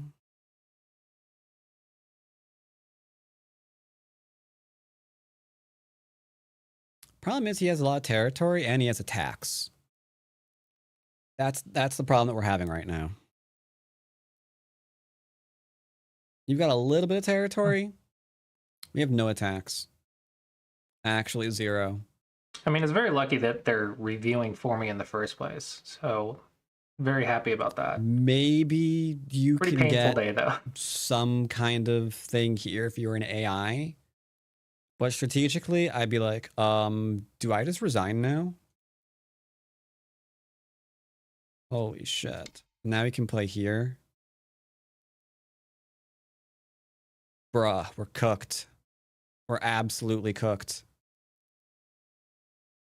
Or if he wanted to, he can attack from this angle. And then maybe you do something here and then watch as your hopes and dreams fall apart and turn to ash. Yeah, so this is opening. You lost in the opening. Everything that you wanted to do this game couldn't happen. The game's already over.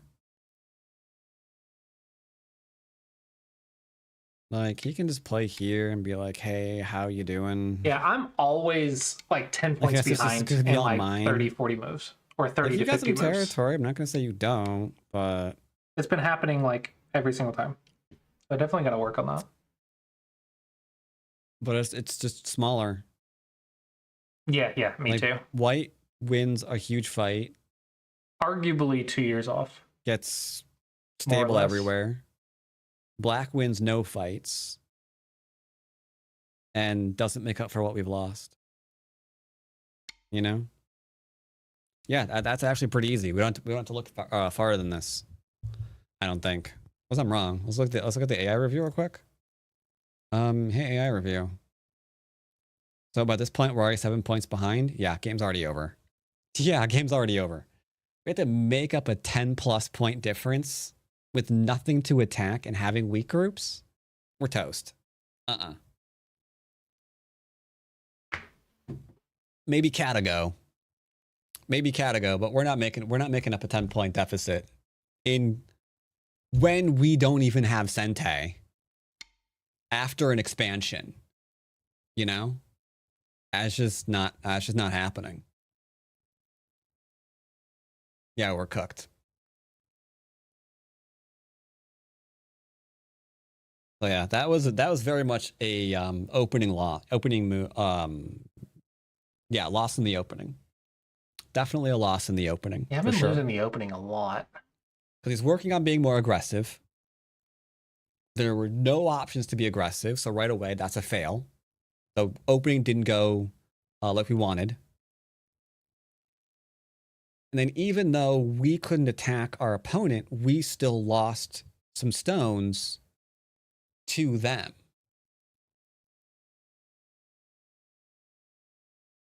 And didn't get enough compensation. And then at the end of the game, they're 11 points up. Yeah, so they got like a 7-point lead and it just didn't shake it.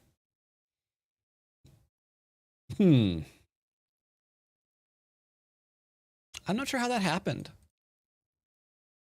I think we missed a big point. This is Le Bigly. Now, to be fair, you can also not play the star point. You can play this one. Right? You do something like this one. This gives you the beginning of a development on the left-hand side, which is fantastic. It's what I think you were going for anyway. So this kind of adds on to that, which is great. Your opponent is inclined to play on the bottom to make sure they have points. Otherwise, you get to like approach, and they probably don't want you to do that. So this is very likely going to be a Sente variation for you. Like you're going to get the side, they're going to take the big one on the bottom, and give you Sente to do other things. And then you'll feel much more in control of the game. Yeah, very obvious opening loss. Clausius plays a 2-space high extension on the top left every single game. You mean the enclosure? Mean enclosure? It's meta. I can understand it if there's some variations you don't like. There's some variations that I don't like. The problem is the Like if you play with Shamari large is just knight too easy to bully from by. They're attaching. Yeah. You play the 1-space enclosure, which I think is fine still.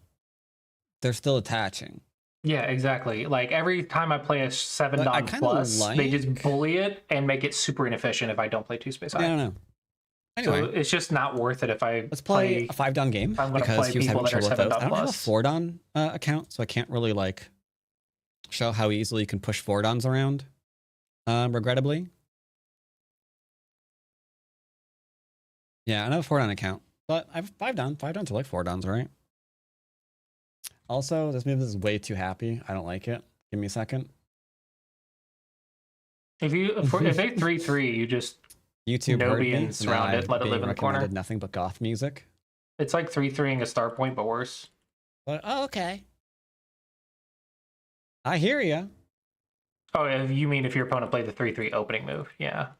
I mean, I just like, get does that mean that but you want to listen to? Maybe I'm overdoing it with the influence. Goth post-punk music.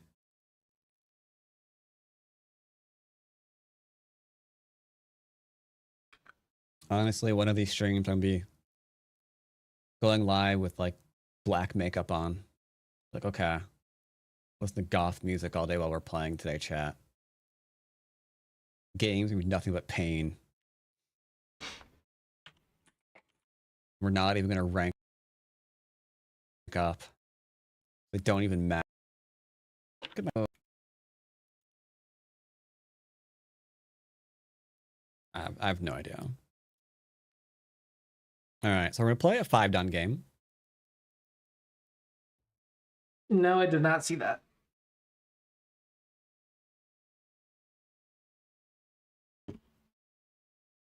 We could play a 4-down, do we? Guess not.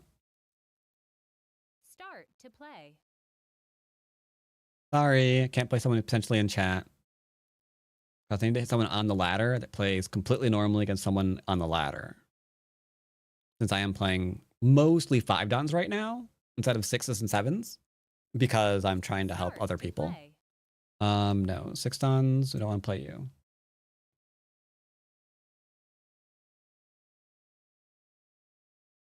Did you see the reverse bat dancing to goth music? Be cool. Bum bum bum bum bum bum bum bum bum bum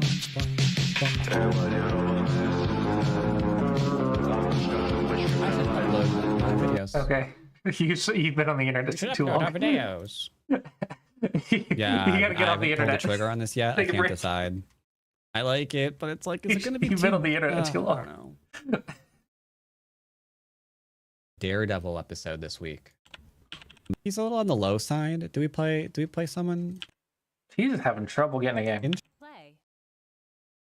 12 and 8. 3-4, thank you. Hold up. He's got like over 10k games. Give me a sec. Is he human? Does he play too many? I think he's human. That looks human. That looks human. 3-3. That's loves So it if when we they want, 3-3. we could play Framework. But I don't think Colossius likes Framework games. So let's not do that.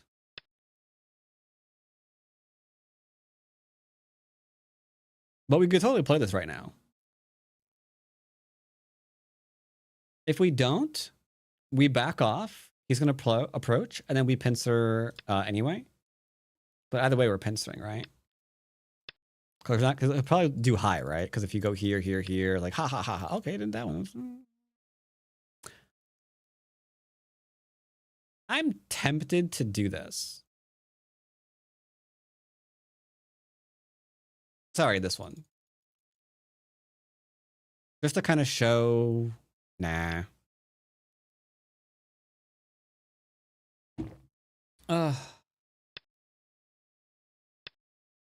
Now, modern meta is to do this one. Because if you play this one, they get to do here, but I don't care.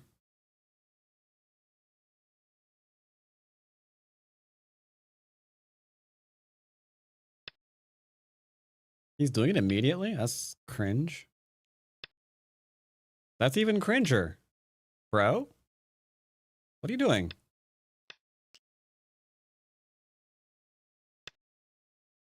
What? That's Pop not a quiz, move. chat. Do those 2 stones live? Oh my gosh. Do his 2 stones live? What do you think? There goes the No? educational material. He seems to think they do. So the goal here is we Hane, he cuts, we Atari, he descends, Atari, take, throw in, take, and then he does this one, right? But then we do this one. So we're up by 1. Because a tombstone gives us 4 liberties to 3. So that's weird. I don't know why he's doing this. This is just strange.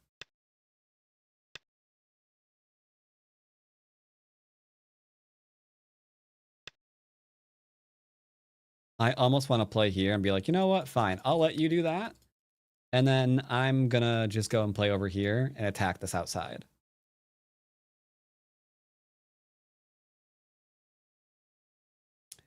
I don't know. Do I want to Atari on the inside or the outside? Does the outside Atari make me look fat, chat? Yes? Wait, you weren't answering my question just now. There's no way. There's a delay. There's no way you answered that question.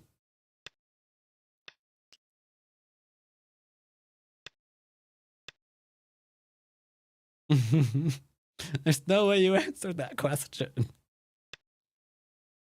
What are you doing?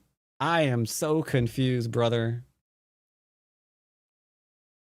I don't think he knows what he was doing either. If I Hana, he cuts me. The reason why he has to cut me because he has no clue what's happening here. He's utterly lost.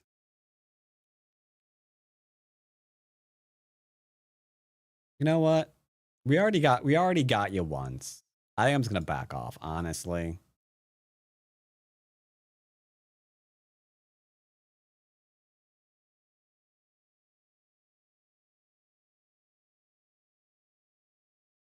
I'm lying. Crop me, whatever.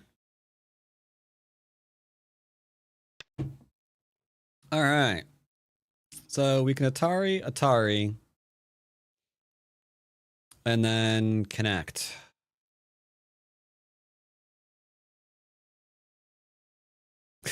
This wouldn't back off. True, sir. True. If I play here, he's gonna play here. And then we just go here and surround him and kill him. Kind of awkward, don't you think?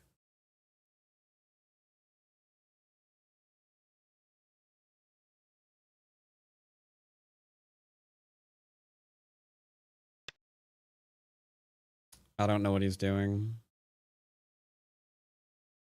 I think I would have Nobi'd right here to threaten to kill that stone or that stone. It's probably, this is fine too. He looks like a well-adjusted individual. He does. I usually do. He does. Truthfully, he does. This looks But like such you see a how much waste of time. saner my games are, or my streams are, when I don't add alcohol to my Madrinas. Like they're so much saner.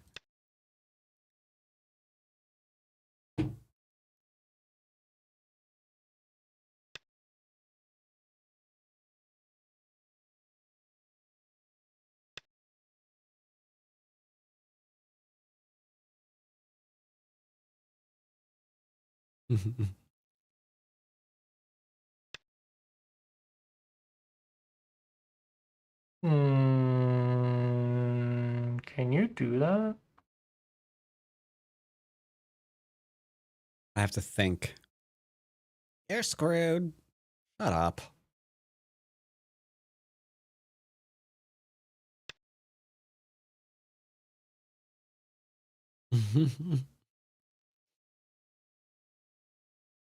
Boom, boom, boom, boom. Oh, that is Beetlejuice. I think.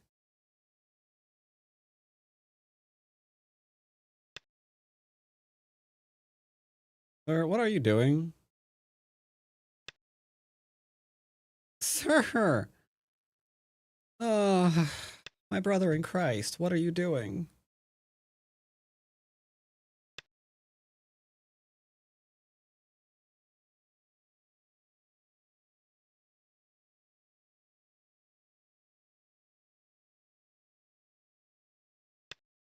Whatever.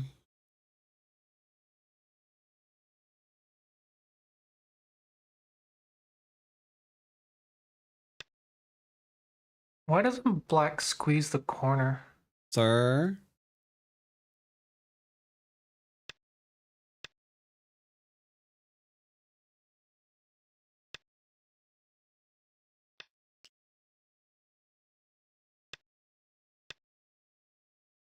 Black I has have to no live. idea what's going on here.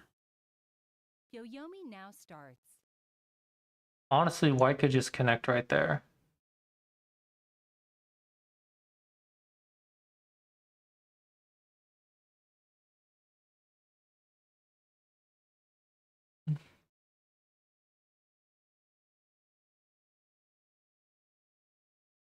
Nine, 8, 7, 6, 5, 4, 3, 2, 1. Black really needs to squeeze this corner to not get rid of that connection. He might do this. He should be doing this, though. But honestly, at this point, he's made this such a mess. I'm not entirely convinced that I would care. 1, 2, 3, 4, 5.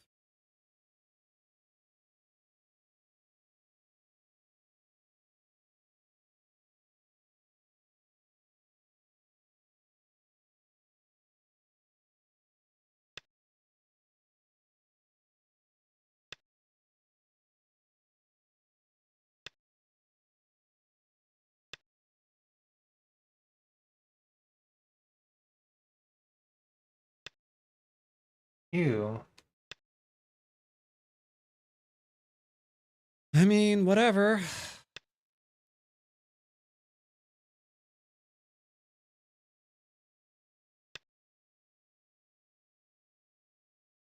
Taking here is huge. Like, Here. I have no idea what he's doing. He's just dying. It's a Fox 5 done game, all right. You know, I dare say it is. Well, I play here, he plays here, I connect. I have 1, 2, 3, 4, 5. We're fine still. Why Is there do a you need value that to this stone? move though? TBH? TBH? 9, 8, 7, I don't know. 6, I would just make a 5, base. 4, 3, 2. Oh wait, no, the 3 suns are dead. Oh my gosh, I'm stupid. I forgot about the 3 suns. So just approach, yeah. I waited too long, I lost a period. There's no way I didn't. No way I didn't.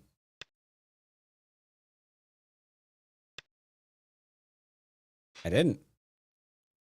Kind of weird. Sure. Now, will he manage to get territory? That is a question. Nobi. Very normal and standard game so far. I tried playing Go online yesterday and I played like crap. Something about the interface just makes my tunnel vision. Where'd you try to play?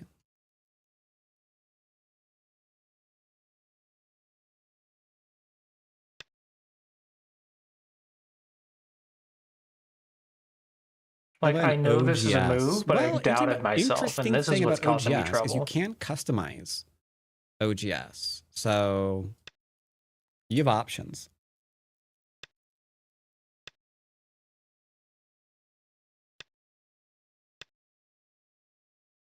Which is fantabulous. What are you doing?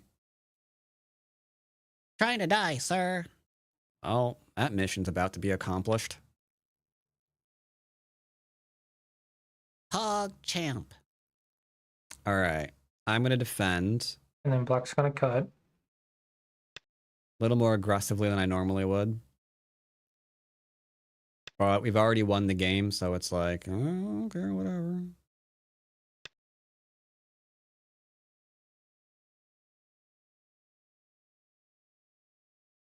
Sorry. I am going to kill you. Awkward. Ew, ew. The corner needed defense, That sir. one was too much.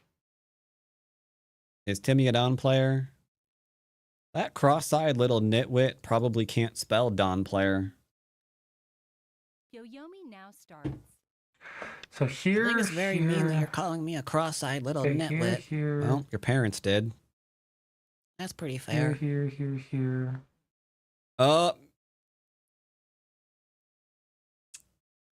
He's reading out this by constantly disconnecting. Hmm.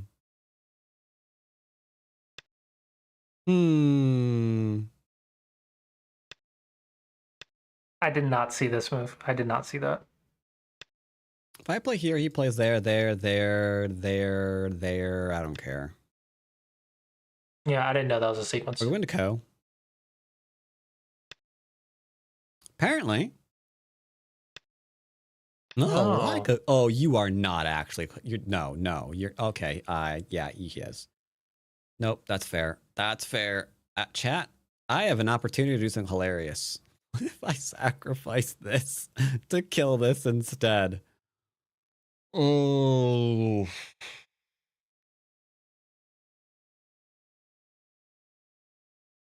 Yeah, it'll die.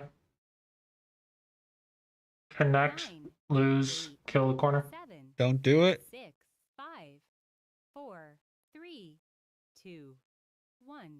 You're right. You're right. I will listen to Chlowski. In Chlowski, we trust.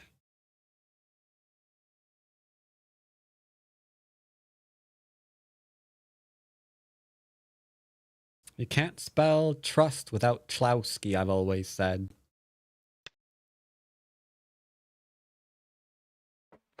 I don't think you know how to spell. Yeah. That's probably true.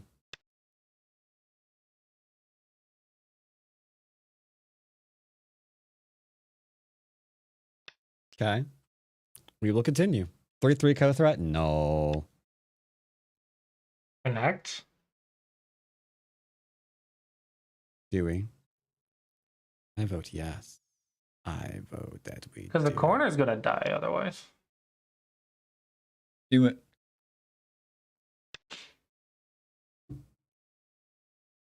Okay.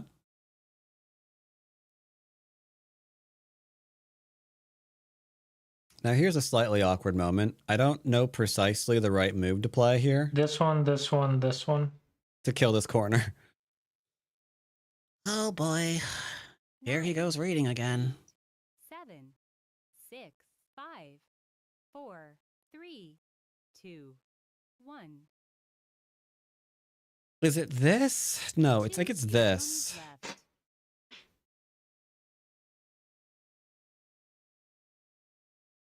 Yeah, I almost stopped watching, like, in the opening. Like, as soon as he played out this move right here, I almost, like, closed the video. I was like, this is not going to be worth my time. But at least something happened over here. 8, 7, 6, 5, 4, 3. Oh, you got botted at the end? 1. Time Suji, That sorry. sucks.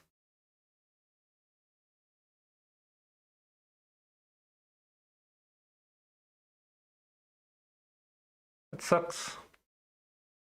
Yeah, the life and death is here, here, and then one space jump.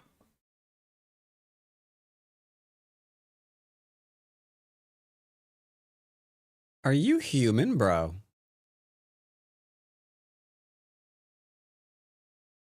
Yeah, I saw the clock. Or the little clock that pops up. 9, 8, 7, 6, 5, 4, 3, 2, 1. I've got this now, though, too. Like, I don't know anymore what to do. There. If this was save, I could play this one. What move do we play in the corner? So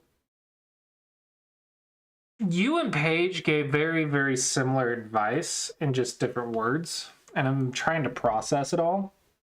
I know I've been overcommitting to the center too much. I was being too aggressive, but now I'm being too slow. So I'm still going to have to balance that a little bit more. I'm not playing the correct shapes. I'm not finding the shape Vita points like I used to. Not sure why. I definitely got on tilt today because I lost to a 3-don and I want to quit. Go. Right. I've been building the center without a foundation, which is stupid. And I've not been building the center in Senta. I've been building it in Goto.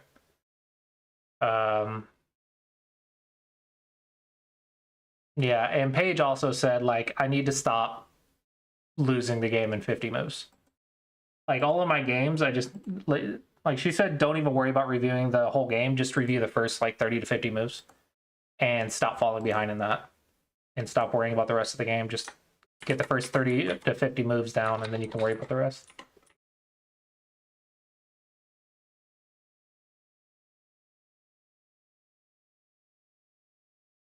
Yeah, I'm a little little bit upset I lost to a 3-9. I don't know how to tell you this. The Monday discussion thing about Monday. What the heck are you talking about?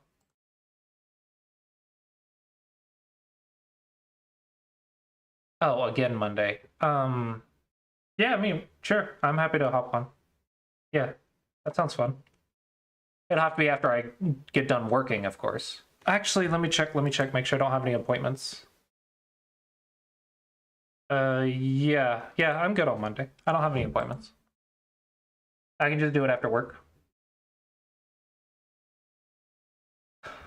Is there any point to don't know. playing if they're botting you at this reading point? sucks. We're playing here. We're playing here. I'm playing here, chat. I don't think this one kills it though.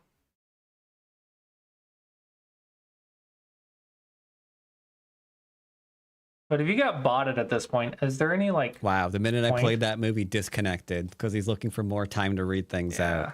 I'm sorry. I want to know if it died. Oh, the AI doesn't even care that it dies. That's right. Like, why would the AI even care? Sorry, my mind is broken because of Mr. Bleep Bloop over here. Yeah, the AI doesn't even care if this is alive or not because the AI can do everything on the rest of the board, unlike humans. 4, He's always give it away. But all right, whatever. I resign. I can't beat a cheater. All right, I've we'll been just doing ignore Go that. for like Play 4.5 hours No now. big deal. How was your stream going? All right. Oh, you're on what? Smango Dragon. Select level. See you, I'll probably Amaranth. wrap it up in raid bats. Thanks for the 10 gifties. I'll mark that down. Thanks everyone for hanging out. Thanks I for the think reviews. that's enough And to I'm do going to go another cry set of that I lost to a thingies. 3-9 and go like cry my eyes out until tomorrow. All right, what were we doing? We All were right, doing see you these. guys. Have I done 30 of these yet? I have not done 30 of these yet, so we're still doing the 9 to 5.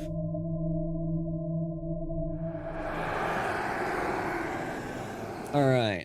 Well, that's really easy. This must be more towards the 9Q set. So you just go Kerb